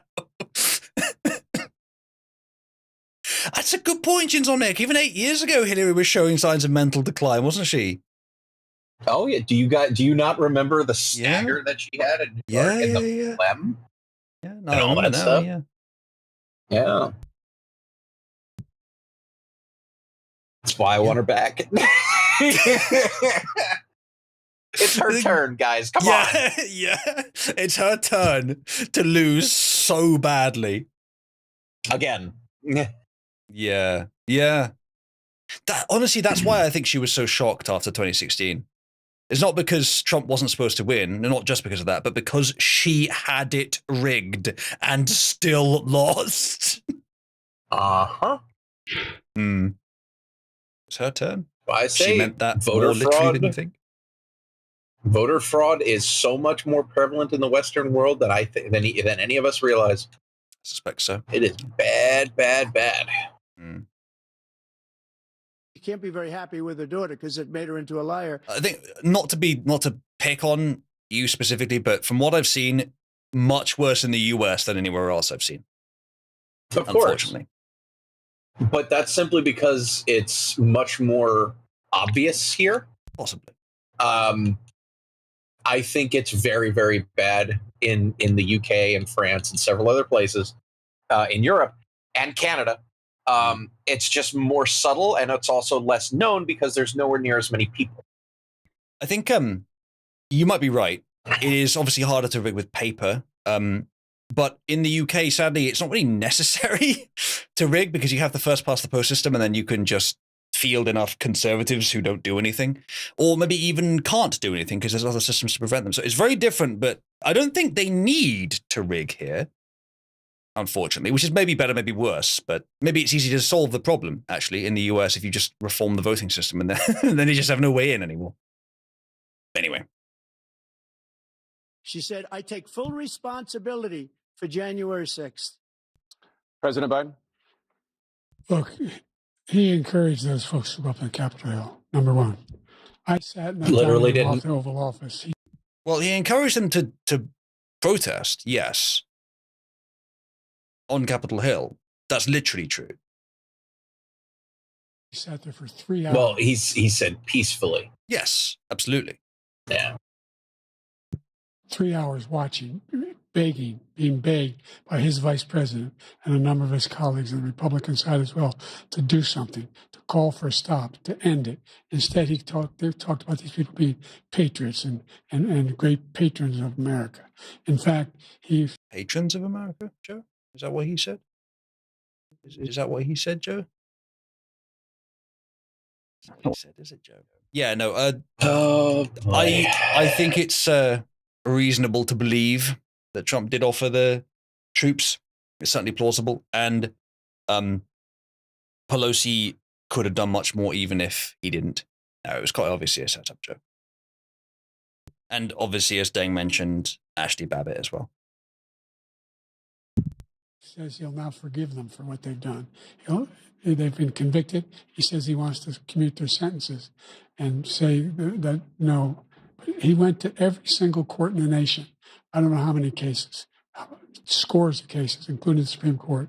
And they said, no, this guy is responsible for doing what was done. He did do a damn thing.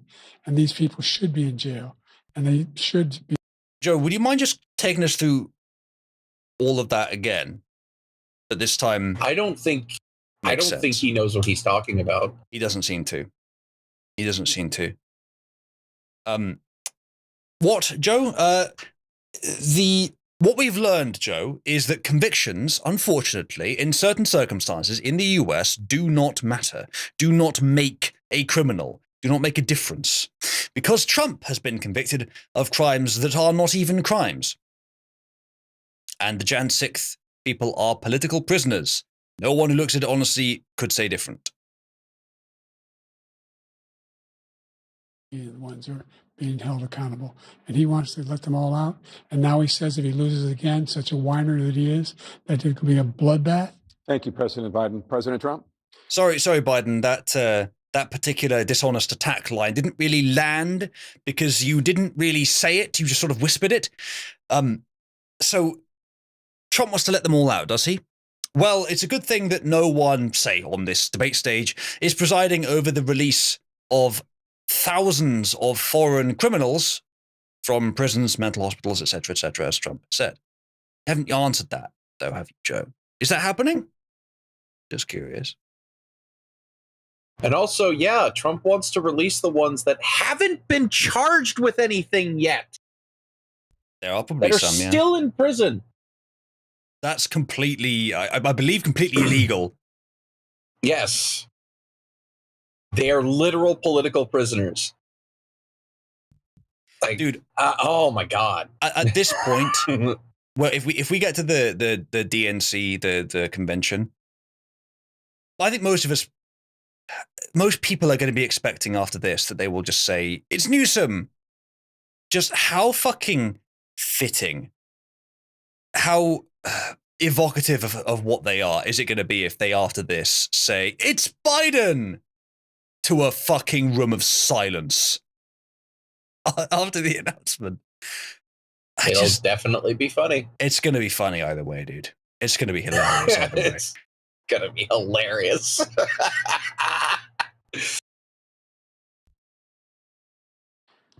What they've done to some people that are so innocent, you ought to be ashamed of yourself. What you have done, how you've destroyed the lives of so many people. When they ripped down Portland, when they ripped down many other cities, you go to Minnesota, Minneapolis, what they've done there with the fires all over the city. If I didn't bring in the National Guard, that city would have been destroyed. When you look at all of they took over big chunks of Seattle. I was all set to bring in the National Guard. They heard that, they saw them coming, and they left immediately. What he said about this whole subject is so off.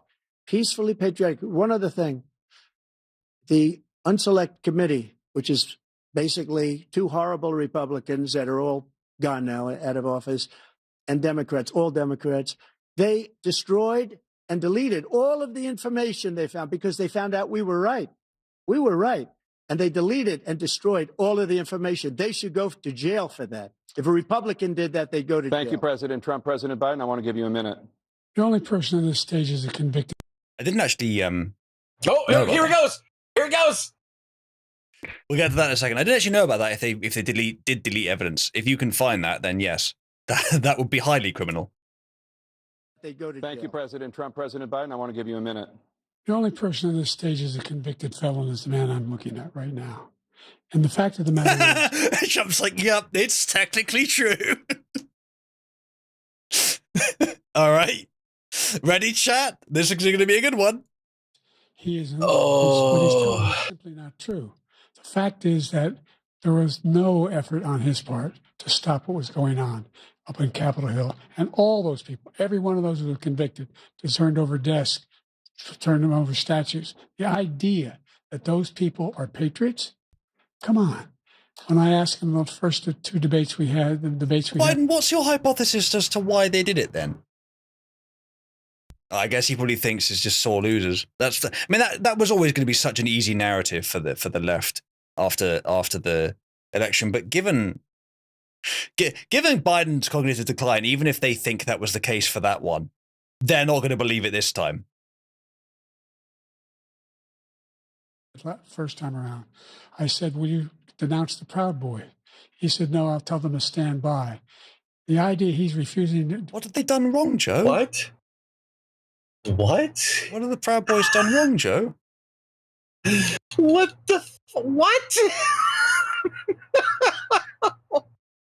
God. The Proud Boy, yeah. Bad. This is bad. Will you denounce these guys? Will you denounce the people we're talking about now? Will you denounce the people who attacked that Capitol? What are you going to do?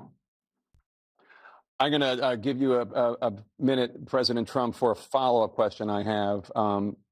After a jury convicted you of 34 felonies last month, you said if reelected, you would, quote, have every right to go after, unquote, your political opponents. You just talked about members of the Select Committee on January 6th going to jail. Your main political opponent is standing on stage with you tonight. Can you clarify exactly what it means about you feeling you have every right to go after your political opponents? Well, let's see what 10% for the big guy actually worked out at in real money, and then we'll go from there. Yeah, fucking let's open up, reformed let's intelligence agency investigation. Open up Discovery into that whole case, and then we'll see what he needs to go to jail for on the basis of the real evidence without any trumped up charges. Yeah. Let's just look at his financial history for the last 30 years. Yeah. Let's see where where some of the money cursory comes from. glance over his private records, which are open to the discovery stage of a court, will probably find dozens of crimes.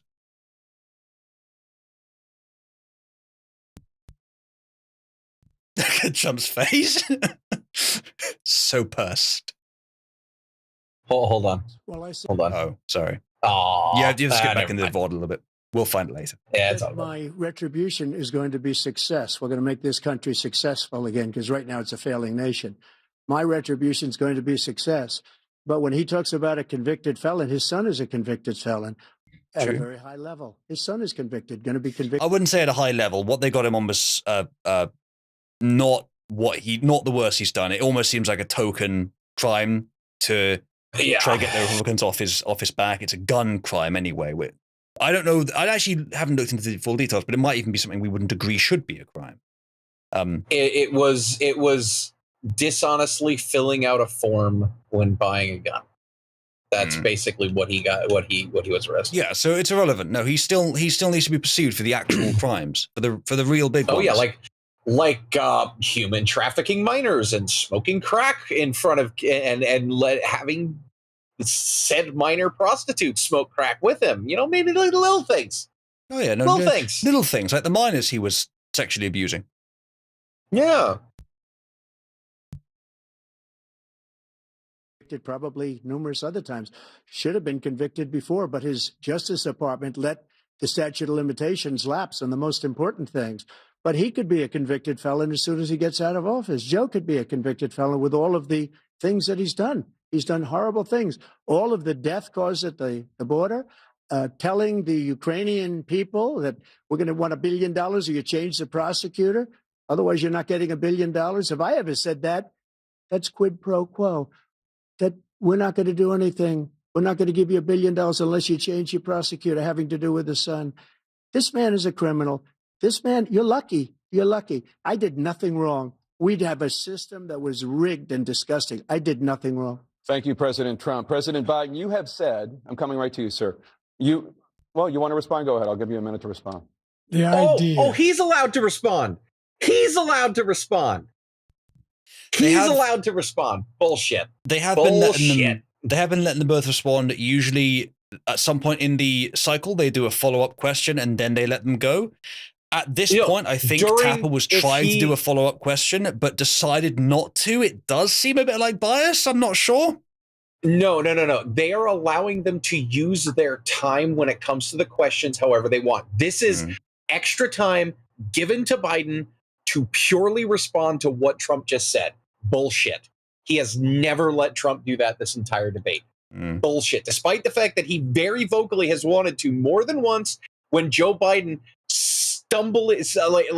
wandered and stumbled into some of the insults that he has incoherently said over and over and over again.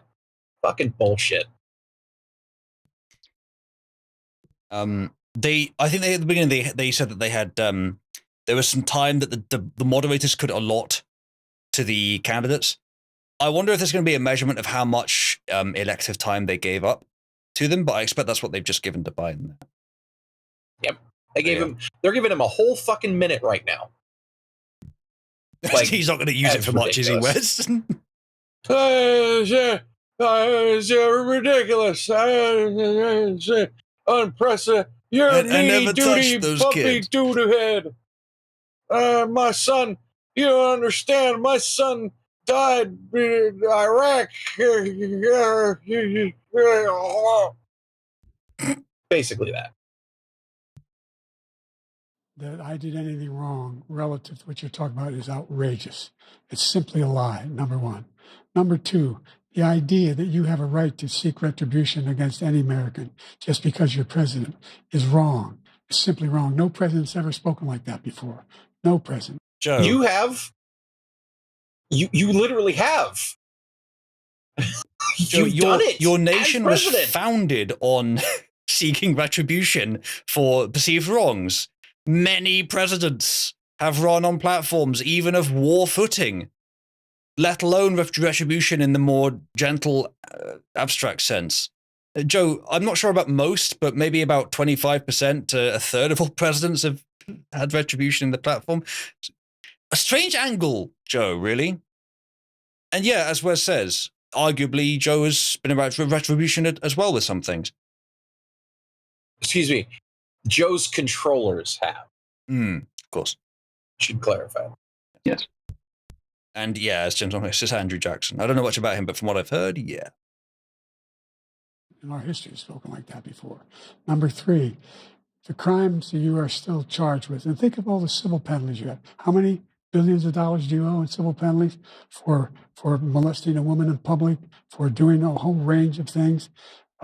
What? He's talking about the E.G. Carroll stuff, the stuff that's been so thoroughly disproven that it's laughable. Yeah. Oh boy. I don't remember that actually. Was there a conviction in there? I don't remember. Or it was a civil. He Trump was. just paid him to go long away? story. No, long story short is he wasn't allowed.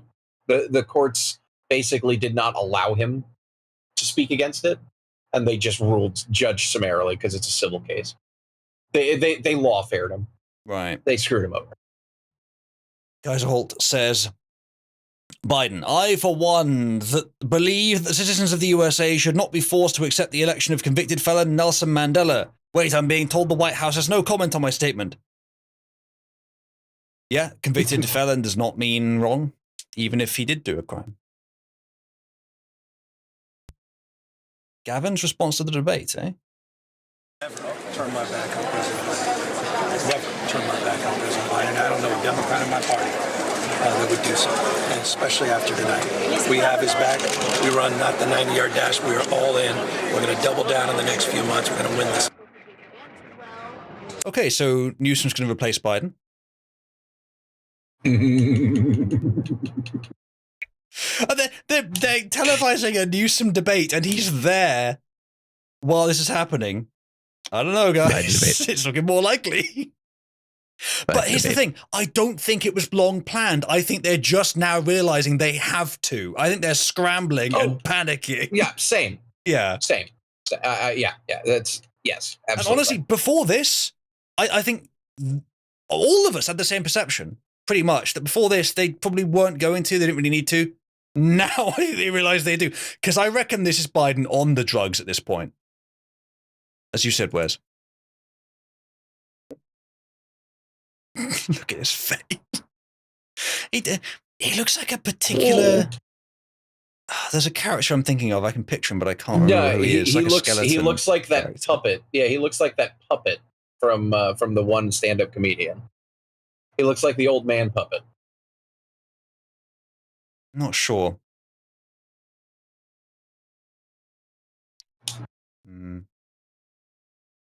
Yeah, I can't remember which the character I'm thinking of is. Yeah, it looks a bit like that. Having sex with a porn star on the night while your wife was pregnant. I mean, what are you talking about? You What does that have to do with anything? Give your minute, sir. I didn't have sex with a porn star, number one. Number two, that was a case that was started and moved. They moved a high-ranking official, a DOJ. The thing is, though, Biden, it's totally believable that a porn star would have sex with Donald Trump. However, that is the only person on the stage about which you could say that. I don't know, Biden. The impropriety of the relationship, if he had, sure, it's bad, but you're kind of helping his public image by saying, and you, sir, you who fornicate with the most beautiful women in the world. Yeah, I mean, as he says, they let you do it.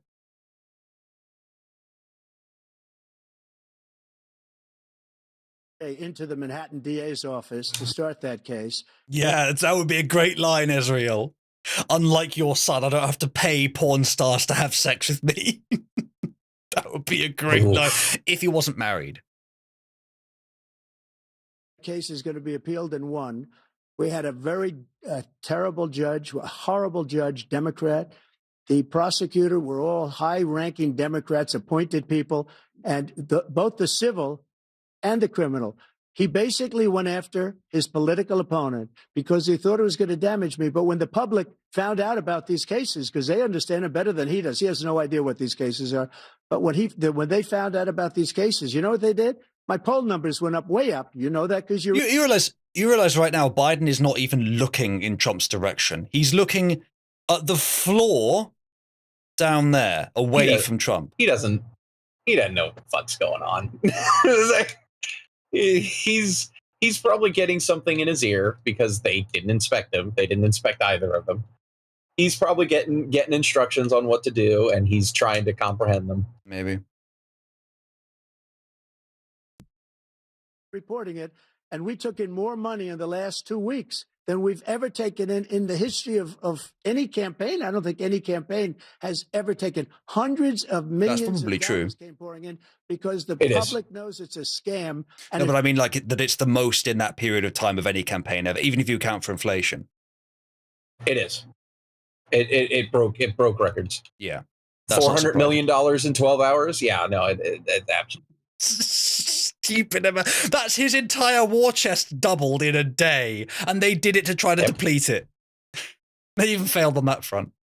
It's so impressive. It's a guy that's after his political opponent because he can't win fair and square. Thank you, President Trump. President Biden, you have said, quote, Donald Trump and his MAGA Republicans are determined to destroy American democracy. Do you believe that the tens of millions of Americans who are likely to vote for President Trump will be voting against American democracy? You know, I've noticed that was quite a generous question towards Biden's position, wasn't it? Bit of a softball.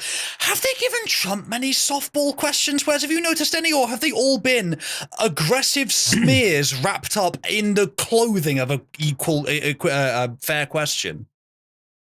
President Biden, you said to these horrible democracy-hating retards that they are in fact democracy-hating retards. Do you agree with the statement that the democracy-hating retards are in fact democracy-hating retards? Oh, fascinating. Excuse me. Mein Führer Trump. When you said that you want to grab women by the pussy, was that your opinion on women's reproductive rights, or do you just hate women in general? Trump, as a democracy-hating retard, what would you say is your least favorite thing about, you know, puppies and kittens and cute things? What's the thing you hate most about happiness? When was the last time you beat your wife? Yeah. Well, I beat her at chess pretty often. I'm terrific. The more they know about what he's done. No, Uzlu, I was yes. asking you that. Oh, please, Wes, we're not married yet. But otherwise, you know. Gotta keep them in line. Yeah. You got to live with a woman. You got to make some accounts to make sure that they are livable. You know. Sometimes when they speak out, you just got to give them a little slap. Nothing wrong with it. The more they know. I do have. I think I linked it to you before. I don't think you watched it. I do have some like animations, some James Bond parody animations that you must watch. I think you find them very funny. Maybe do it after the stream. Yeah, it's fun. Do you remember the Top Gear in Skyrim animations? Yes. It's from the same guy that did those. Oh, that's good. They're very funny. And they're on our side of politics too. About what he's done. And there's a lot more coming. He's got a lot of cases down the road coming out. He's got a whole range of issues he has to face. I don't know what the juries will do, but I bet you know about them before they even reach the courts, don't you, Joe? Oh, you mean the ones that are stuck in prejudicial hell because they're so obviously rigged and false? Those Joe? All the cases that you've tried to push through, even with the corrupt judges and lawyers and whatnot that you found, only one actually got a conviction. And it was arguably the stupidest as well. And it's in the process of being overturned already. So yeah, there's no way it won't be appealed. If you can find a reasonable judge somewhere, there is no way it won't be almost immediately appealed. It's just a matter of time, Joe. But maybe time enough. You reckon it'll come into effect before that? I do know he has more time. And so the fact that, could you ever think you heard any president say that I'm going to seek retribution? Did you ever hear any president say that I thought Hitler had some good ideas? What got me involved? What? But did Trump say that, though, Biden? Or are you just imagining it? Oh, my Where did goodness. that come This from? is... Oh my God. No, seriously, that's almost like defamation lawsuit level shit right there. It really is. Yeah. Holy shit. That was a leap. That was a fucking lurch. That was a risky move, Joe, and it did not pay off. This is starting to get into this ain't funny anymore territory. Holy shit. Jesus Christ. Yeah. I mean, the thing is, he did have some good ideas, just not the ones he's famous for. But Trump hasn't said that. He hasn't said that. He's been much more careful. Which is probably sensible. No. What? Don't do it, Uzlu. No. Look, I can never run for political office in the UK. I know that now. I'm long past that door has long since closed.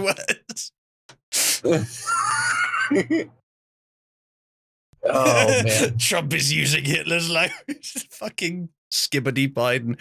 Where's have you seen Skibbity Biden? Yes, I've seen Skibbity Biden. Seen it. Do you want to see it again? No. Is it the worst piece of video ever produced? It's not the worst. It's pretty bloody close. I wouldn't even say it's pretty bad. It's cringe, but it's not bad. I mean, you got cartel videos and 2 girls 1 cup out there, so it's nowhere near as bad. Okay, all right.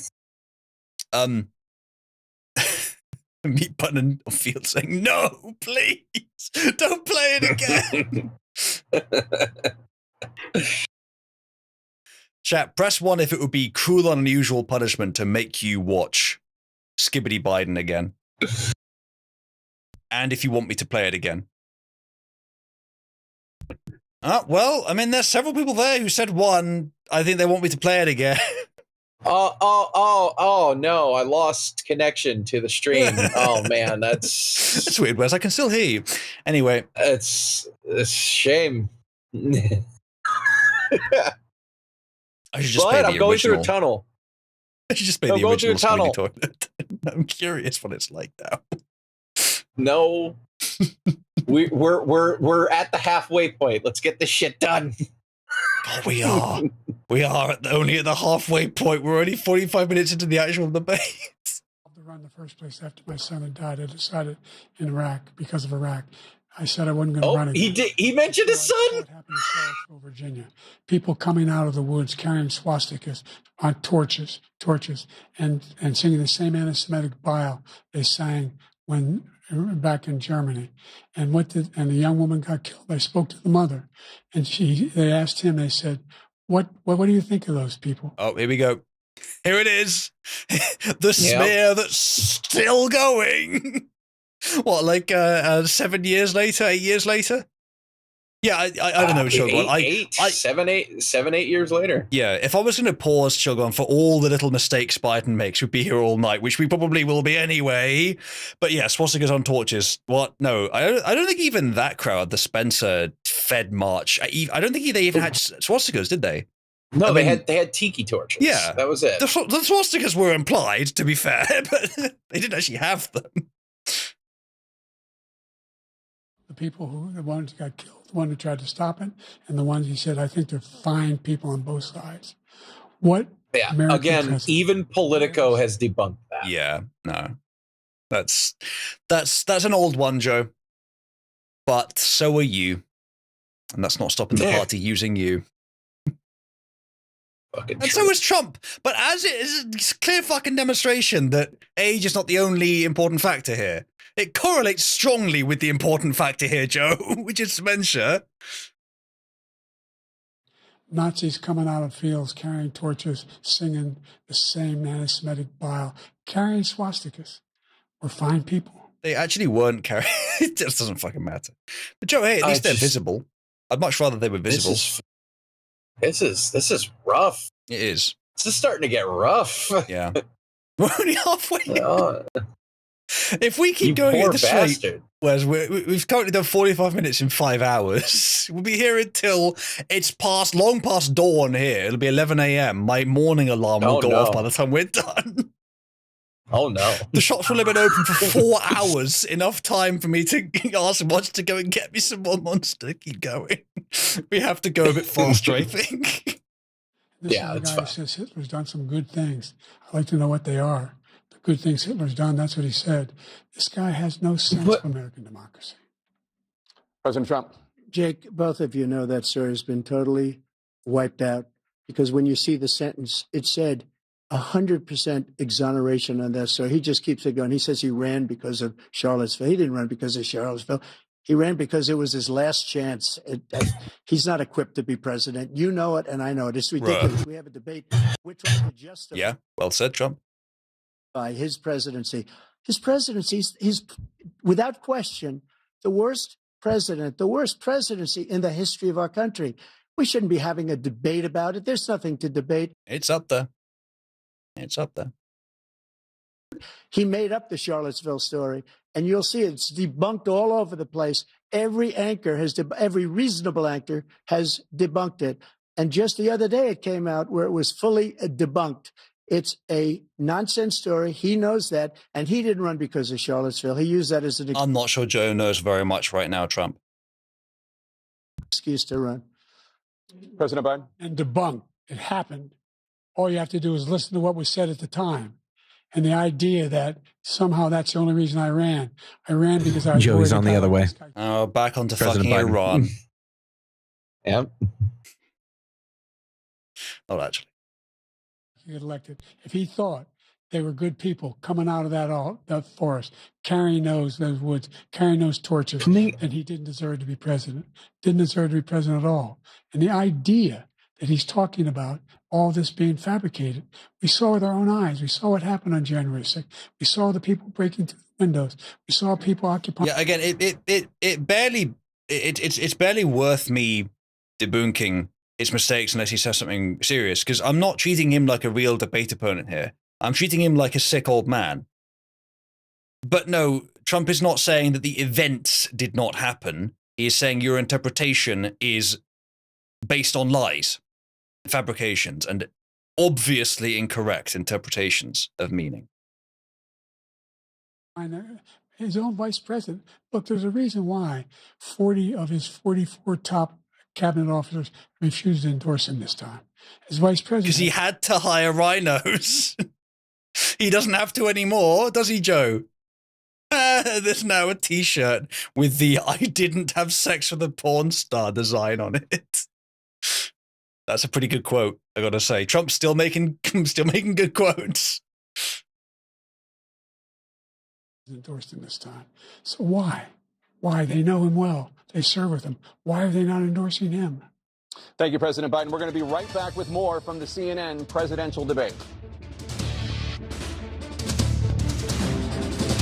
Right, are CNN going to try and play me ads? Yes, they are. We'll find out if they try and play them to me, or if it's just the. There was an unironic ad break in this fucking presidential debate. I think that does happen. That is fairly normal. Okay, no, it looks like it's just got this waiting screen actually, which is weird. I was expecting to play me ads actually. Yeah, I don't know why they didn't.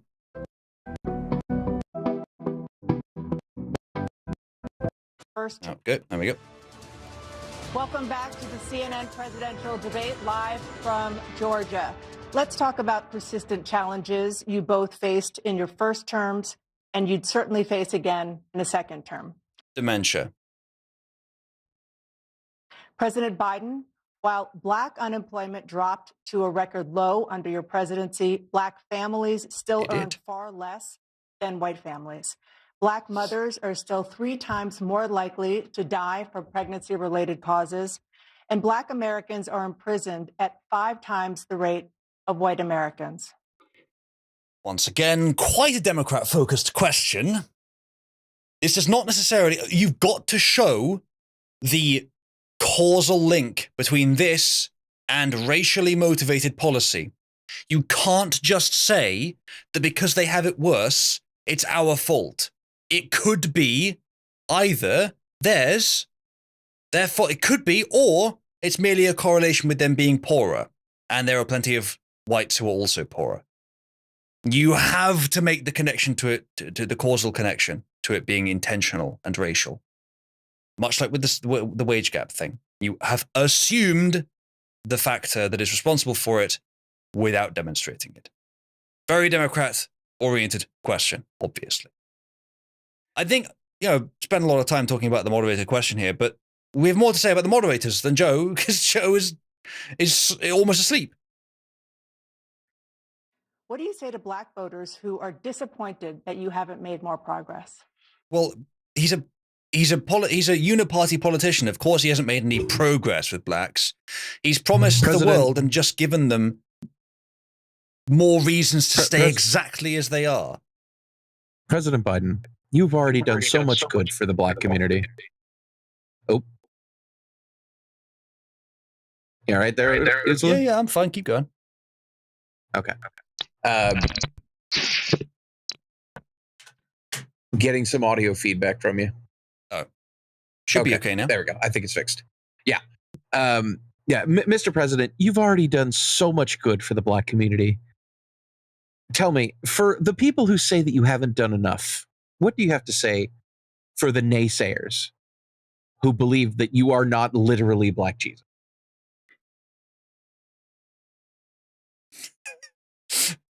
Wes, could you read this out?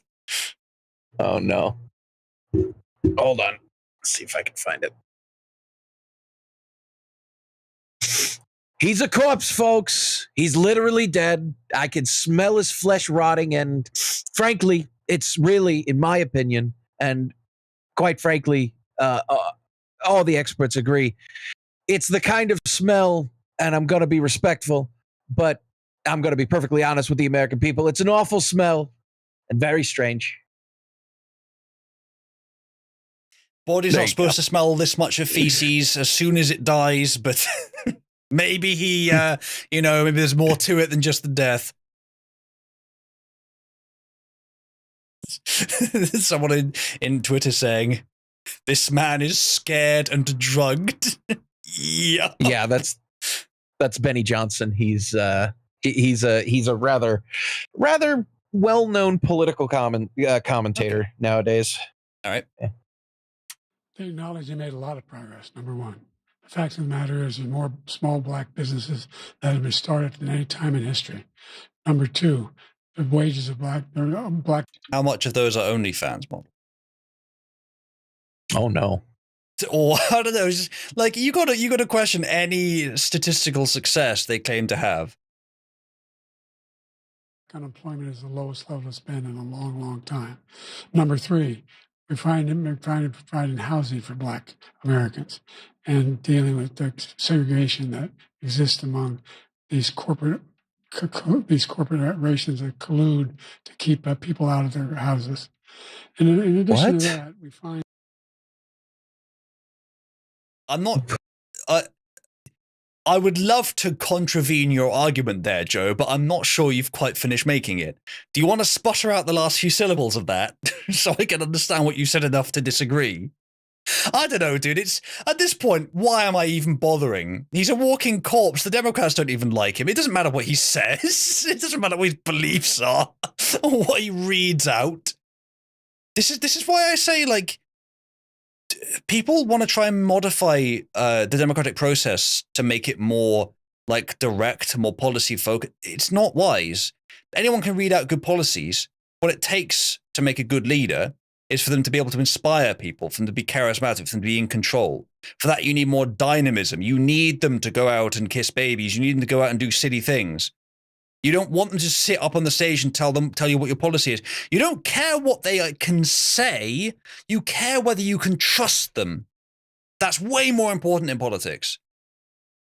And their ability to rattle off lines about policy has nothing to do with trust. How personable they are does. Farage down the pub helps trust him. Trump in the rallies helps trust him. Biden being a literal corpse on stage, almost. Shambling around, barely able to stay awake. Doesn't matter how convincingly he reads out policy when he's in this state. No one wants to vote for him in this state. Apparently, Biden signed off by saying, "Thank you, North Carolina," to the crowd inside the Hyatt Regency in Atlanta, Georgia. Oh, no. Good job, boy. It's funny. I always see them say the state, and I always think, well, they got it right that time. I wonder what happened if someone gets it wrong? Well, now we know. But they expect Biden to get it wrong. Who the fuck turns up to a Biden debate expecting him to get anything right? He's like this. That is true. For most of his speeches. Just not the really important ones, like the State of the Union and the other debates with Trump. But this one, he is. The decline must be so extreme that either they can't drug him or this is him on drugs. Either way, it's a very bad sign. Or a very good one. Very bad sign for him, individually. Maybe good for Democrats, though. Maybe if he'd been able to hold on and present himself as compromisers enough, they would have been able to justify not replacing him. But now it's looking more likely that they will. That the impact on the choice that Black families have to make relative to childcare is incredibly difficult. When we did the first major piece of legislation in the past, I was able to reduce Black childcare costs. I cut them in half. We got to make sure we provide for childcare costs. We got to make sure, because when you provide those childcare protections, you increase. I haven't mentioned it because it's plausible it could happen at any other time, but there's a little shimmer on Biden's lip. Now, maybe it's just standard saliva, but it's been there the whole time. I think he's drooling slightly. Oh, no.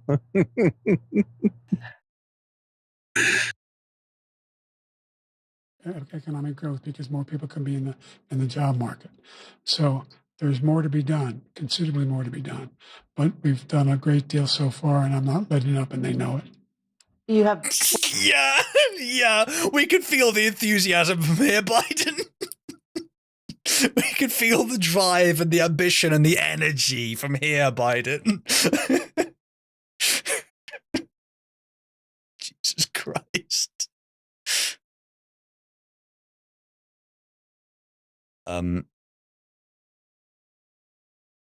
Yeah. No, okay, so Razorfist is saying that it's a bus throwing for Newsom. No, I don't think it was. I don't think that this is part of a plan to put Newsom in, as Wes has, I think, I disagree with. They're seeing this at the same time we are and thinking, holy shit, it's so much worse than we thought. Yeah. Panicking and realizing, okay, maybe we actually do need to consider putting Newsom in. No, it's not. It's not deliberate. It is a fuck up. Yeah, I don't think it's deliberate, but I do think that Newsom is at least the backup plan. Yeah, I think so. Yeah, it seems like we agree with Razorfist then.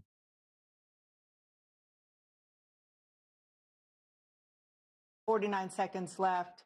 What do you say to Black voters who are disappointed with the progress so far?" I say I don't blame them for being disappointed. Inflation is still hurting them badly. For example, I provided for the idea that any Black family, first-time home buyer, should get a $10,000 tax credit to be able. Why only Black? Joe? Yeah, Joe, that's a violation of the Civil Rights Act of 1968. Yeah. Like, you can't just give that to Black people. Jesus fucking Christ. That's absurd, Joe. To buy their first home so they can get started. I made sure that we're in a situation where all those Black families and those Black individuals who provided had to take out student loans that were ballooning, that if they were engaged in nursing, doctor, and anything having to do with volunteerism, if they paid their bills for 10 years on their student debt, all the rest was forgiven after 10 years. Millions have benefited from that. And we're going to do a whole lot more for Black families. Thank you, President Trump. And he caused the inflation. He's blaming inflation, and he's right. It's been very bad. He caused the inflation, and it's killing Black families and Hispanic families and just about everybody. It's killing people. They can't buy groceries anymore. They can't. You look at the cost of food where it's doubled. There you go, Wes. And quadrupled. This is what you wanted to talk about from earlier. They're not living. You asked a question about what do you think about the Blacks? Well, here's my fucking answer. It affects everyone. It's the price of food because of his inflationary fuck up. Yeah, it's exactly what needs to be said. Yep. He caused this inflation. I gave him a country with essentially no inflation. It was perfect. It was so good. All he had to do is leave it alone. He destroyed it with his Green New Scam and all this money. Did Joe look a bit like he was uncomfortable to still be standing? Do you think he's not in good shape, my dude? Do you think it's run down his leg long enough? It's now pooling in his shoes. Oh my God, this is bad.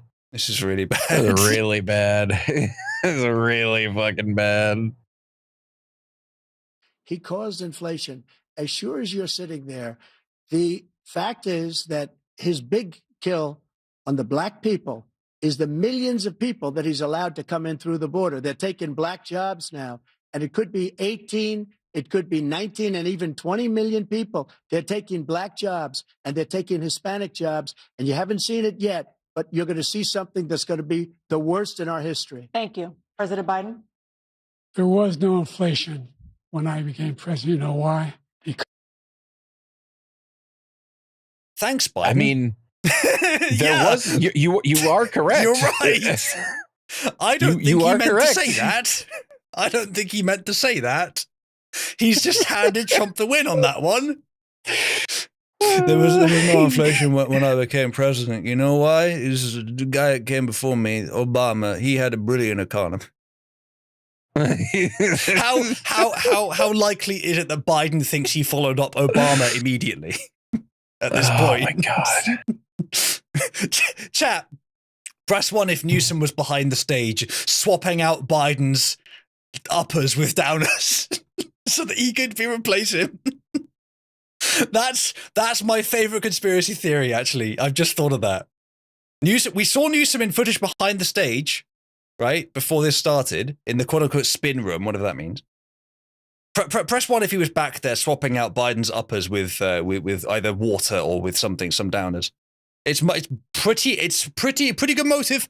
He gets to be, runner-up president. He gets to be runner-up. in the election. George Luxopolis says, "Cannot believe what I just listened to. This will be one of the greatest historic blunders of our lifetime. It will be studied." Yes, this is historic, chat. This is probably unprecedented.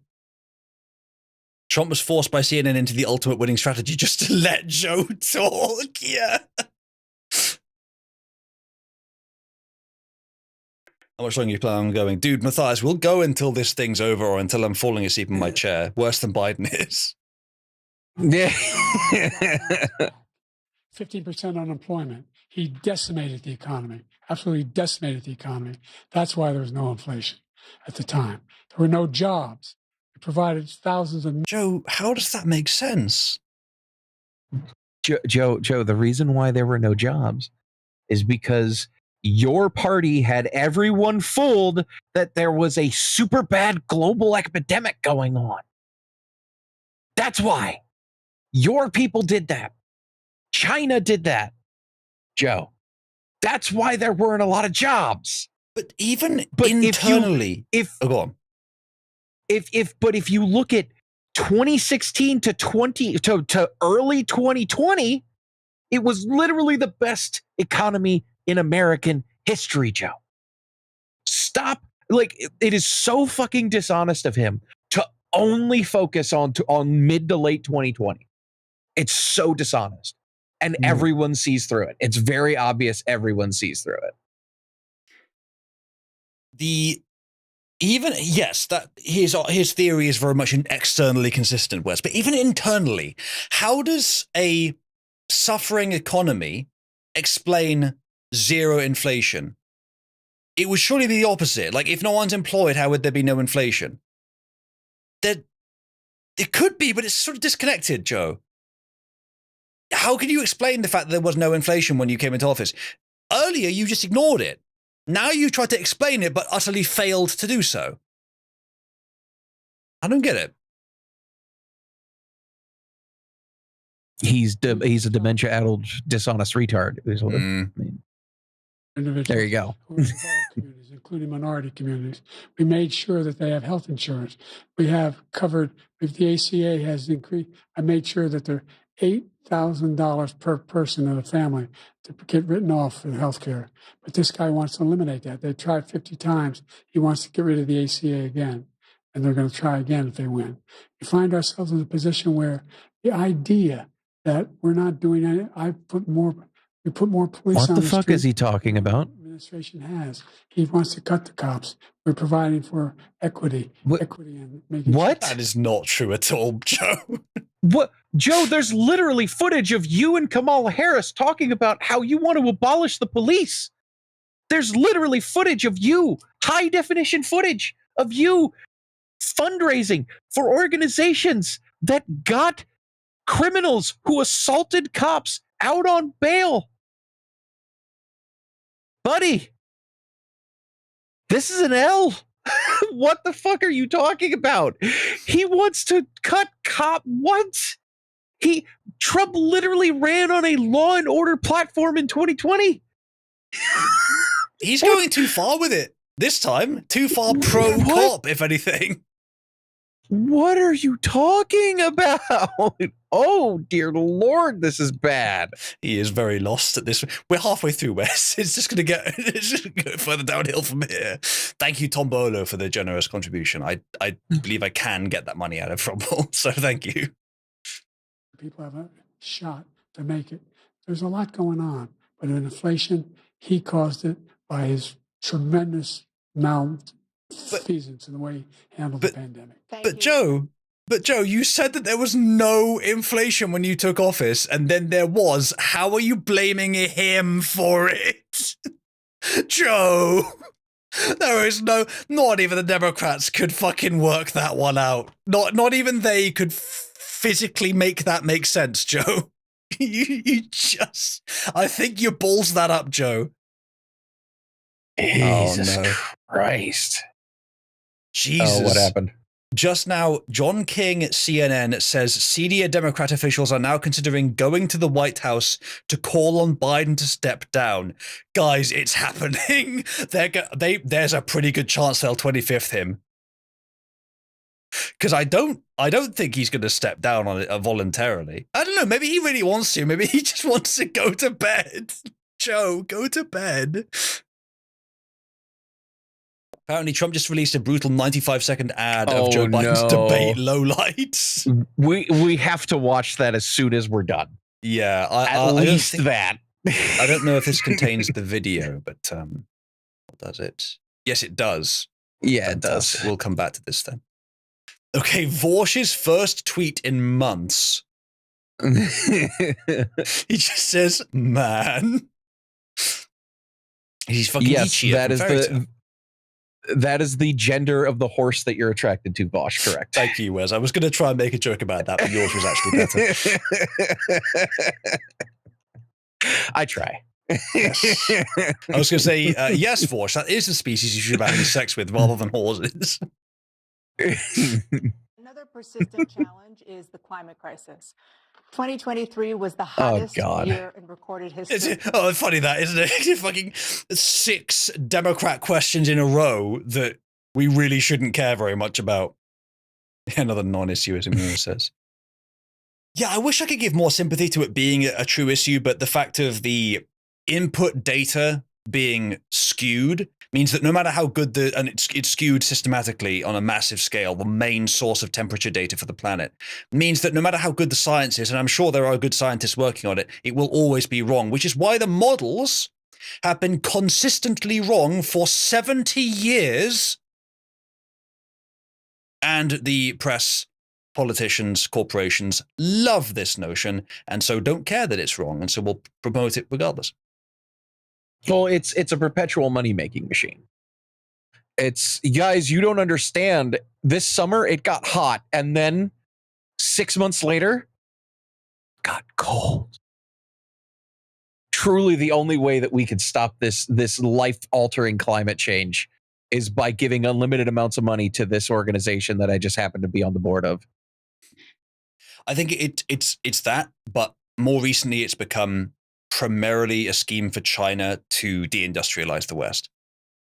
Oh, and that steal all too, their obviously. That's a convenient secondary perk, I guess, is a way to put it. But it is this thing has been around since the 70s. It's been a scam since the whole time. We've only had 10 years left for the last 60 years now. I think we're okay. The sea levels have literally not risen at all. It's a matter of inches. It's a matter of centimeters. We're good. What's more, we could, from this point onward, continue using oil for probably another 500 years before it actually starts to run out. But there is no way that we are going to be using oil for long enough that it will run out before we get something to replace it with. Because oil's dirty shit. Much dirtier than nuclear. Orders of magnitude dirty. You're breathing in that shit right now, like oil, fossil fuels in general. It's way, way nastier than we shouldn't be using it, but we're not going to be able to stop immediately, and we'll replace it pretty quickly anyway. There's no way we would get to actually using all of it before we replace it. So it's not. There's no point. We don't really need to do anything about that. More efficient, sure, but just exporting the problem to China and India is literally much worse than handling it ourselves. It's peak NIMBYism. Yeah. I want to try and give some sort of all that stuff, but there's something valid about it. But the things Republicans already agree on: air quality, pollution, maintaining the biosphere without just actually fucking with it. But that's useful stuff, like energy efficiency, innovation in new technologies that could be useful. Government subsidy for R&D occasionally. These are things that we can both agree on, but the rest of it, I'm afraid to say, is mostly bunk. There's even plenty of reason to believe that the higher CO2 proportion might just be increasing the greenery of the planet. We have more trees in the world right now than I think at any time in recorded history. So it's a tough one. tough to give much there are more lenience. trees. There are more trees in the Western Hemisphere now than there was before the Industrial Revolution.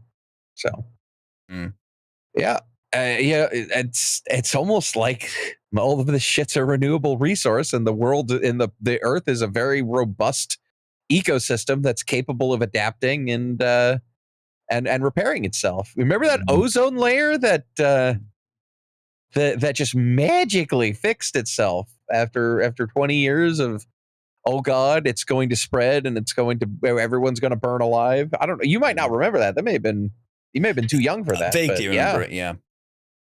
Yeah. All going to get burned alive.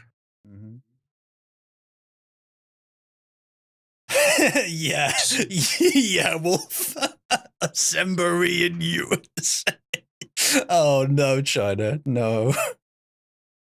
Yeah, as Markatilla says, we're finding bacteria that eats plastic. The thing is, we have far, far more hope of solving our industrial-related problems by further industrial action, further pushing forward, than we do by deindustrializing. Deindustrializing is just suicide, literal suicide. We might as well just end our lives. The only way is forward. We're going to find solutions to these issues. We're going to retool our focus to solve the problems that are actually threatening to us, but let's not overreact to things that aren't. But Uzulu, a gender-confused sociopath who lived in a shack in the woods wrote a book that said that the Industrial Revolution was bad. Ah, damn shit. Well, you know what? I'm not sure if I can. I'm not sure if I can take that as a valid authoritative source, unless he tried to bomb politicians with letters. But I'm sure he didn't do that. So anyway, we'll move on. Yes.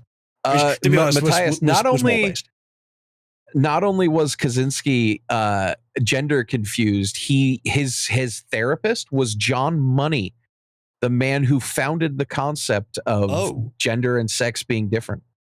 I didn't know that. Yes, it was. That might explain the somewhat peculiar mind. Though from what I've heard, he was very intelligent. Didn't help.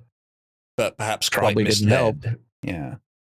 No. He was a mind-addled sociopath, and it is shocking how many easily led people take him seriously. Actually read his book, people. Don't just go, oh, memes, I like him. I don't like current thing, therefore I think we should deconstruct society. Anyway, please continue. Anyway. Yeah. You know what was that about Chinese agents finding their way into the US? Well, it turns out they've been here a lot longer than you think.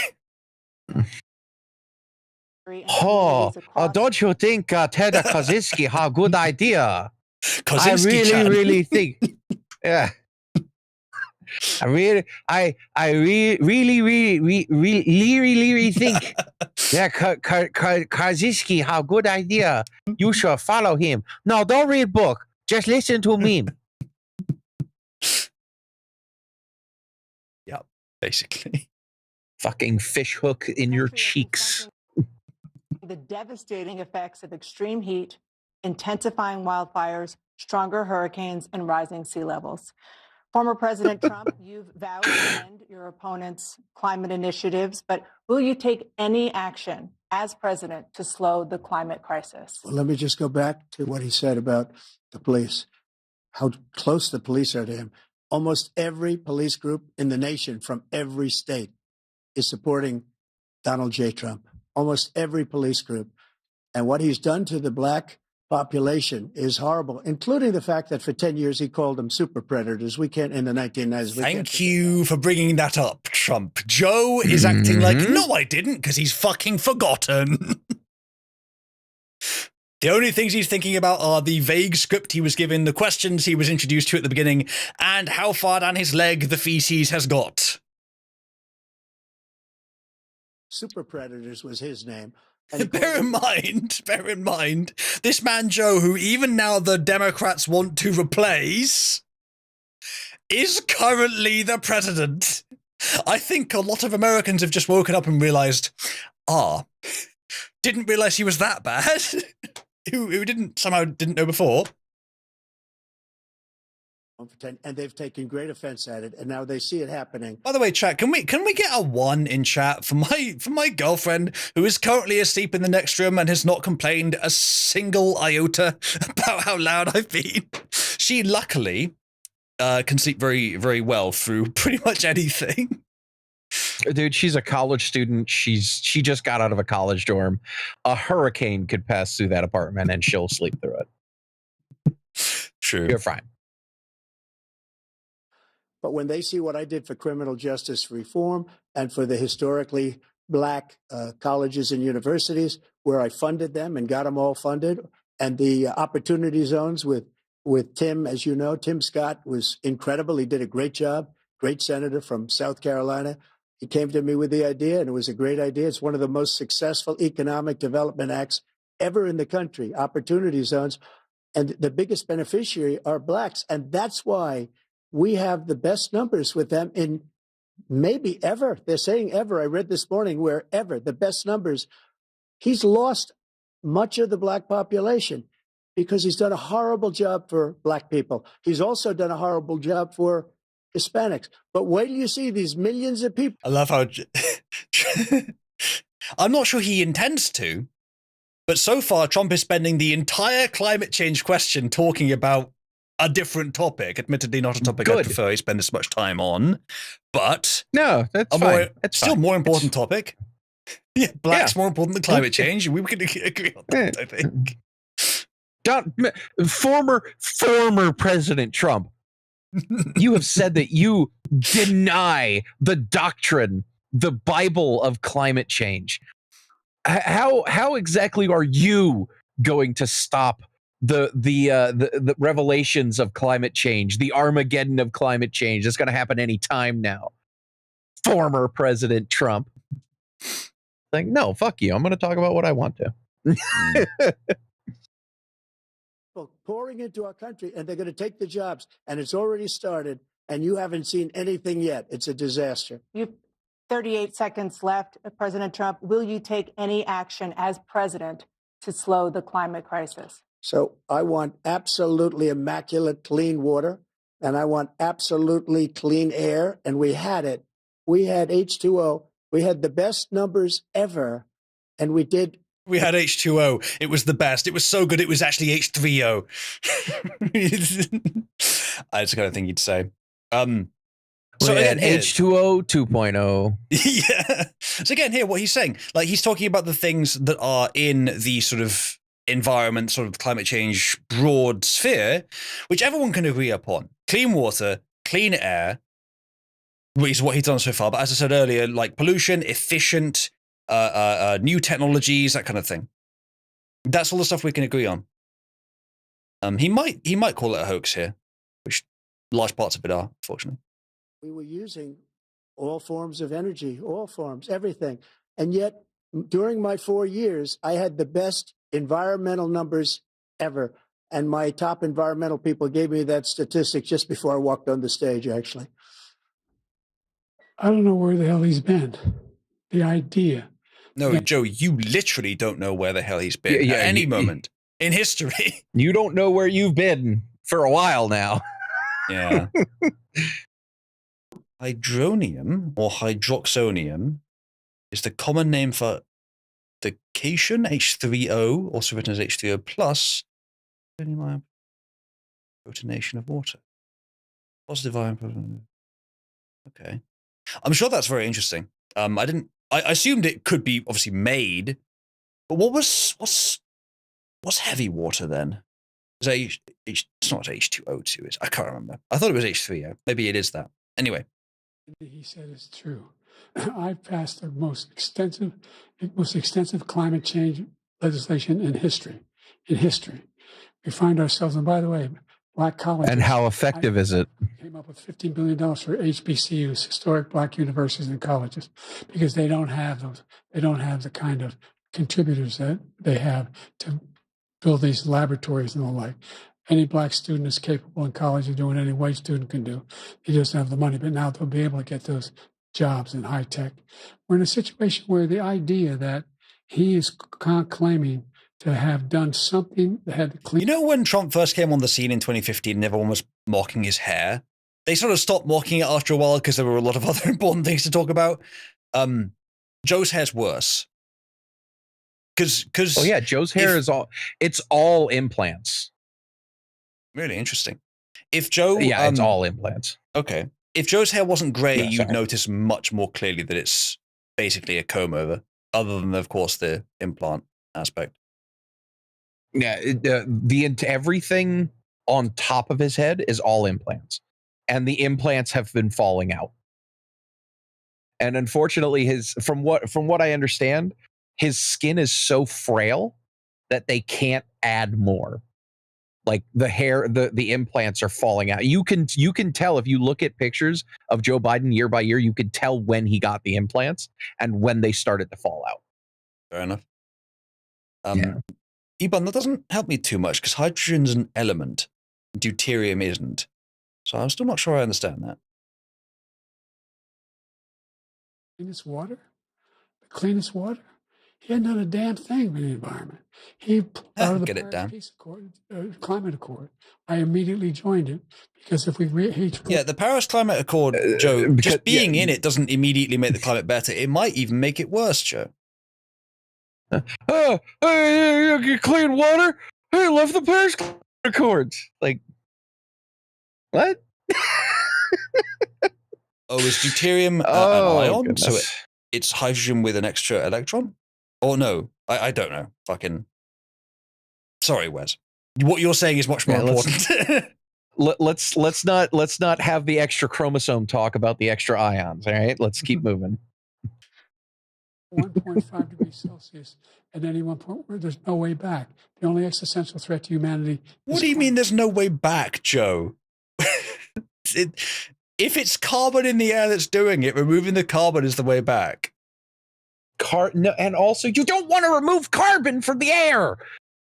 It's literally what trees breathe. It's what phytoplankton breathe. Yeah. You don't, dude, the demonization of carbon is one of the biggest psyops in modern history. Carbon is good. You want carbon. You know what you get when you have more carbon in the atmosphere? You have bigger trees. You have more oxygen. You have more good stuff in the air.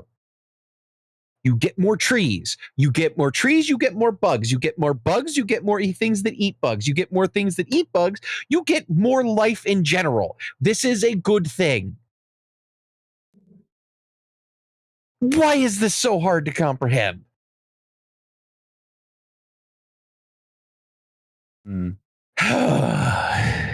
Change, and he didn't do a damn thing about it. He wants to undo all that I've done. The Paris Accord was going to cost us $1 trillion, and China nothing, and Russia nothing, and India nothing. It was a ripoff of the United States. And I ended it because I didn't want to waste that money because they treat us horribly. We were the only ones. It was costing us money. Nobody else was paying into it. And it was a disaster. But everything that he said just now, I'll give you an example. I heard him say before insulin. I'm the one that got the insulin down for the seniors. There you go. I took care of the seniors. What he's doing is destroying all of our medical programs because the migrants coming in, they want everybody. And look, I have the biggest heart on the stage. I guarantee you that. And I want to take care of people. But we're destroying our country. They're taking over our schools, our hospitals. Although there will be a point in the next few weeks, maybe days, when Joe's heart will suddenly get much larger and then stop. It's one of the possible ways that his long life could come to an end. It's one of the possible ways that the CIA, his long life will naturally come to an end, tragically. It's going to be sad. If powerful forces want to get rid of him, they will not have to kill him. They can just tell him, okay, Joe, we're going for ice cream now. Come this way. Yeah. And then quietly sign the 25th Amendment in the back rooms. No, you just got, this is going to be a lot easier than JFK, man. We don't even got to aim. We just wait.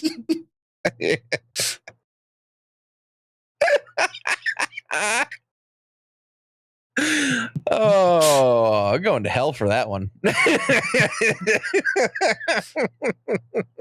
going to be taking over Social Security. He is destroying Social Security, Medicare, and Medicaid. The idea is that we, in fact, we were the only ones of consequence who were not members of the Paris Accord. How can we do anything if we're not able to, the United States can't get us under control? One of the large... Joe, have to explain this again. It's okay. It's even more ridiculous for the UK than for the US. I don't know what the US is in terms of percentage of CO2. I think it might be 10% or something. The UK is less than 1%. There is absolutely no point in us bothering with climate change. And yet individuals here, some of them, spend so much effort in their own lives to put themselves out of convenience to make a tiny, tiny dent in the quote-unquote carbon problem. It is not a per capita issue. Some things are. Climate change is absolutely an overall numbers issue. So... crime statistic. Yes. Sorry. So, if China doesn't do anything to help, if India doesn't do anything to help, if Russia, say, doesn't do anything to help, there is nothing that we can do that will put a dent in that.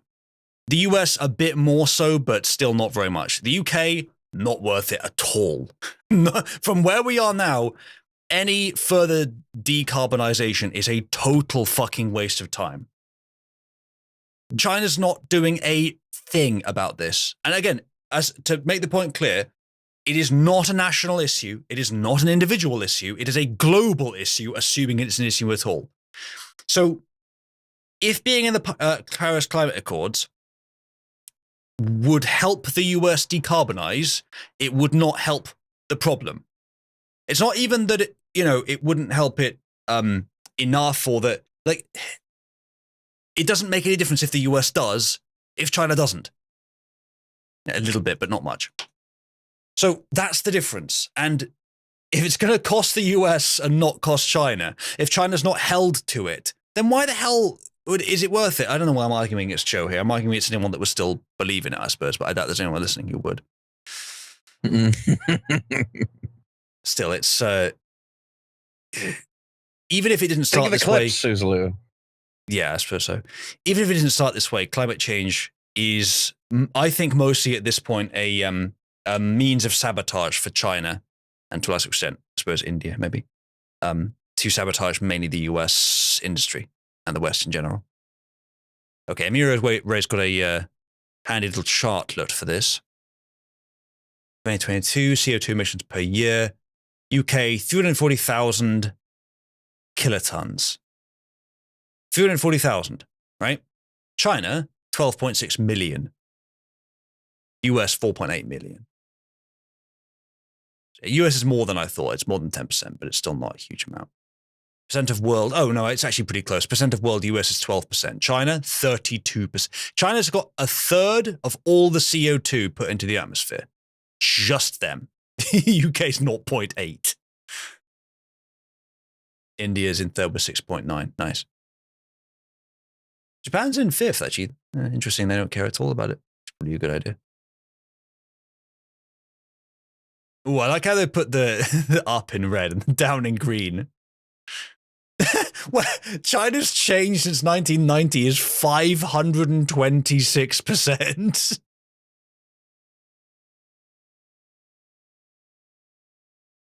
Wow. Damn, if you actually care about it, we've done the best since 1990. We've had the best change. If a country can become so much more efficient, they're creating less CO2, and still survive as a country, that's pretty good going. It's still, I think, a bit of a waste of time, but still impressive. Anyway, back to this. Yeah, literally the one absolute best thing that we could do, and it's relatively cheap and it's relatively quick to combat global warming, combat climate change, is bomb the Three Gorges Dam. That would be an instant, colossal victory for stopping climate change. It would do more to stop climate change than vaporizing the entire United States of America. That is, I think, literally true. I think literally true, by the way. All very close. Largest polluters in the world, number one. We're making significant progress. By 2035, we will have cut pollution in half.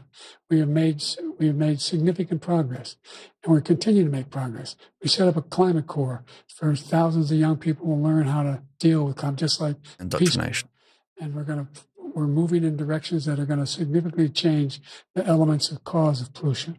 But the idea that he claims that he has the biggest heart up here and he's really concerned about pollution and about climate, I've not seen any indication of that. And by the way, he never said that, Joe.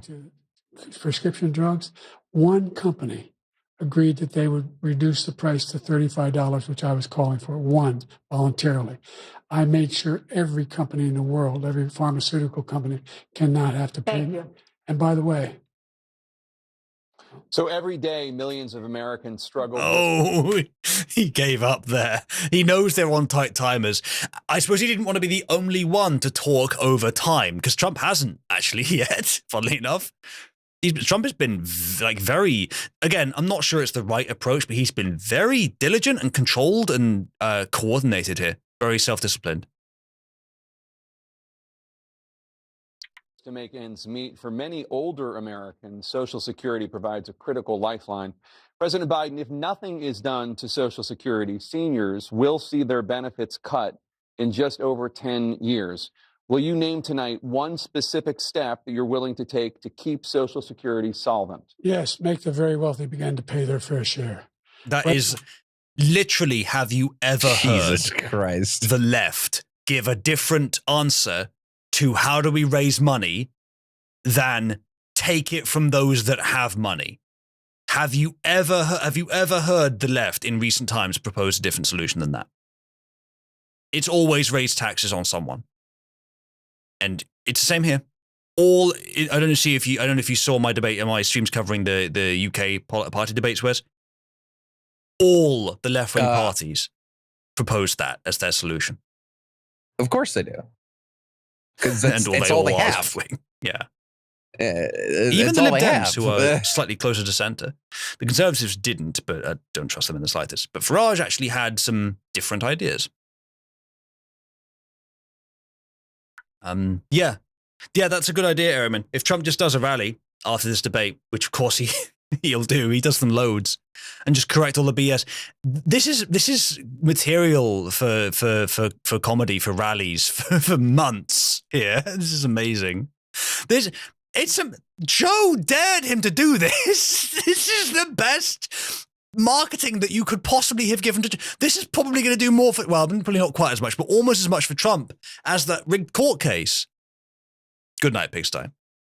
We are hemorrhaging people over time as the night wanes on here, chat. It's almost 7 a.m. here. We're going for 5.5 hours, and we're still going. We are 55 minutes before the end. We're 3/4 of the way done. We can do this. That doesn't make sense. I guess there's like time at the end where they do like a review of what. Yeah, there is. But we're not 55 minutes before the end. We're probably more like 35. There's still a long way to go.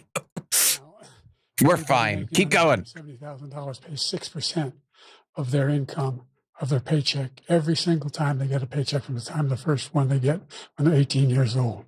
The idea that they're going to, I've been proposing that everybody, the millionaires pay 1%. 1%.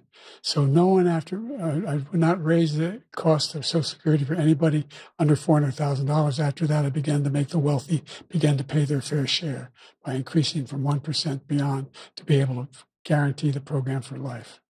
So you still have 82 seconds left. Are there any other measures that you think that would be able to help keep Social Security solvent? Don't make him talk. It's not helping him. Honestly, ask Trump your difficult questions and don't ask Joe. It's not helping him. Every second Joe it's already done though. To be honest, by this time, it's already too fucking late.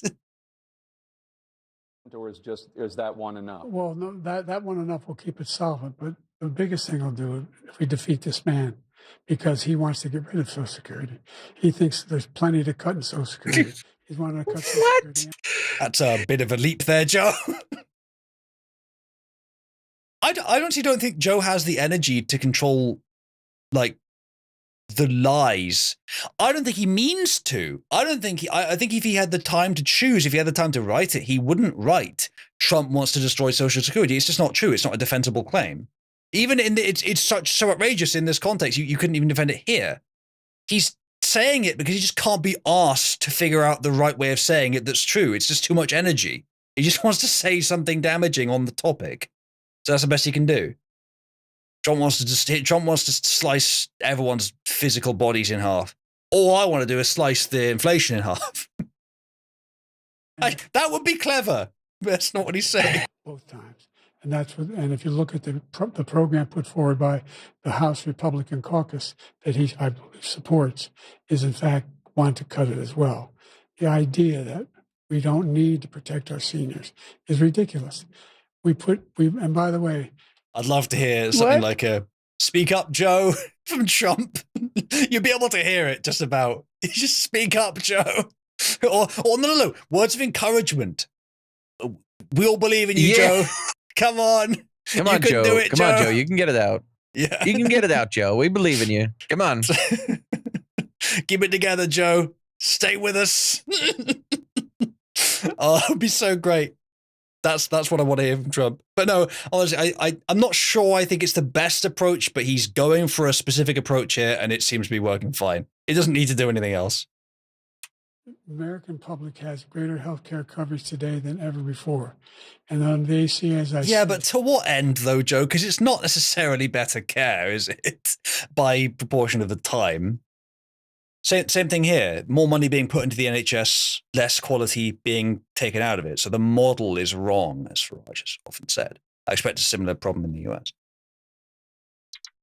You're in a circumstance where 400,000 people, 40 million people would not have insurance because they have a pre-existing condition. Only thing that allows them to have that insurance is the fact that they, in fact, are part of the ACA. Joe, what is insurance? It's a bet that you're not going to need it. If you're forcing insurance companies to take a bad bet, that's quite distortionary, and you're using taxpayer money to do that. It's more than a risk, Joe. It's financial, not exactly suicide. I don't want to overuse that. It's financial ruin. It's destiny to financial ruin. So it is essentially just a scheme. It's not even like with the NHS, it's got plenty of issues, but you don't have quite the same marriage of government money and private enterprise, where the private enterprises become motivated solely to extract as much money as they can from the government. I've said before, I think a mixed system could work where the government provides access, but the private markets provides the service. But if you do it wrong, it could be worse. It could be worse if you do it wrong than an NHS, I think. So, just real quick, if you actually want to fix the insurance problem in this country, you put forth legislation on a federal level that forces insurance companies to actually pay out when they owe their people money, and force them to use simple language. Simple, easy language, not lawyer speak, not loophole, not contracts filled with loopholes. General insurance on things or people. That's it. Simplify the insurance process if you want to keep going with this insurance bullshit. You have to simplify it. You can't have, well, this insurance covers floods, earthquakes, and meteor strikes, but it didn't cover fires. And while, yes, a meteor struck your house, it burned down. So, that type of bullshit. If you have house insurance, it covers everything. If your house gets fucked or damaged, your insurance pays for it. That's what insurance is for. None of this complicated, weird shit with loopholes and shit. If you have life insurance, if you die, you're the people who are the beneficiaries get the money. Simple as. Yeah. Yep. That would be better. Yeah. Maybe it would take regulation to do it. If so, maybe that's fine. Yeah. It's looking like it's going to have to. Thing is, if you did that, I'm not sure that insurance companies would be able to make enough money to justify continuing to exist, which is perhaps instructive. Well, then one of two things are going to happen. Either they have to get competitive or they're going to have to scale back. Or both. Yeah, I'm not sure. I always I don't think I like the idea of insurance in general. The only time it's beneficial is shortly after you take it out. Well, after a it's certain point, you supposed could to have saved be. It's supposed to be basically, I give you money, and if something, it's a wager. As I said, Yes. as you said, it's a wager. It's, I bet something bad will happen. Well, I bet something won't. There you go. Basically, I bet I'm gonna get fucked one day.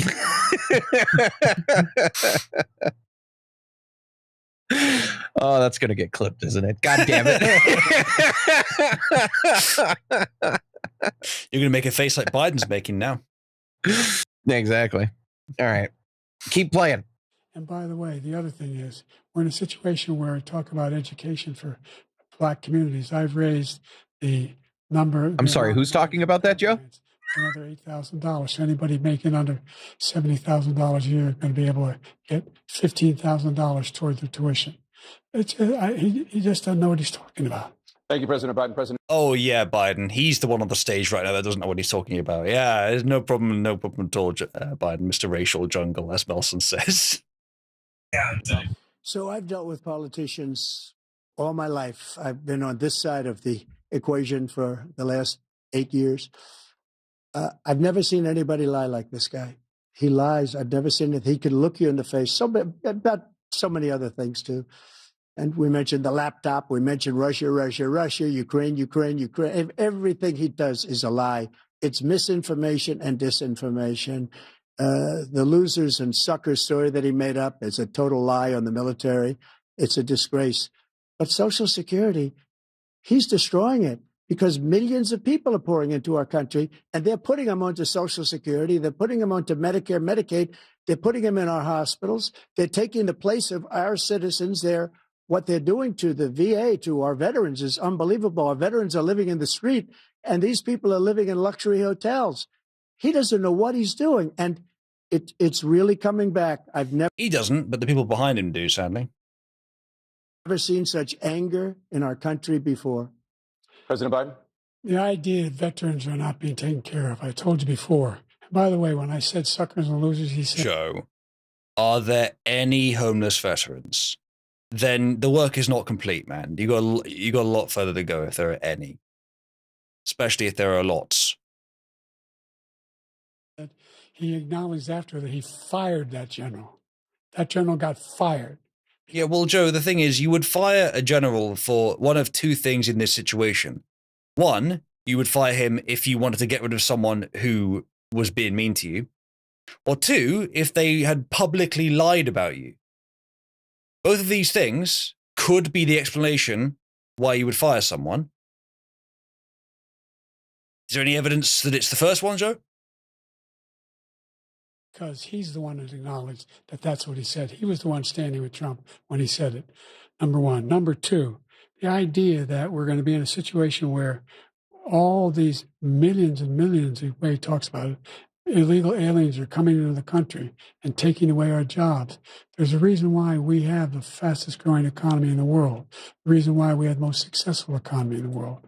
Measured by what, Joe? Measured by GDP per capita? Because I doubt it. If you measure it by GDP, the only reason you'd have the fastest growing economy in the world, I'm sorry, my speech now because I'm so fucking tired. The only reason you'd have the fastest growing economy in the world is because you're importing hundreds of thousands of people every fucking month. That's the only reason you would have the fastest growing economy in the world. By GDP numbers alone. Because there's more people in total. So again, whenever they quote a statistic, even vaguely, what you're asking is not, "Ooh, that's good. I wonder how he achieved that." No, what you're asking is, how did they cook the definitions or the whatever to make that statistic technically true? Sometimes it is a lie, but usually it's cleverer than that. Because Joe didn't invent it. I love the fact that Joe thinks that an economy that is hovering around one of the lowest points of Trump's economy is a growing one. We reached the point that we are now in 2016. And it's like, bro, we just went higher. We're in a recession. We are no, it's more than recession. It's stagflation. That's what we're in.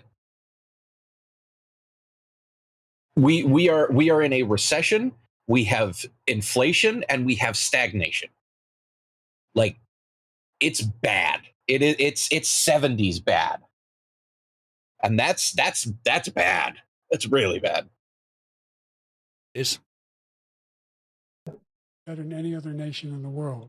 And by the way, those 15 Nobel laureates he talked about being phony, those 15 Nobel laureates, economists, they all said that if Trump is reelected, we're likely to have a recession and inflation is going to increasingly go up.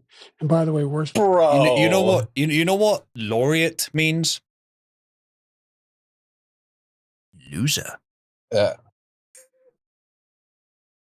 Oh no, guys, we're gonna have a recession if Trump gets elected. Oh man, I wonder what that's like.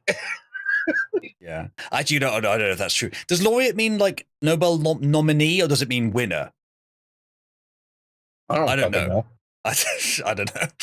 If it means nominee, that would be loser, because if they'd won it, they would say Nobel Prize winner. But if laureate means nominee, then yeah, it technically does mean that they're the ones that didn't win it. Still, yeah, you could explain that, and I'm sure that there is one. I haven't looked into the 15 Nobel laureate thing, but I'm sure that there is a pretty good explanation for it, because Trump had a good economy and Biden didn't, and that is pretty simple. Even a Nobel laureate should be able to figure it out. So I bet there's something. And the 21 intelligence agencies over and over and over again. Yeah. What? Every this is his thing. This is the thing. It's appeal to authority. It's all the bullshit. It's all the bullshit. You know what stat about Biden isn't a lie, though? 10% for the big guy. Yeah. President history. 159 presidential scholars voted him the worst president in the history of the United States of America. President Biden. Could they, by any chance, Biden have been slightly biased there? Jesus Christ. Don't believe your physical actual experience that you had 6-7 years ago, guys. Mm-hmm. No, he's the worst. He was the worst. This sounds like the fucking Rotten Tomatoes critic score versus user score. The critic score says this movie got a 93%. Meanwhile, the fucking film goers rating it at 13%. It's like that, but the opposite for Trump. The critics fucking hate him and the public love him to a really unbelievable degree. Like, I don't think, I wonder if there's been a politician, in at least the last 100 years, who has been this beloved by a large portion of the people. I was thinking Reagan, but I do wonder, was it even this much for Reagan? Oh yeah. He had one of the largest landslides in American history. Okay, fair enough. Oh, okay, so it's actually, so Nobel laureate's actually the winner. Okay, in that case, it does not mean loser. My mistake. Yes, exactly. Bro, if you have that opinion, it doesn't matter. Yeah, it doesn't matter. You're a loser. Also, have I not heard at some point that the Nobel Prize for Physics is like legit? That one actually does go to people that have achieved something, but all the other Nobel Prizes are a waste of time. I think someone said that at some point. I'm not sure, but wouldn't be surprised. Thank you so much. Let's turn to the cost of child care, which many American families struggle to afford. President Trump, both you and President Biden have tried to address this issue, but the average cost of child care in this country has risen to more than $11,000 a year per child. For many families, the cost of child care for 2 children is more than their rent. In your second term, what would you do to make child care more affordable? Just to go back, the general got fired because he was no good. And if he said that, that's why he made it up. But we have 19 people that said I didn't say it, and they're very highly respected, much more so than him. The other thing is, he doesn't fire people. He never fired people. I've never seen him fire anybody. I did fire a lot. I fired Comey because he was no good. I fired a lot of the top people at the FBI, drained the swamp. They were no good. Not easy to fire people. You'd pay a price for it, but they were no good. I inherited these people. I didn't put him there. I didn't put Comey there. He was no good. I fired him. This guy hasn't fired anybody. He never fires. He should have fired every military man that was involved with that the Afghanistan horror show, the most embarrassing moment in the history of our country. He didn't fire. Did you fire anybody? Did you fire? The problem is, Trump, I think Joe was, well, not Joe himself, but Joe's handlers were quite involved in that. So he'd have to fire quite a lot of people, some pretty high up people. Jon Stewart's debate analysis. I'm sure this is going to be a challenging mountain for him to climb to support Biden in this debate. Elon says, salute to the Brits still awake. Thank you. I did have a sleep earlier in the day, like 4 hours of sleep, but that still puts me at a 3 a.m. currently with a relatively normal start of day. So I'm still doing pretty well here. I mean, not by Wes's standards. Wes has some crazy long sleep endurance. Oh, yeah. I go all day and all night, especially with this shit. This shit's great. You don't even have to run the stream. Well, yeah, that too. I can tell you it's so much effort. It's right now it's really not, to be honest. Sometimes it is though, but right now it's not. Fire anybody that's on the border that's allowed us to have the worst border in the history of the world? Did anybody get fired for allowing 18 million people, many from prisons, many from mental institutions? Did you fire anybody that allowed our country to be destroyed? Joe, our country is being destroyed as you and I sit up here and waste a lot of time on this debate. This shouldn't be a debate. He is the worst president. He just said about me because I said it. But look, he's the worst president in the history of our country. He's destroyed our country. Now, all of a sudden, he's trying to get a little tough on the border. He came out with a nothing deal, and it reduced it a little bit, like this much. It's insignificant. He wants open borders. He wants our country to either be destroyed or he wants to pick up those people as voters. And I don't think we just... Trump, it is both, mate. It is both. I do think skipping the question on climate change earlier was pretty based. But don't skip the question on childcare. I mean, it's a simple answer. It's like, yeah, we're just going to make the economy not shit anymore like we did last time and it'll fix itself. But that's what you need to say. Yeah, we need to talk about the economy for a few minutes. Can't let it happen. If he wins this election... It's a very Democrat perspective. This particular issue is difficult for people to afford. People can't afford this thing. What are you going to do? Because they're expecting something like, well, we're going to start a program that allows parents to get government subsidy. No, fix the economy, let them pay for it themselves with the money they'll have too much of. We are going to bend the arm of various industries using centralized government force and make them give you the diapers.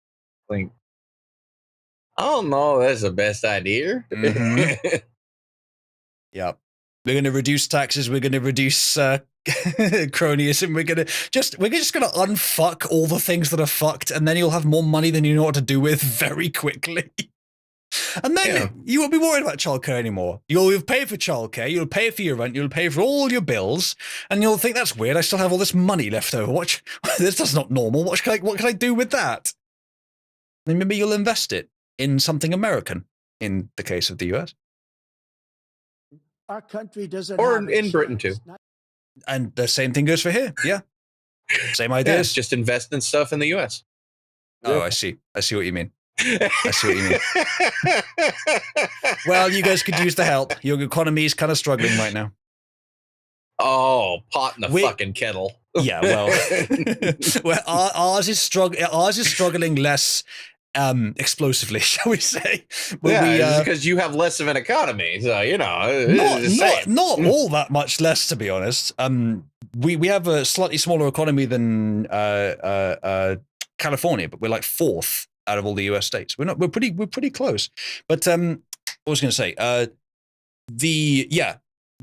Trump 2024 seems likely, even with the rigging. It's obviously going to happen, even without the rigging. But with the rigging, it seems likely. We're going to have to wait until 2029 to get Farage, Wes. It's so sad. This stream is not about the UK, but you know how the voting system works here, where it's by region, so you've got to win in each region. So even if you got like 25% of the national vote, you might only get a few seats in the parliament, which, you know, there's arguments for and against that. But it is a bit of a problem for new parties coming up into the system, like Farage's party. Well, the latest poll is saying that Farage's party is going to get 18 seats, which is like 8 more than the relatively high estimate I gave them recently. It could reach an inflection point. It could reach an inflection point where they just take all the conservative seats. I hate to interrupt you. The Joe Biden's personal Twitter handle tweeted 23 times during the debate. Well, so his Twitter staffer is more active than he is more talkative, more communicative than he is as himself. But the thing is, he has insisted, as has his controllers, that is actually him tweeting for years. Yeah, but this just caught them in yet another lie. We all knew. Yeah. Again, this is once again a thing where we all knew. All of us here knew. We all knew that was bullshit. But once again, we now have it confirmed that was in fact bullshit. So there you go. I got hairy legs that turn blonde in the sun. Oh no! So true. That's not even this debate. I think that's from a 2016 debate. That's from it's not even from a debate. That was from a rally back when Joe Biden was able to do rallies. The audio is. The video is not. The video is, I think, from a 2016 debate. I recognize the background. It's not on this one. Not even a chance of coming out of this rut. We probably won't have a country left anymore. That's how bad it is. He is the worst in history by far. Thank you, President Trump. President Biden? We're the most admired country in the world. With the United. The thing is, Joe, the US should be, under good circumstances, it should be, in many ways. But most of the world actually doesn't like the US, at least at the moment. And mostly it's shitholes that don't. And I'm sure they don't like Europe very much either, but like, you're known as the Great Satan in more than one country. So I don't know if I'd go quite that far, Joe, and certainly not under your leadership. Like, okay, the American public, most of them don't think much of you, certainly at this point, Joe, but some of them can be persuaded because you're blue. But other world leaders, there's not a single one who thinks you are deserving of respect. They are slightly smarter than the average of their people. They all know what you are. I doubt there's a single world leader that doesn't know the election was rigged. United States of America. There's nothing beyond our capacity. We have the finest military in the history of the world, the finest in the history of the world. No one thinks we're weak. No one wants to screw around with us. Nobody. Here's the thing, Joe. You've got the guns, you've got the boats, you've got the well-trained soldiers, you've got the strategies, you've got everything a good military needs, except the leadership. Some of the generals near the top and the commander-in-chief are not good. Well, they're all gay trannies, so what are you going to do? Yeah. It's the only way to destroy a self-sustaining system is from within. And Joe, you are the rot incarnate. One. Number two, the idea that we're talking about worst presidents. I wasn't joking. Look it up or go online. 159 or 58, don't hold me the exact number, presidential historians, they've had meetings and they voted who's the worst president in American history, one through best to worst. They said he was the worst in all of American history. Did they say it through tears, Joe? Joe, it really doesn't matter what they think, even if they are presidential historians. Like, especially that many saying it, it becomes a lot harder to believe. That's a fact. That's not conjecture. He can argue they're wrong, but that's what they voted. The idea that he is doing anything to deal with child care, he did virtually nothing to child care. We should significantly increase the child care tax credit. We should significantly increase the availability of women and men or single parents to be able to go back to work. And we should encourage businesses to have. Thank you, President Biden. President Trump, the question was about what would you do? You see Tapper interrupting the end of Biden's sentence there. I think Tapper's going to get a tapper at his door with the FBI agents there with a black bag. Not seriously, but I don't think Joe was very happy with him there. Again, as I said, fucking Joe with here's the schemes the government's going to use to lean on the private sector to make them provide childcare against their interest. Whereas, yeah, Trump didn't do much about childcare. He didn't have to. All he had to do was fix the economy, and it fixed itself. He just didn't have the time to solve it completely, but he still solved it quite a lot in the time he had. Make childcare more affordable. If you want to take your minute, just so you understand, we have polling, we have other things that they rate him the worst because what he's done is so bad, and they rate me. I'll show you. I will show you, and they rate me one of the best. Okay. And if I'm given another 4 years, I will be the best. I think I'll be the best. Nobody's ever created an economy like us. Nobody ever cut taxes like us.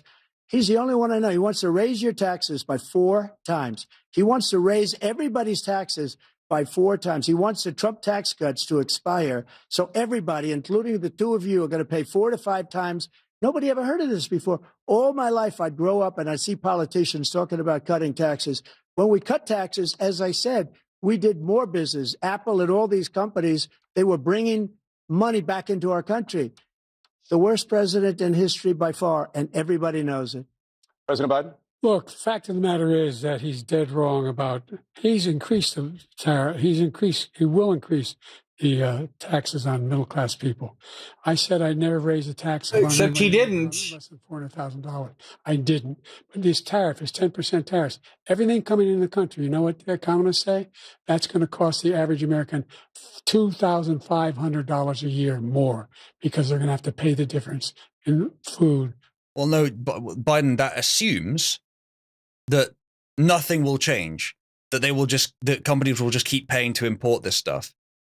But what might change, Biden, is that businesses who want to do business in the US will have to set up shop in the US, which makes the economy healthier, which means that those people who would otherwise be paying the tariffs down the line will have more money and won't be paying tariffs anymore because it's made locally.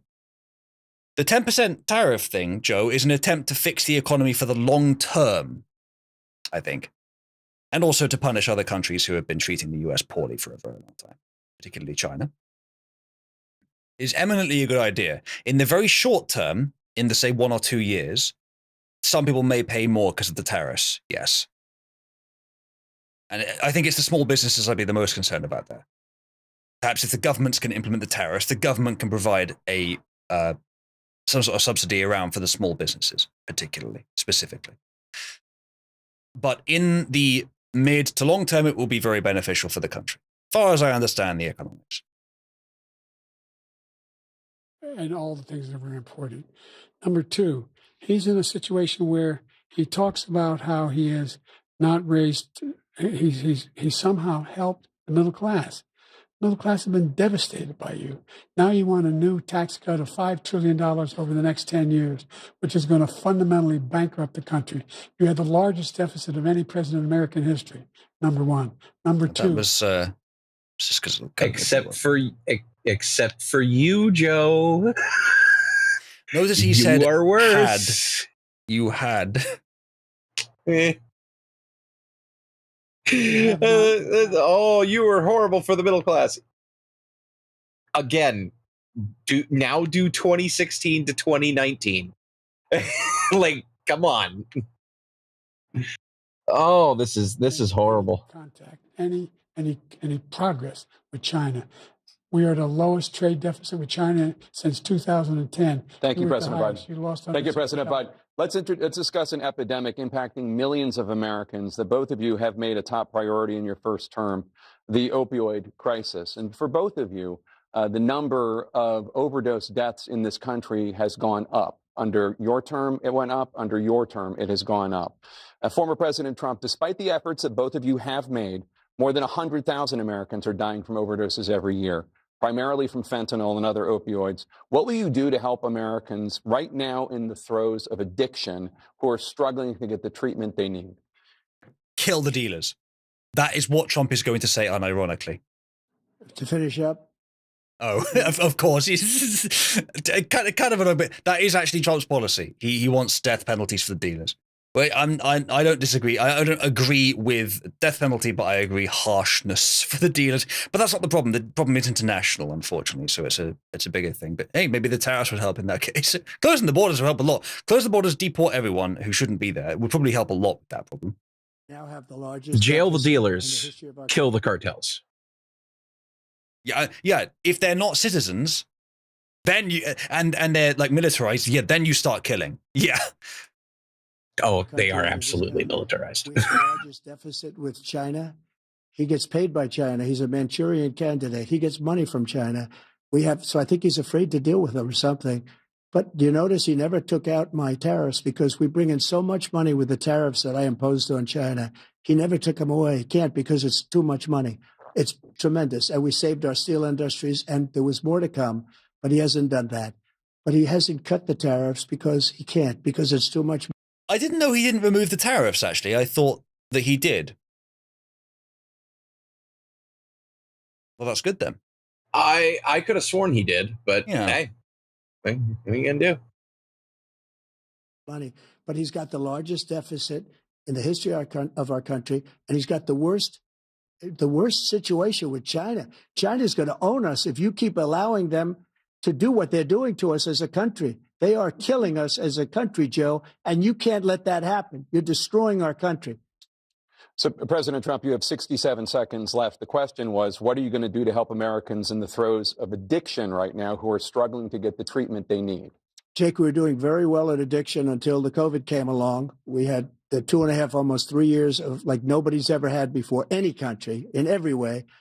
And then we had to get tough. And it was the drugs pouring across the border it started to increase. We got great equipment. We bought the certain dog that's the most incredible thing that you've ever seen, the way they can spot it.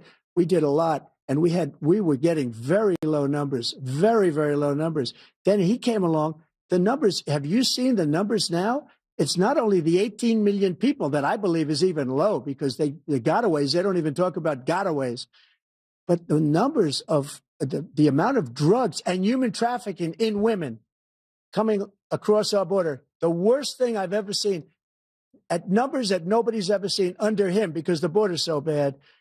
But the number of drugs coming across our border now is the largest we've ever had by far. President Trump, thank you, President. Yeah, the worst drug-like commodity he mentioned there coming across the border is women. Yeah, I agree. Absolutely. Yeah. We need to a blanket ban on women. We need to look. Oh, hold on. I'm sorry. I'm sorry. I don't want to ban women. All right. No one wants to ban women. We just need common sense women control. I was going to say that. Okay? Yeah. I'm just saying we need common sense women control. Mm-hmm. They need to engage in bumping quite often, so we need to increase our stock of them. So we need to have a good, healthy bump stock. We need a magazine capacity limitation so they don't get too distracted. We need none of them too short. So we can't have any short barrels or anything like that. Got to keep a good, well-regulated handle on them. Yes, exactly. And we can keep that brace muzzle. That's fine. Controlled. Oh yeah.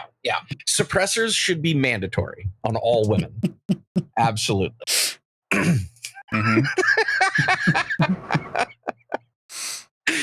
Oh, that's perfect. keep their scope narrow so they also don't get distracted.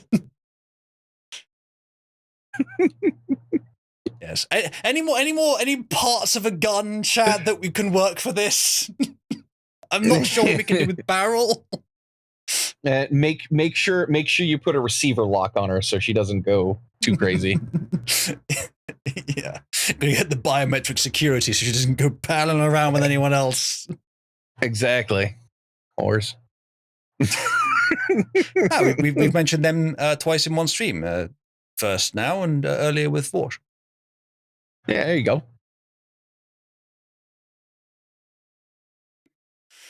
Skog says, Uzlu, my boy, I just woke up and you're still going. I fear for what I've missed. My dude, you have been less asleep than Biden. Yeah. Skog, I strongly suggest you keep a close eye out on the clip channel in the next few days because it's probably going to take much a while. And unfortunately, I don't know if Much is doing this stream, but I will recommend that she probably should because it's been pretty good.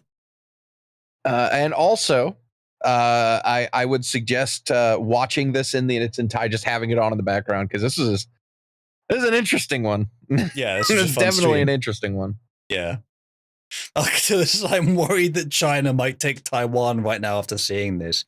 Dude, there's nothing they could do that would get Biden to lose votes faster because unless he does respond well, in which case China's fucked. But if they think he's not going to, it's just going to lose so many. The confidence that like we're talking about what's already happening here with the confidence drop in Biden. But if it's the beginning of a trend and they still run him, he could, I mean, already they're going to struggle to make up the numbers, but he could get so much less than they expect. He could be like a deficit of 30 million before the rigging. Yeah, good luck, be Scott. fucking hilarious. It would be, wouldn't it? If even after, like, if they have a rigging campaign that's twice as visible as last time and everyone sees it and he still loses by like 15 million votes, it's going to be so good. Oh yeah, and the best part is going to be when Trump just starts breaking that stuff down, starts engaging in inquiries, and finds out just how bad that is. But what power will Trump have to make sure that justice is served for the election rigging? Oh yeah, he'll be president.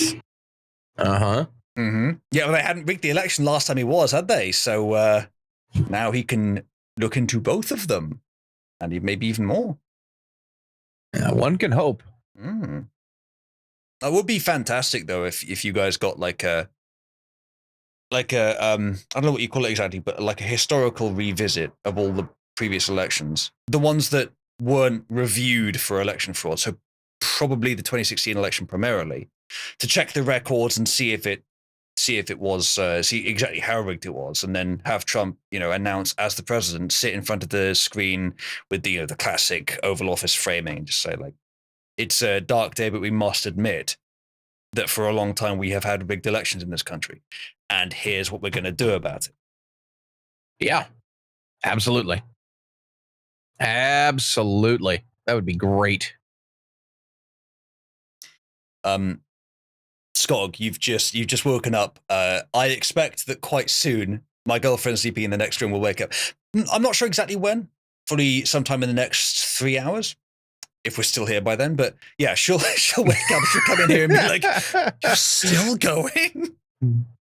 Well, Uzlu, remember, we have memes after the stream, so after the debate. I have lots more stuff after the debate. I have lots more.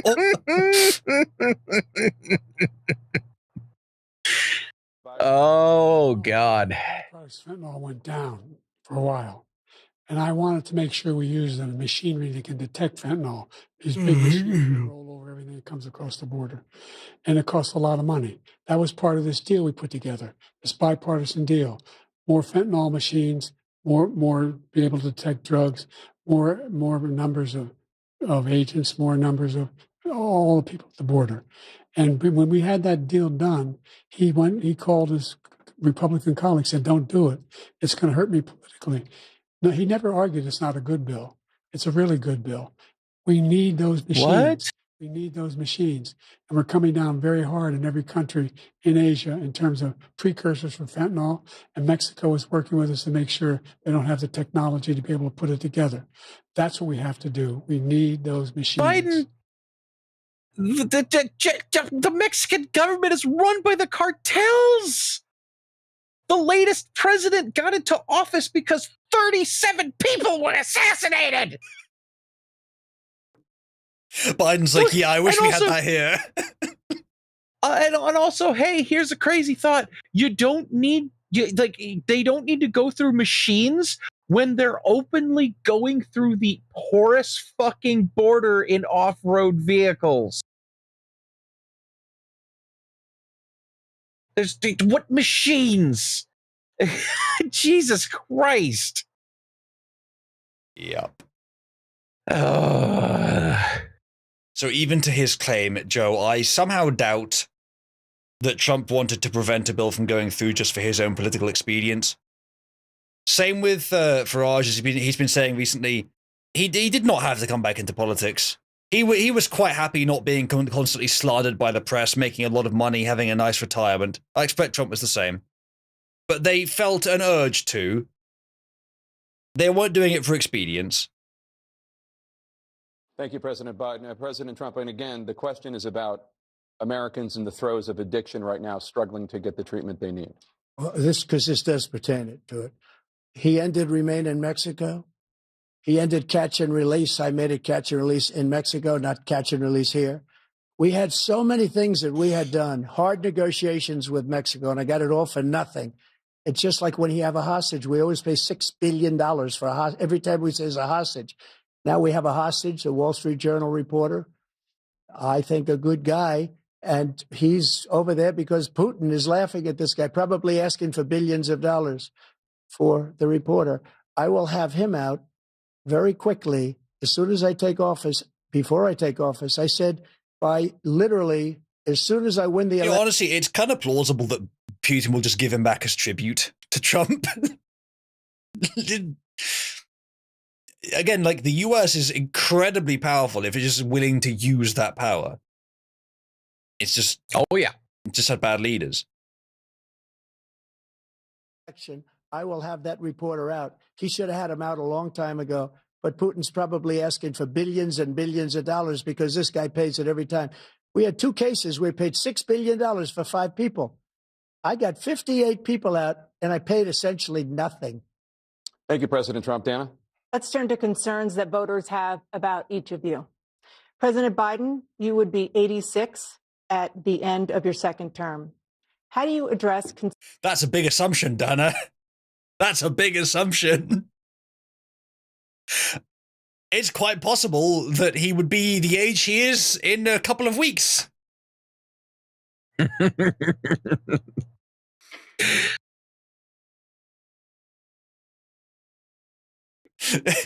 Joe Biden, you'll be 86 at the end of your second term. You won't live to see it, but you will be. You will be 86 in emeritus by the time you reach the end of your life. So you will be your body will be. You would have been born 86 years before the end of your. Just trying to make it correct. About your capability to handle the toughest job in the world. You will be 86 before the end of your term. Right? Into your 80s. Well, first of all, I spent half my career being critical. Well, first of all, I'm very active and lively, as you can see. All my youthful energies still very convincing, Biden. Thank you. Very convincing. As being the youngest person in politics, I was the second youngest person ever elected to the United States Senate. Yeah, that was just after the Second World War, though, Biden. And now I'm the oldest. Not wrong. This guy's 3 years younger and a lot less competent. I think that just look at the record. Look at what I've done. Look how I've turned around the horrible situation he left me. As I said, 15 million new jobs, 800,000 manufacturing jobs. I doubt there's even many hardcore Democrats that really believe he left you a bad situation and you made it a good one. I think what they're arguing is, oh, Biden's not too bad. Biden's not that bad. Look, he's done these good things. Over billions of dollars in private investment in enterprises that we are growing. By the way, we brought an awful lot of people. The whole idea of computer chips. We used to have 40% of the market. We invented those chips, and we lost it because he was sending people to find the cheapest jobs overseas and to bring home a product. So that does not sound like something Trump would do, to be honest, Joe. What? Oh my God. Jesus.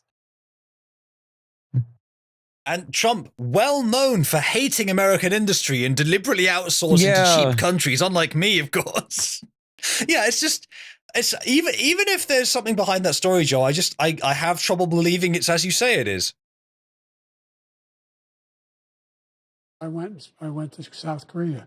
Yeah, and as Chilgon says, they just got on Trump for Chinese tariffs. To invest billions of dollars here in the United States, and guess what?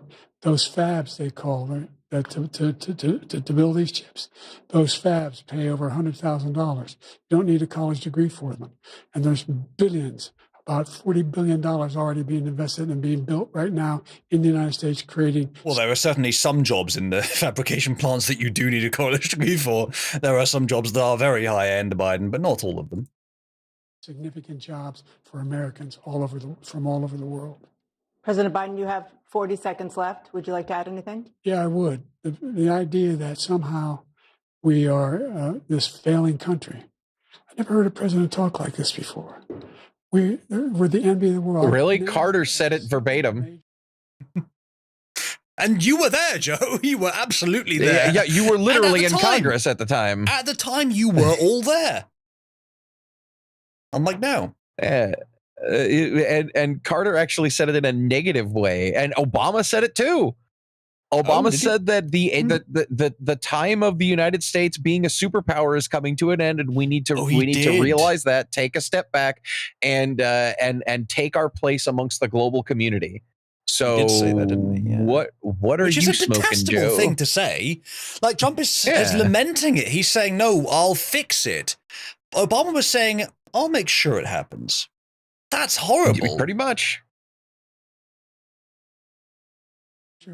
Country president wouldn't trade places with the United States of America for all our problems and all our opportunities. We're the most progressive country in the world in getting things done. We're the strongest country in the world. We're a country in the world who keeps our word, and everybody trusts us. Joe, again, as I said earlier, it doesn't matter what you say. It matters more about what you are and how you say it and what you do. No one hearing this, knowing that you're in charge of the US, is seeing reflected in you strength from the country. All the strength of the country is being held back. Kaiser Holt says, Danabash says, Mr. President, you have 40 seconds. You forgot to include the line we rehearsed. Oops, I mean, do you have anything off the cuff to add? Yeah. It was strange how quickly he leapt to, yes, I do, and here it is. I wonder if it was rehearsed, but even then, I wonder how he was able to remember it. Maybe he's like his long-term memory is fucked. Maybe his short-term memory is still quite good. But like that's the only thing that's left, pretty much. Our allies and our those who he coddles up to, from Kim Jong-un, he sends love letters to, and Putin, etc. Actually, Joe, it's Kim Jong-un, not Kim Jong-il. Get that again. Again, it's this weird mentality that Donald Trump making unprecedented peace progress towards one of our oldest still existing adversaries is a bad thing. Why is this considered a bad thing? I want to hear that again because I think he said Kim Jong Il. He trusts us, all of our allies, and our those who he cuddles up to, from Kim Jong Un. He sends love letters to him. Yeah, he said Kim Jong Il, which is the previous one. To be honest with you, he said Kim Jong Un. I guess it's plausible that he knew what the right name was. Yeah. Which is not a great thing to say about a world leader, is it? No. I guess it's plausible he knows who the other guy is. Yeah, you can't even say his fucking name, and you're criticizing Trump for being the first president in 60 years to cross the DMZ. Yep. And actually reach out and make peace efforts towards a nuclear equipped adversary. Mm-hmm. Now, granted, not a dangerous nuclear equipped adversary. They're literally starving. Mm. So, but still. Did you hear that Kim Jong Un oversaw the opening of a new smartphone manufacturing plant in North Korea recently? Really? Yeah. They manufacture one smartphone, and it has, do you know, Wes, it has a remarkable similarity to the cheapest, shittiest smartphone that you can buy in China. Huh. Oh, weird that. Yeah, it is, isn't it? I'm sure it's purely a coincidence. Funny enough, it even has most of the same model number. They didn't even bother to change that. They just renamed it. Only slightly, though. It's so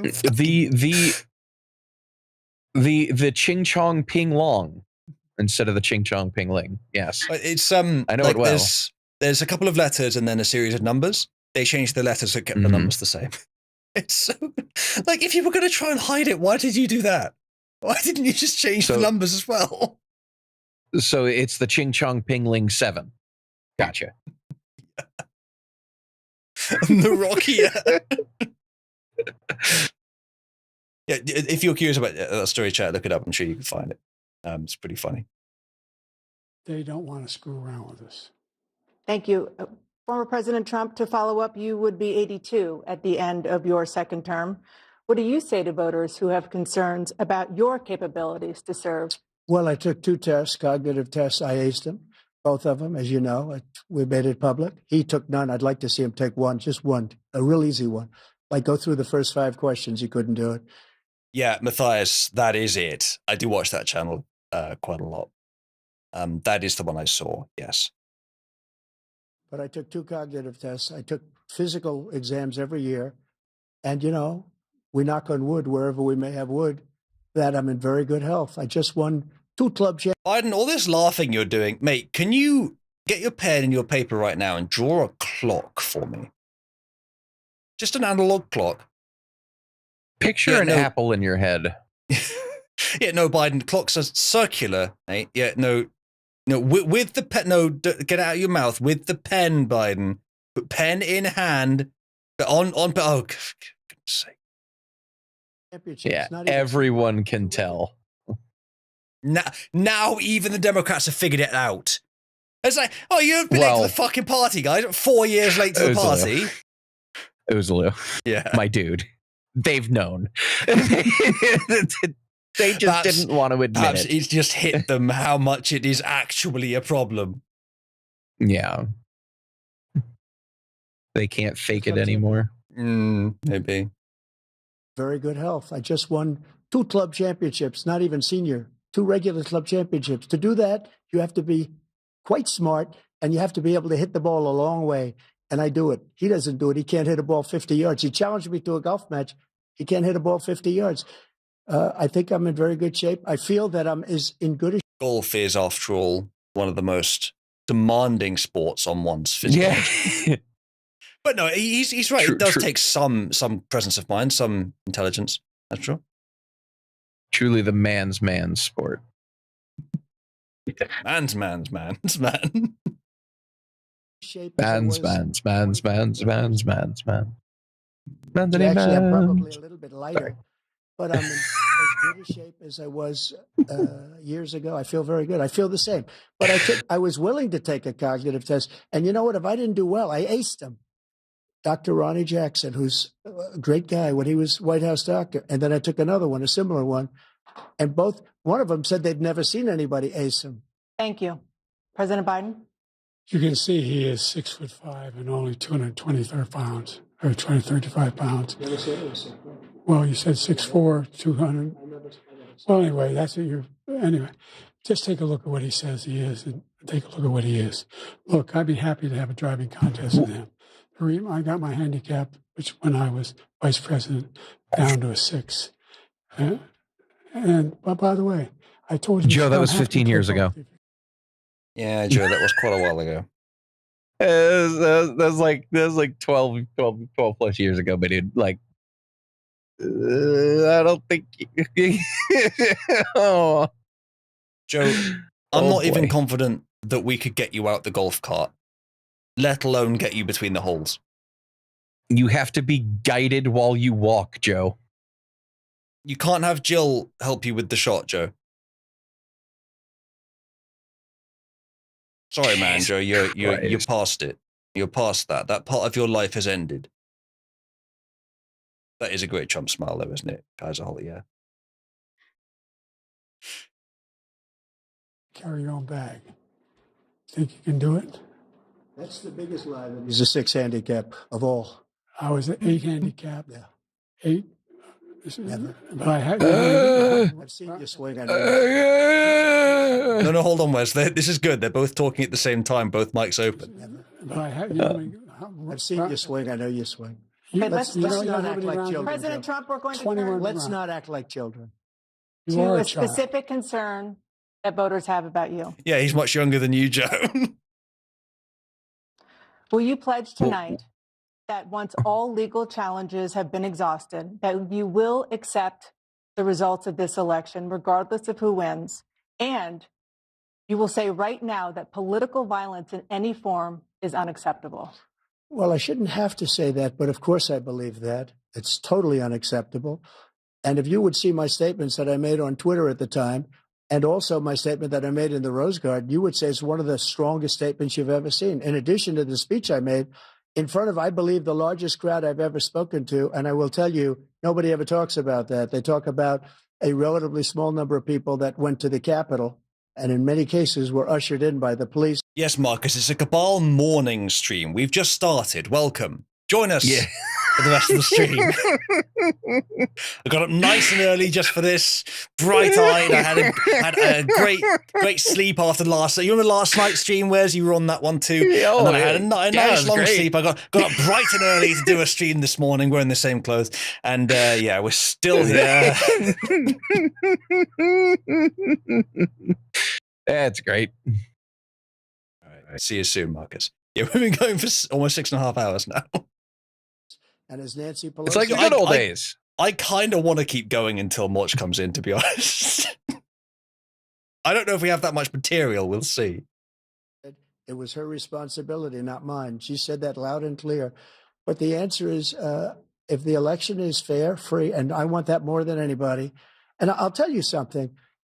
I wish he was a great president, because I wouldn't be here right now. I'd be at one of my many places enjoying myself. I wouldn't be under indictment because I wouldn't have been his political opponent, because he indicted me because I was his opponent. I wish he was a great president. I would rather have that. I wouldn't be here. I don't mind being here. The only reason I'm here is he's so bad as a president that I'm going to make America great again. We're going to make America great again. We're a failing nation right now. We're a seriously failing nation. And we're a failing nation because of him. His policies are so bad. His military policies are insane. They're insane. These are wars that will never end with him.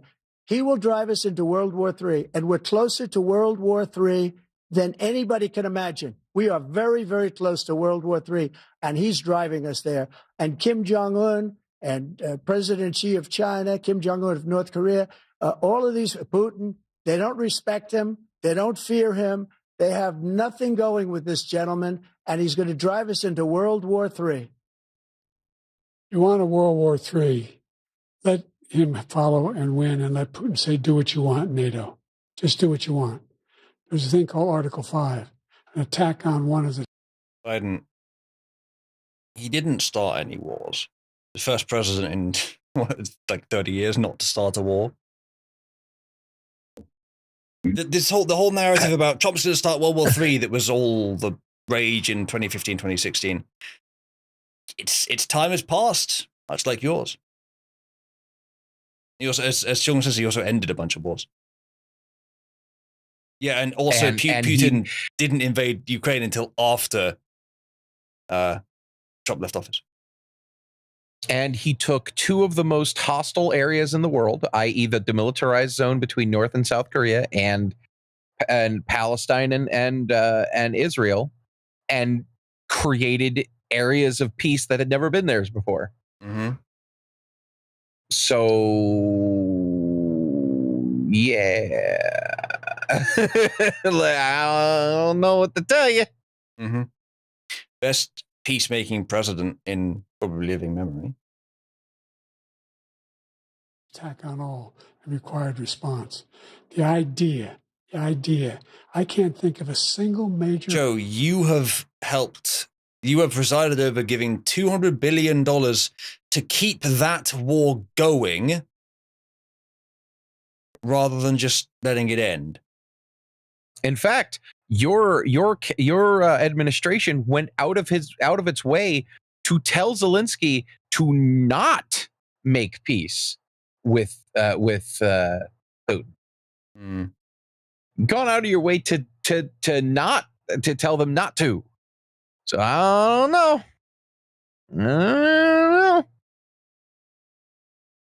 Leader in the world who wouldn't trade places with the job I've done and what they've done. Because we are a powerful nation. We have wonderful peace. Because of the people, not me. It's because of the American people. They're capable of anything, and they step up when they're needed. And right now, we're needed.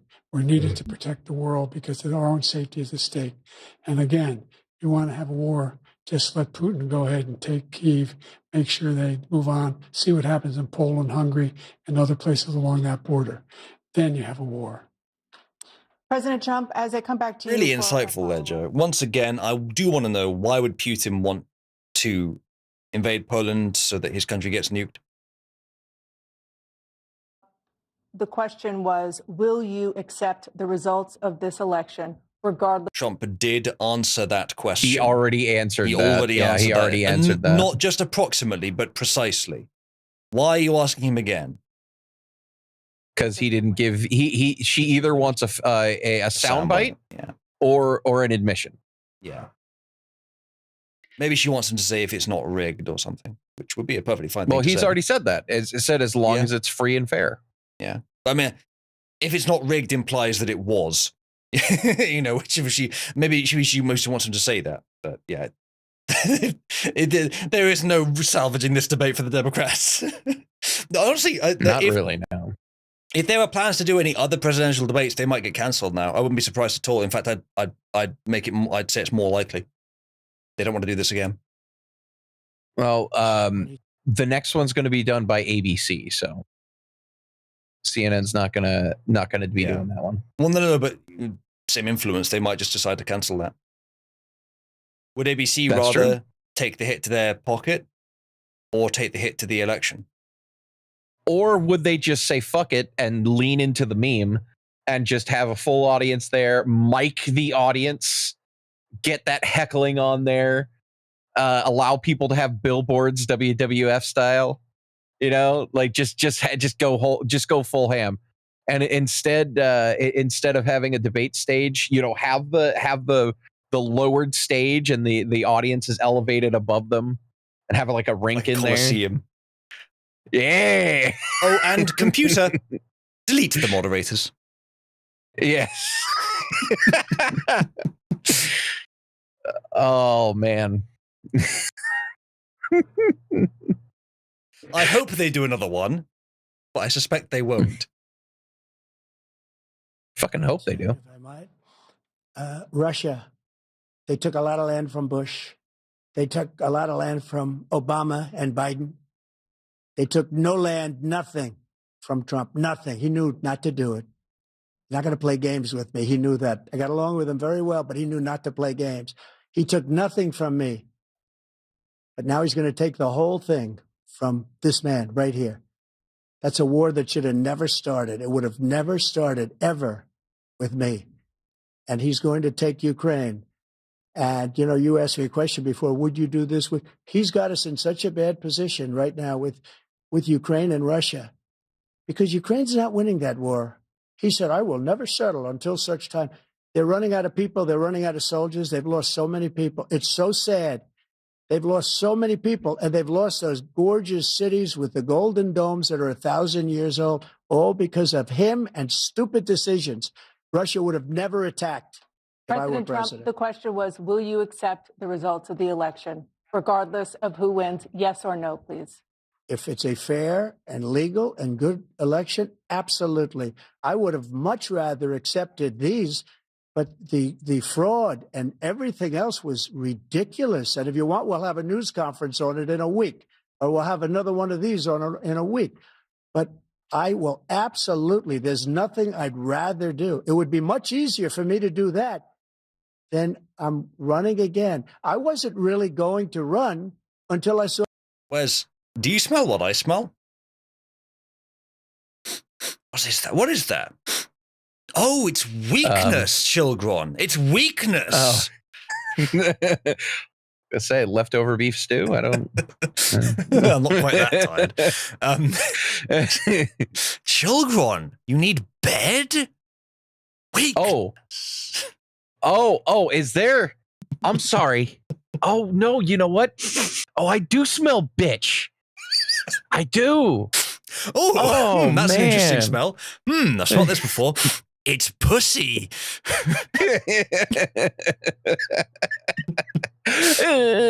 I need sleep.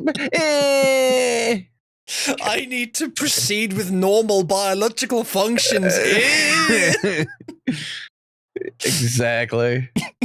Speaking of, do you need to take pathetic. Do you need to take a piss or anything, Uzlu? Are you good? I'm good for now. I probably should get a drink or something. Well, okay, right now. Uzlu has mastered the art of the stealth pee bottle years ago, so he's good. He's good. I'm all right. But I can stay up a long time when I've got something to do, and this is pretty fun. I think we're pretty near the end now, though. The seek bar that you can see at the bottom there, most of that, what's left, I think, is CNN's commentary. Maybe have another 5-10 minutes of the debate itself. So let's get to it. The horrible job he did. He's destroying our country. I would be very happy to be someplace else, in a nice location someplace. And again, no indictments, no political opponent stuff, because it's the only way he thinks he can win. Oh, it just reset to the beginning. YouTube does that sometimes. Let me try and find our place. It encourage businesses to have. From mental institutions, did you fire anybody? Or 58, don't hold me the exact number. But he hasn't cut the tariffs because he can't. Because 40% of the market. We invented those.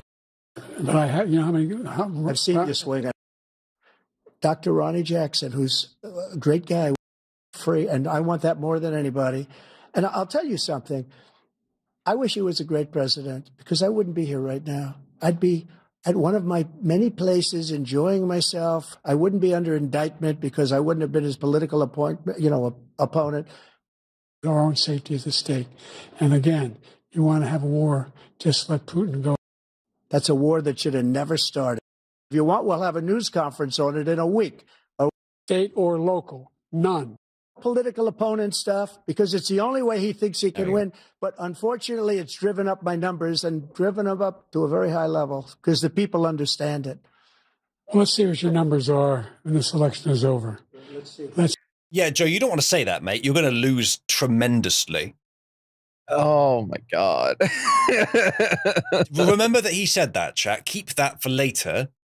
Have a sound clip of him saying, let's see what your numbers are when the election is over, when Trump wins with landslide, even after the rigging.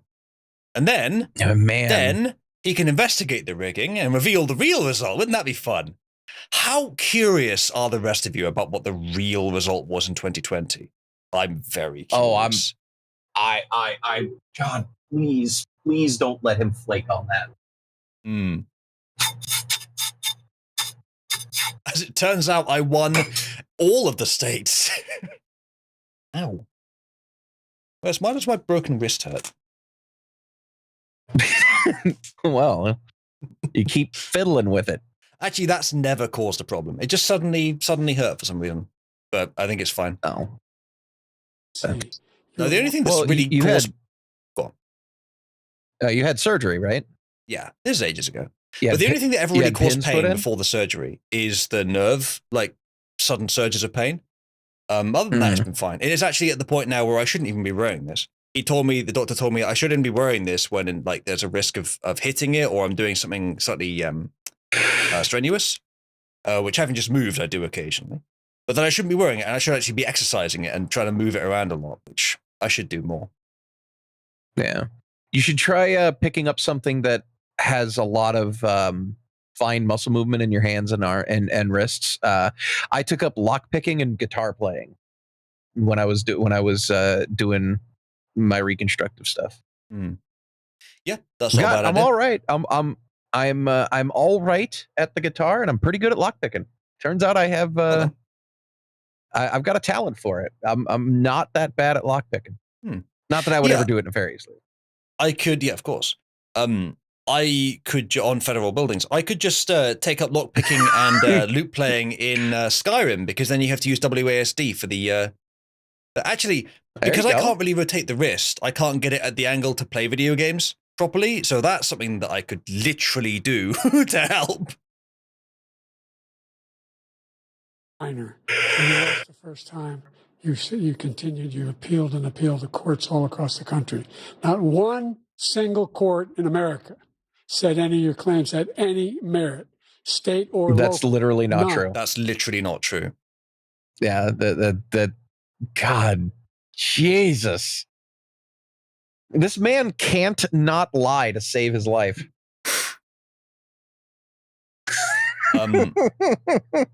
Melon, I think the player can. I can't remember, but there's certainly mods that can. But it's not like a mini game. It's just animation.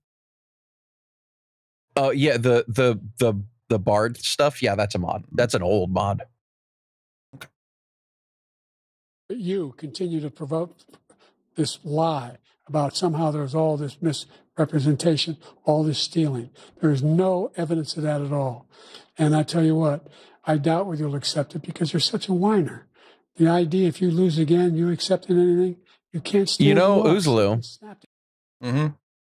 I never thought these words would come out of my mouth, but man, Joe Biden, that is a dev level take. Oh, he's that low, is he?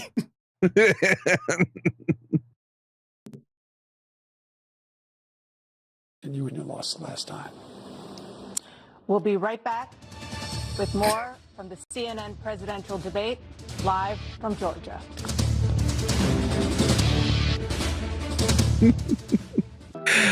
Oh my goodness. I think, Joe, the best argument that you could ever have made that you're not a legitimate president is just being yourself, especially today. Maybe the real illegitimate presidents. Maybe the real illegitimate presidents were the friends we made along the way. Maybe the real illegitimate president was the shit Biden dropped during the debate along the way. It is now time for the candidates to deliver their closing statements as predetermined by a coin toss. We're going to begin with you, President Biden. You have 2 minutes. Unfortunately, the coin had no value given the mass printing of money that Biden is engaged in, and therefore we can't tell you the decision until we paid it off in at least 2056. We've made significant progress from the debacle that was left by President Trump in his last term. We find ourselves in a situation where, number one, we have to make sure that we have a fair tax system. I ask anyone out there in the audience or anyone out watching this debate, do you think the tax system is fair? The fact is that I said nobody even making under $400,000 had a single penny increase in their taxes and will not. $400,000. I wonder where you got that number, Joe. Oh, and completely by side note, Uzlu, do you happen to know how much the president makes a year? Do you know, Wes, I think I roughly do know. You might have more up-to-date numbers on it, but could it be somewhere near 450,000? Wow. Oh, 400,000. But yes. Yeah, Okay. yes, you are correct. Yeah, it's literally $400,000 a year. So anyone making more than $400,000 a year needs to pay their fair share. How much do you make? $400,000 a year. Oh, okay. Yeah, misunderstood. Yeah. Makes sense. The case again, but this guy has increased your taxes because of the deficit. Number one, he's increased inflation because It's not how of the taxes work, Joe. he left after the way he handled the pandemic, and he finds himself in a position where he now wants to tax you more by putting a 10% tariff on everything that comes into the United States of America. What I did, when, for example, he wants to get rid of the ability of Medicare for us to be able Come on, Joe, you can do it. drug prices with the big pharma companies. Well, guess what? We got it down to $35 for insulin instead of $400. No more than $2,000 for every senior, no matter how much prescription they need. You know what that did? That reduced the federal deficit. Dude. Fucking Starmer is more engaging than this guy. This is really bad. This is really bad. And this is still 5 months out from Election Day, 7 months out from Inauguration Day, and almost 5 years out from his retirement. Hmm? And it's just going to get worse and worse. Ozlu, he's just got a cold. Oh, he's got a cold. Okay, right. That explains just it, got yeah. Cold. And remember, Ozlu, he's got a stutter too. He's got a stutter. He's got a stutter and he's got a cold. He's got a stuttering cold. He appears to have developed the stutter at roughly the same time he developed dementia.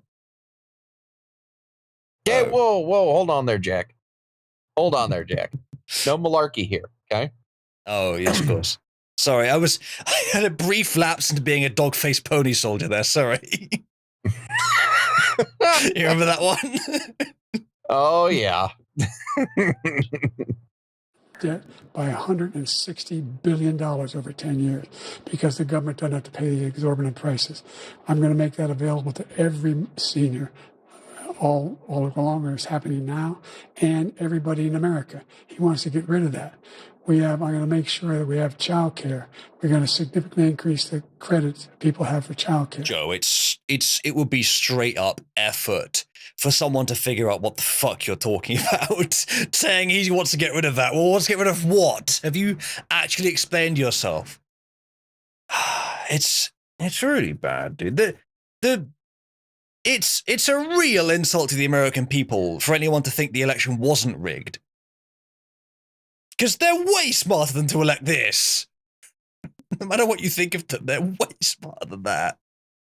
I'm going to make sure we do something about what we're doing on lead pipes and all the things that are causing health problems for people across the country. We're going to continue to fight to bring down inflation and give people a break. Thank you, President Biden. President Trump, you now have 2 minutes for your closing statement. Like so many politicians, this man is just a complainer. He said, we want to do this, we want to do that, we want to get rid of this tax, that tax. But he doesn't do anything. All he does is make our country unsafe by allowing millions and millions of people to pour in. Our military doesn't respect him. We look like fools in Afghanistan. We didn't stop Israel. It was such a horrible thing that would have never happened. It should have never happened. I agree, Trump. We need to stop Israel. Absolutely. Iran was broke. Anybody that did business with Iran, including China, they couldn't do business with the United States. They all passed. Iran was broke. They had no money for Hamas or Hezbollah, for terror, no money whatsoever. Again, Ukraine should have never happened. He talks about all this stuff, but he didn't do it for 3.5. I agree. Ukraine should not exist. Yes. Just give it to V. The Romanians will make many use. They'll strip it bare within a day. Years we're living in hell. we have the Palestinians and we have everybody else rioting all over the place. You talk about Charlottesville. This is 100 times Charlottesville, 1,000 times. The whole country is exploding because of you, because they don't respect you, and they have to respect their president, and they don't respect you throughout the world. What we did was incredible. We rebuilt the military. We got the largest tax cut in history, the largest regulation cut in history. The reason he's got jobs is because I cut the regulations that gave jobs, but he's putting a lot of those regulations back on. All of the things that we've done, nobody's never seen anything like, even from a medical standpoint, right to try, where we can try space-age materials instead of going to Asia or going to Europe and trying to get when you're terminally ill.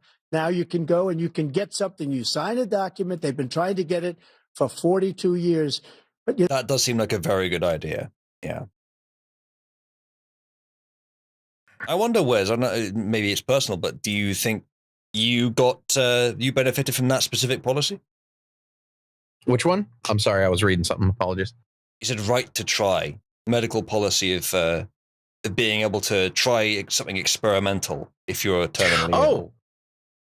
You weren't terminally ill, obviously, but I wasn't terminally ill, No, and but it was no, I don't believe it. I don't believe I did. Okay. I was given access to what was called a clinically experimental trial, because I had my surgeries at the University of Washington, which is a very, very good medical college, and they've been doing this trial for about a year now. And they were like, hey, you're a candidate because of your injuries. Do you want to try this? And I was like, yeah, sure. And I didn't have to worry about money because the person whose SUV ran over me had quite a lot, and he didn't want to get sued into oblivion. And I had an honest and frank talk with him, and we came to an agreement. His insurance covered a lot of it, and he covered the rest. Yeah. What we did for the military was incredible. Choice for our soldiers, where our soldiers, instead of waiting for 3 months to see a doctor, can go out and get themselves fixed up and readied up and take care of themselves, and they're living. And that's why I had the highest approval rating in the history of the VA. So all of these things, we're in a failing nation, but it's not going to be failing anymore. We're going to make it great again. Thank you, former President Trump, President Biden. Stay with us because we have full analysis of this debate. Anderson Cooper and Aaron Burnett starts now on CNN. No, thank you. Yeah, I think I'm good. Oh my God, the fucking audience is so absent. Hold on. Let it play. Apparently there's, let's see if they show it. No, it's about to end. Is there a thing? Okay. That was so weird, that ending. Yeah, no audience, no nothing like that. That was really, yeah, it's pretty. Oh, you're good. Okay. The platform itself, with their ability to silence the people at any time, and the no audience and all of that stuff, that was very scummy. That was giving Biden every advantage he could get. And yeah. It was a total failure. This is how well Biden does when he has all the cards on his side, when they tip the fucking pinball machine for his sake. Yeah, that's how good he could have possibly have done. Mm-hmm. Like, oh God, that was bad. But it was really funny. Honestly, it was like watching a bad movie. It was like watching a bad movie in real time. Like where it was just like, it was like, oh,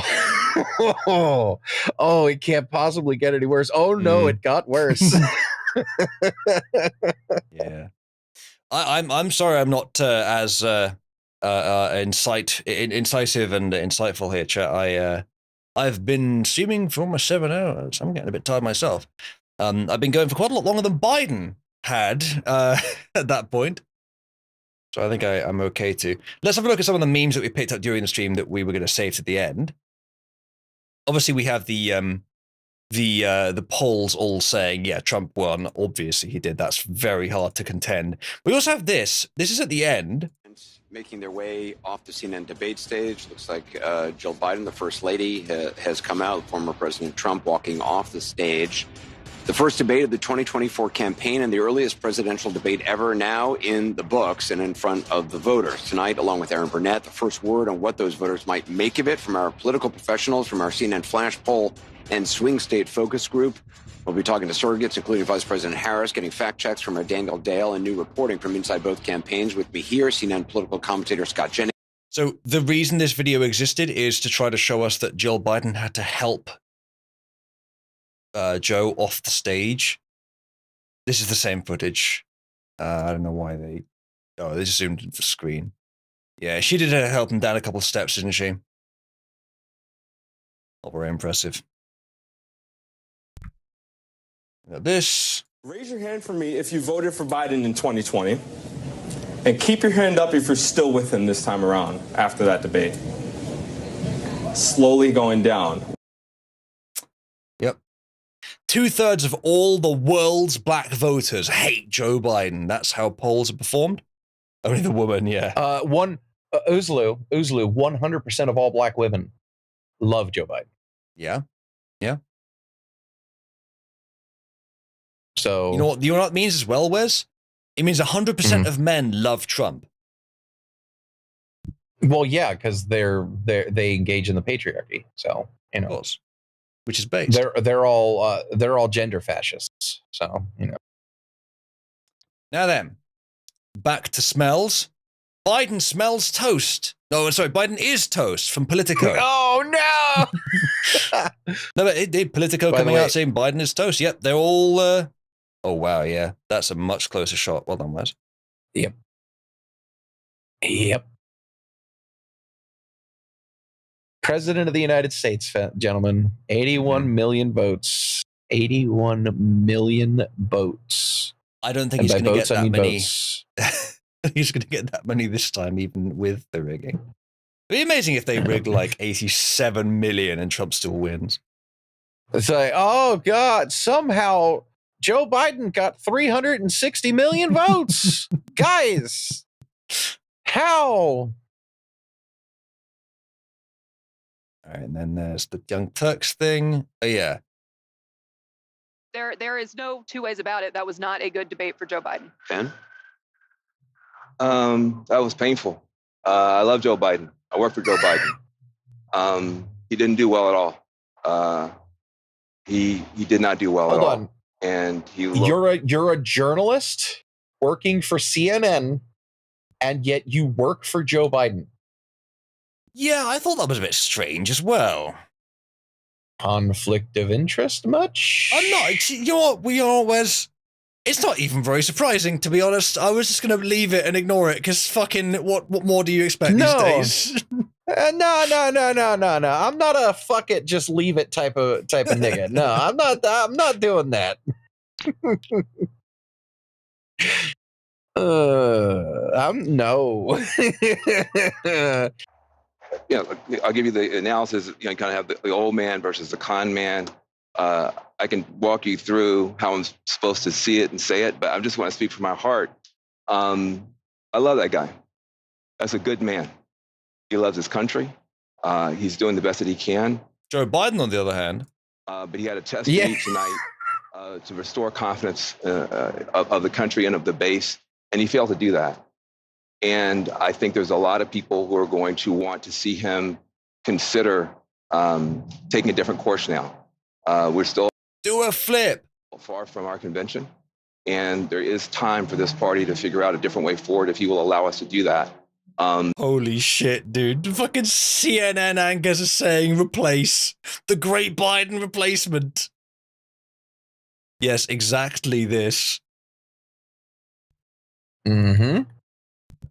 Dude, they're really going for it. It's interesting. We certainly live in interesting times. Would you do you think it would be more fun if they run him or try with someone else, the chaos of someone else? I want to see someone else. I want to see them try to shove Newsom in or Hillary. Oh God, God, Hillary. They're Hillary. They're not that ballsy. They won't do it. Oh, please. You know who is ballsy? Michelle Obama, because she's got testicles. Yes. No, from what we know from a James O'Keefe leak, she's not willing. So oh yeah, I could have told you that. Yeah, so very unlikely. Hillary, very unlikely. It'll be Newsom. I don't think there's anyone else even close to the running for that. Oh, what's her name? The Michigan governor. She's another one. Elizabeth Warren? Whitmer. Oh. Whitmer. Oh, Gretchen Whitmer, yeah. Oh, she's awful. Yeah. Yes, but she is also on the top of the list. Okay. Of possible people to run instead of Trump or Biden. Jesus Christ. But that was not what we needed from Joe Biden, and it's personally painful for a lot of people. It's not just panic, it's pain of what we saw tonight. Yep. Your fucking choice. You, CNN, helped greatly to choose that leader and to cover the rigging. Cover it up, right? Yep, there's that. Then, oh yeah, that was Newsom saying that. And then what was the rest of this video? Don't think it was relevant. That. Trump just released a brutal 95-second ad of Joe Biden's debate lowlights. Folks, how are you? Making sure that we're able to make every single solitary person eligible for what I've been able to do with the COVID. Excuse me, with dealing with everything we have to do with.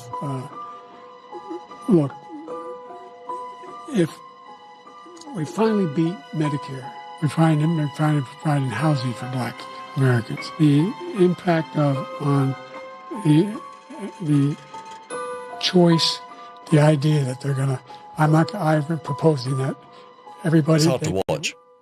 The millionaires pay 1%. So no one after I've not raised the cost of social. Poor choice of music, I would say. I like. This is what I told them. I told them. This is what I suggested that they do back in 2020, which is just post video of Joe Biden, post video of the Summer of Love, just post video of it, and just go, is this really where you want to live? Is this really how you want to live? Just do that.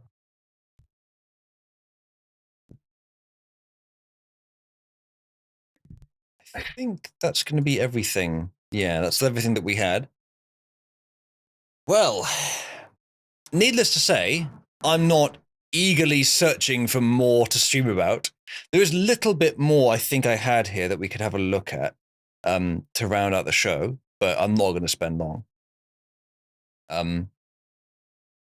I will be looking out for any indications that Biden is stepping down in the near future.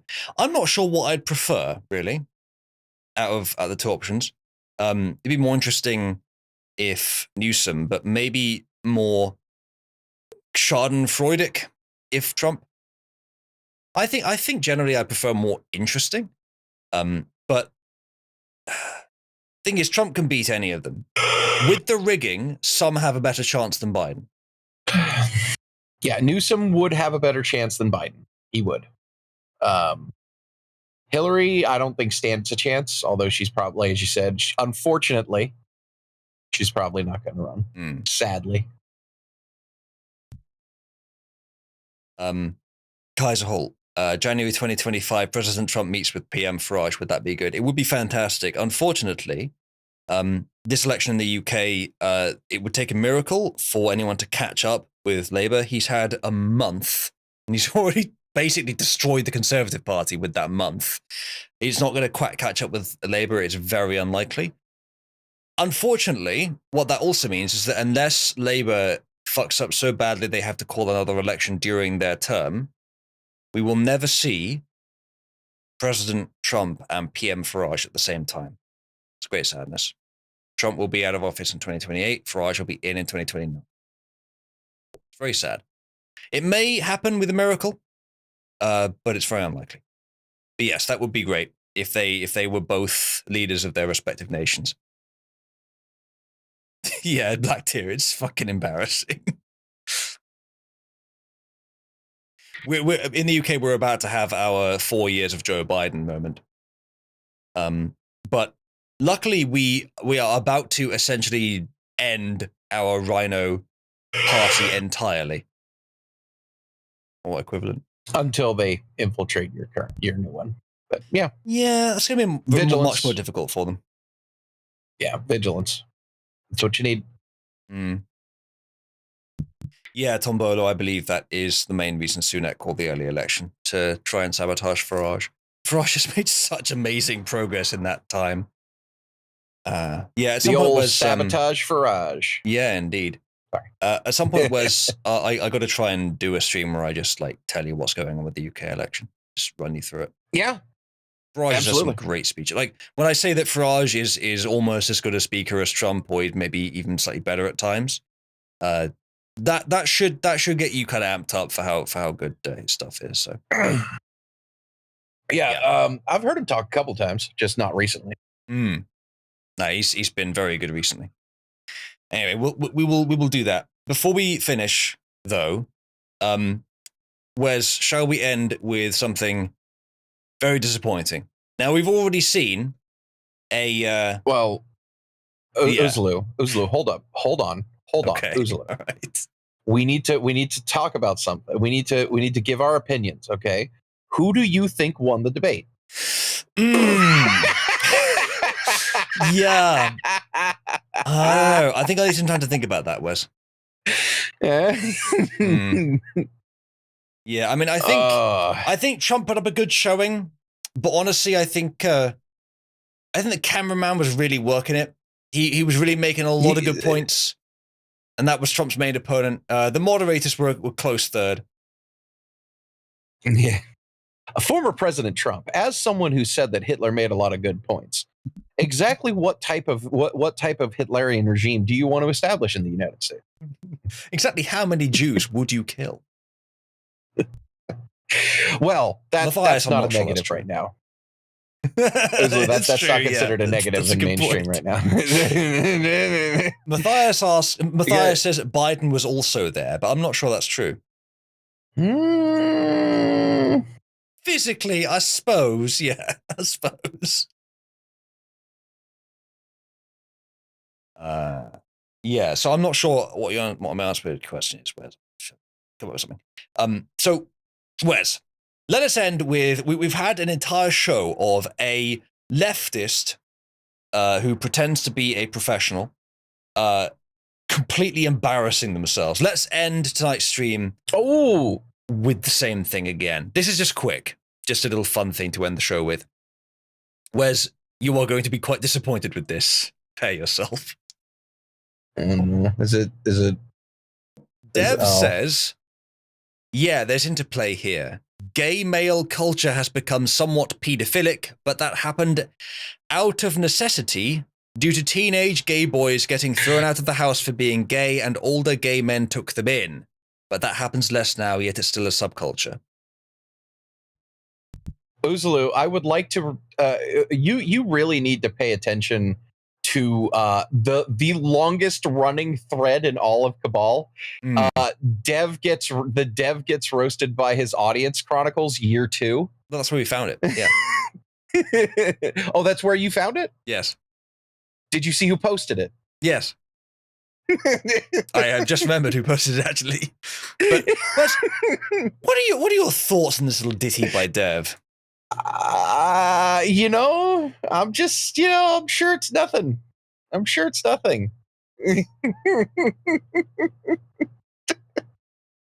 It looks really fucking bad. It looks really bad, dude. Like this whole thing. So like this mentality is literally what got Milo Yiannopoulos canceled. You remember that? You remember when he was like, oh, I was 14 and I seduced a 25-year-old, like that type of thing. And Dave Rubin was like, "Are you serious?" It's like, no, it happens all the time, and that people twisted that into Milo Yiannopoulos supports pedophilia. And I will say what I said when I posted this, which is, show me a culture that has homosexuality in it, where homosexuality does not have pedophilia orbiting around it in a disturbingly large amount. The correlation is rather concerning. At first. Yeah. I didn't believe it at first. Yeah, I didn't either. And then I looked into it. I did a several-month, very intense study into gay culture, Oozaloo. I vigorously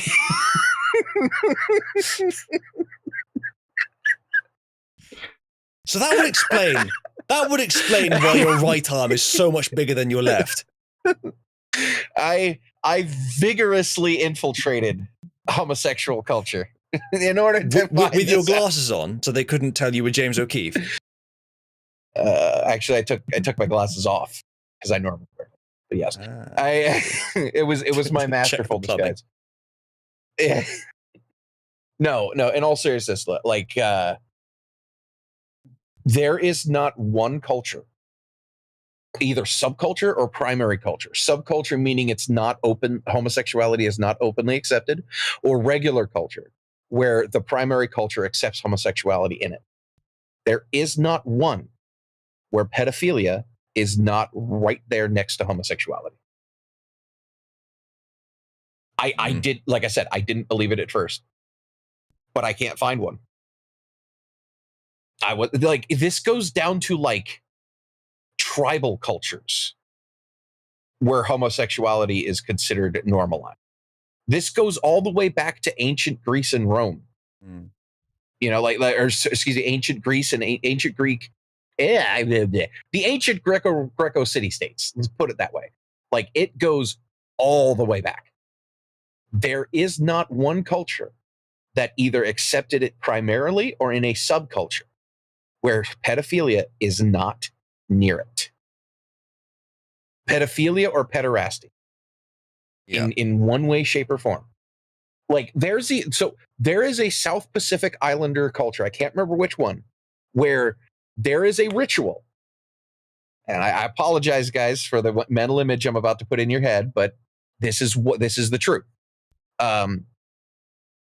There is a ritual where in order for a 13-year-old boy, quote unquote, become a man, he needs to ingest the semen of an adult male. And guess how he has to do it? Well, the adult male's not going to do the work himself. Yeah. Elder wisdom is stored in the balls, says Blindfire. Blindfire, you should join the Discord, my dude. There should be a link in the YouTube description. Almost all the stuff we do happens on the Discord. Very, very active. Yes, community. Absolutely. Yeah, with that comment, yes, absolutely. Yes, you'll get on just fine here. But in all seriousness, like, I mean, traditional Afghani culture. There's a saying in traditional Afghani culture, and I know this because I had friends who spent a couple of tours in the sandbox, and they told me about this.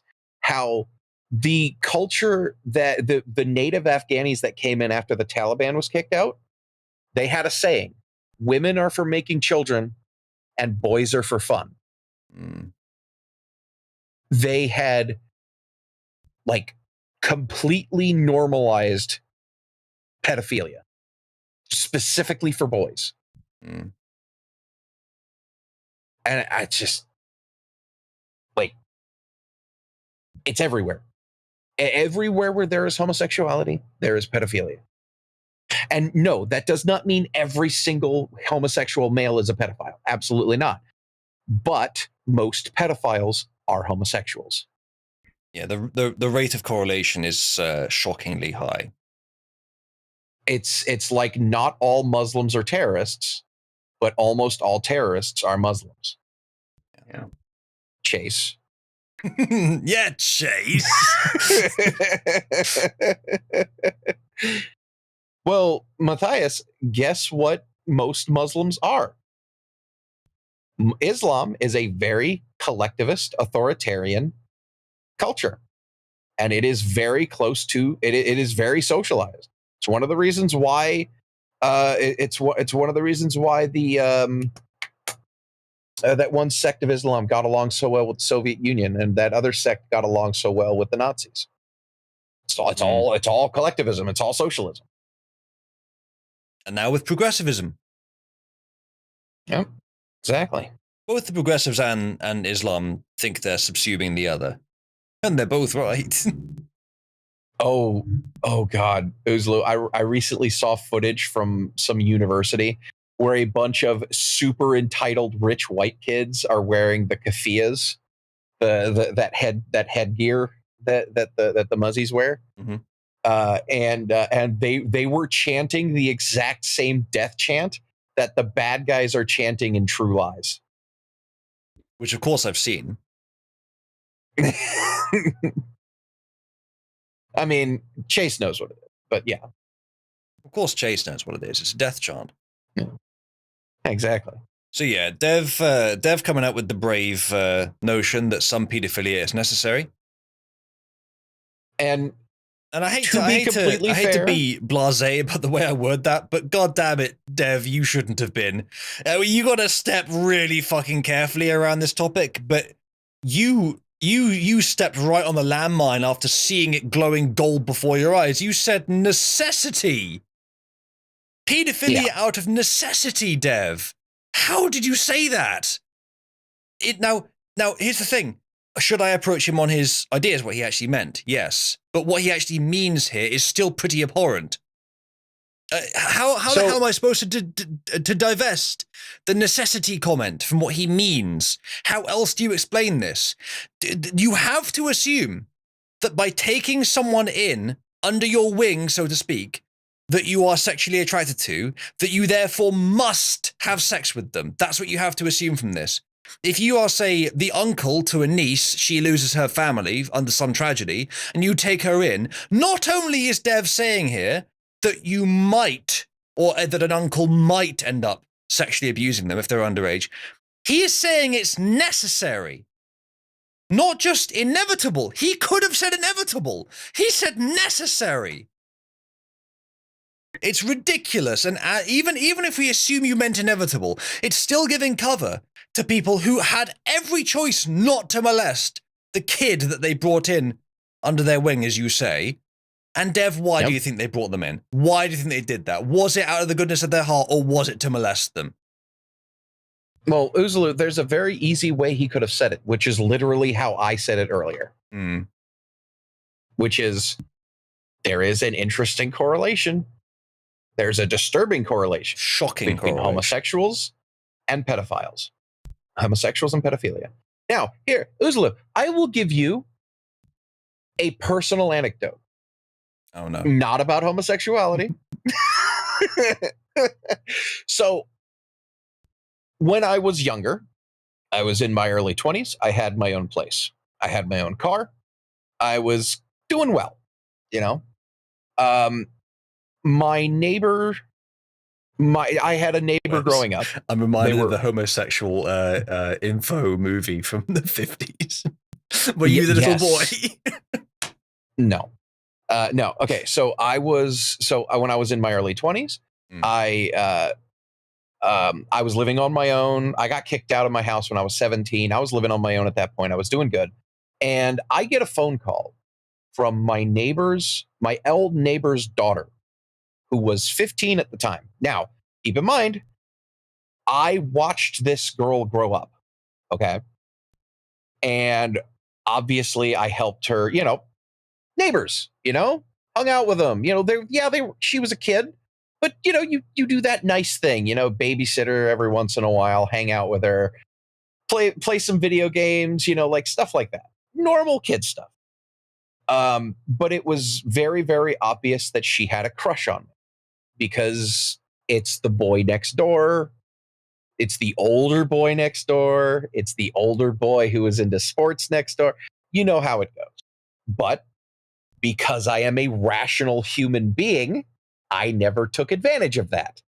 And I get a call one day, and it's my neighbor's 15-year-old daughter. And she said, I just had a big argument with my parents. Can you help? And I said, of course I can. Let me come over. I will talk to them. Let me come over. I'll do what I can. And she's like, no, I'm not there. I'm on XY Street. And I'm like, okay, are you all right? Do you need help? And she's like, I could really use a ride. I'm like, all right, fine. Go over. I pick her up. She's like, I'm like, here, I'll take you home. She's like, I really don't want to go home. Do you mind if I crash at your place? Sure, absolutely. I will, but I will be calling your parents to let them know that you're safe. And she's like, fine, whatever. So I'm like, all right. I set her up on the couch.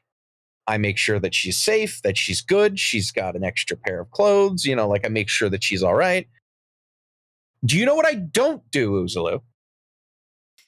Get naked? I don't take sexual advantage of her. And I call her parents immediately. As soon as she gets in the shower, I call her parents. I make sure that I figure out what happened. I go, you guys trust me, right? And they're like, yes. And I'm like, she's going to spend the night here. She'll be safe, I promise. And they're like, all right, good. But in the morning, I'm going to be coming over with her, and it's going to be okay. She ends up staying for a couple of days with me because in order to cool off, it's the weekend. So she's like, she says, I'm going to spend the weekend. I'm like, all right, fine. And we hang out, we play video games, we talk, and I catch up with her. It's two old friends reuniting. You know what I don't do, Uzalu? Get naked? I don't take sexual advantage of her. But where's it was necessary? It's necessary. No, I do not take sexual advantage of the person who I'm helping. And you know what, Uzalu? That's just one. I have helped out many people over the years. My couch, my proverbial and literal couch, has been a rest stop for many a person, both male and female. Do you know what I haven't done? You haven't had sex with the ones who it would be inappropriate to have sex with on that couch. Yes. In fact, I don't think I've ever taken sexual advantage of anyone who's in a bad spot like that. Yeah. Look, I have done my share of whoring. Okay. But all of my whoring was relatively ethical whoring. All right. I'm just saying. I think I know which member of the Firefly crew you'd be. Oh, how dare you? You want to be Malcolm Reynolds, don't you? You're not Malcolm Reynolds. You're in the shuttle, mate. Or do you want to be Jade? Relatively ethical whoring, whatever. Well, Wes, I think we have a new replacement for your username. No. Or does that have to go along with the new profile picture? As the only Southerner here, it is only right. And I don't know about you, but I own a knee-length brown overcoat. So just saying. You heard it here first, folks. He owns knee highs. Oh dear Lord. No, in all seriousness, I inherently reject this concept. Yeah, you take teenage gay boys have to have sex in order to make that. No, they fucking don't. I mean, what Dev is describing here is indistinguishable from older gay predators hunting down vulnerable young boys in the interest of molesting them. Dev does not even try to differentiate it from that. What he says instead is that paedophilia is a necessity. Dev, there is no amount of generous interpretation that allows me to exculpate how bad that argument is. And it's even worse if I'm not so generous. Also, another thing, something that he does in this thread is he goes on to blame Christianity and Christian culture for this. And it's like, well, if they didn't have fundamentalist Christian parents, it wouldn't be like that. It's like, bro, I ain't got nothing to do with it. that ain't got nothing to do with it. Yeah. We can go into a lot more detail about what the actual causes are, but suffice to say, there's a left-wing perspective and a right-wing perspective for a lot of issues. And I have found the left-wing one to be lacking in almost everything. But Dev has really deep-throated a lot of these very poor left-wing perspectives on things that really are serious problems that the left is supporting, like homosexual pedophilia. On really the worst of them as well, this one. And he it's really hard to maintain the argument that he's doing it out of genuine belief and not out of some ulterior motive, as has been proposed. Like that he thinks the left is more profitable. Well, Dev, I think you're backing the what is it? The false bull just before it goes bare in the market. You're backing the tiny hype before the eternal dip. Casually selling his whole list finds his blind fire. Yeah. Makes more. He's probably feel pushed to do it. Yeah. Again, blind fire. Even with that generosity, it's not really defensible. Yeah, Puma, you're of course correct. In the next tweet, he says, "I'm just explaining it, not condoning it. It's obviously bad, but the reason I'm not showing that on screen, it doesn't make any difference. The argument itself implies it necessitates a position which is completely wrong and monstrous. And then, like, you could say that he thinks it's necessary without him necessarily condoning it, but that's still a monstrous thing to say. So yes, I'm saying this with total regard for the tweet that he put next, which is this. But it doesn't actually exculpate the problem. His explanation is still abhorrent. And the thread has some good responses here as well as some bad ones. I did put in the chat earlier a link to the archive, so you can find the original from that and then scroll down. Anyway, Wes, that is all I'm going to do tonight. I think we'll wrap it up there. Thank you for joining me. I know we haven't been going for very long tonight, guys, but I think a bit of a shorter stream today. Yeah, we can do a shorter one every now and again. Yeah, get there. Yeah, you could argue that, Puma. I wouldn't be quite that uncharitable, but certainly you could. But yeah. Anyway, I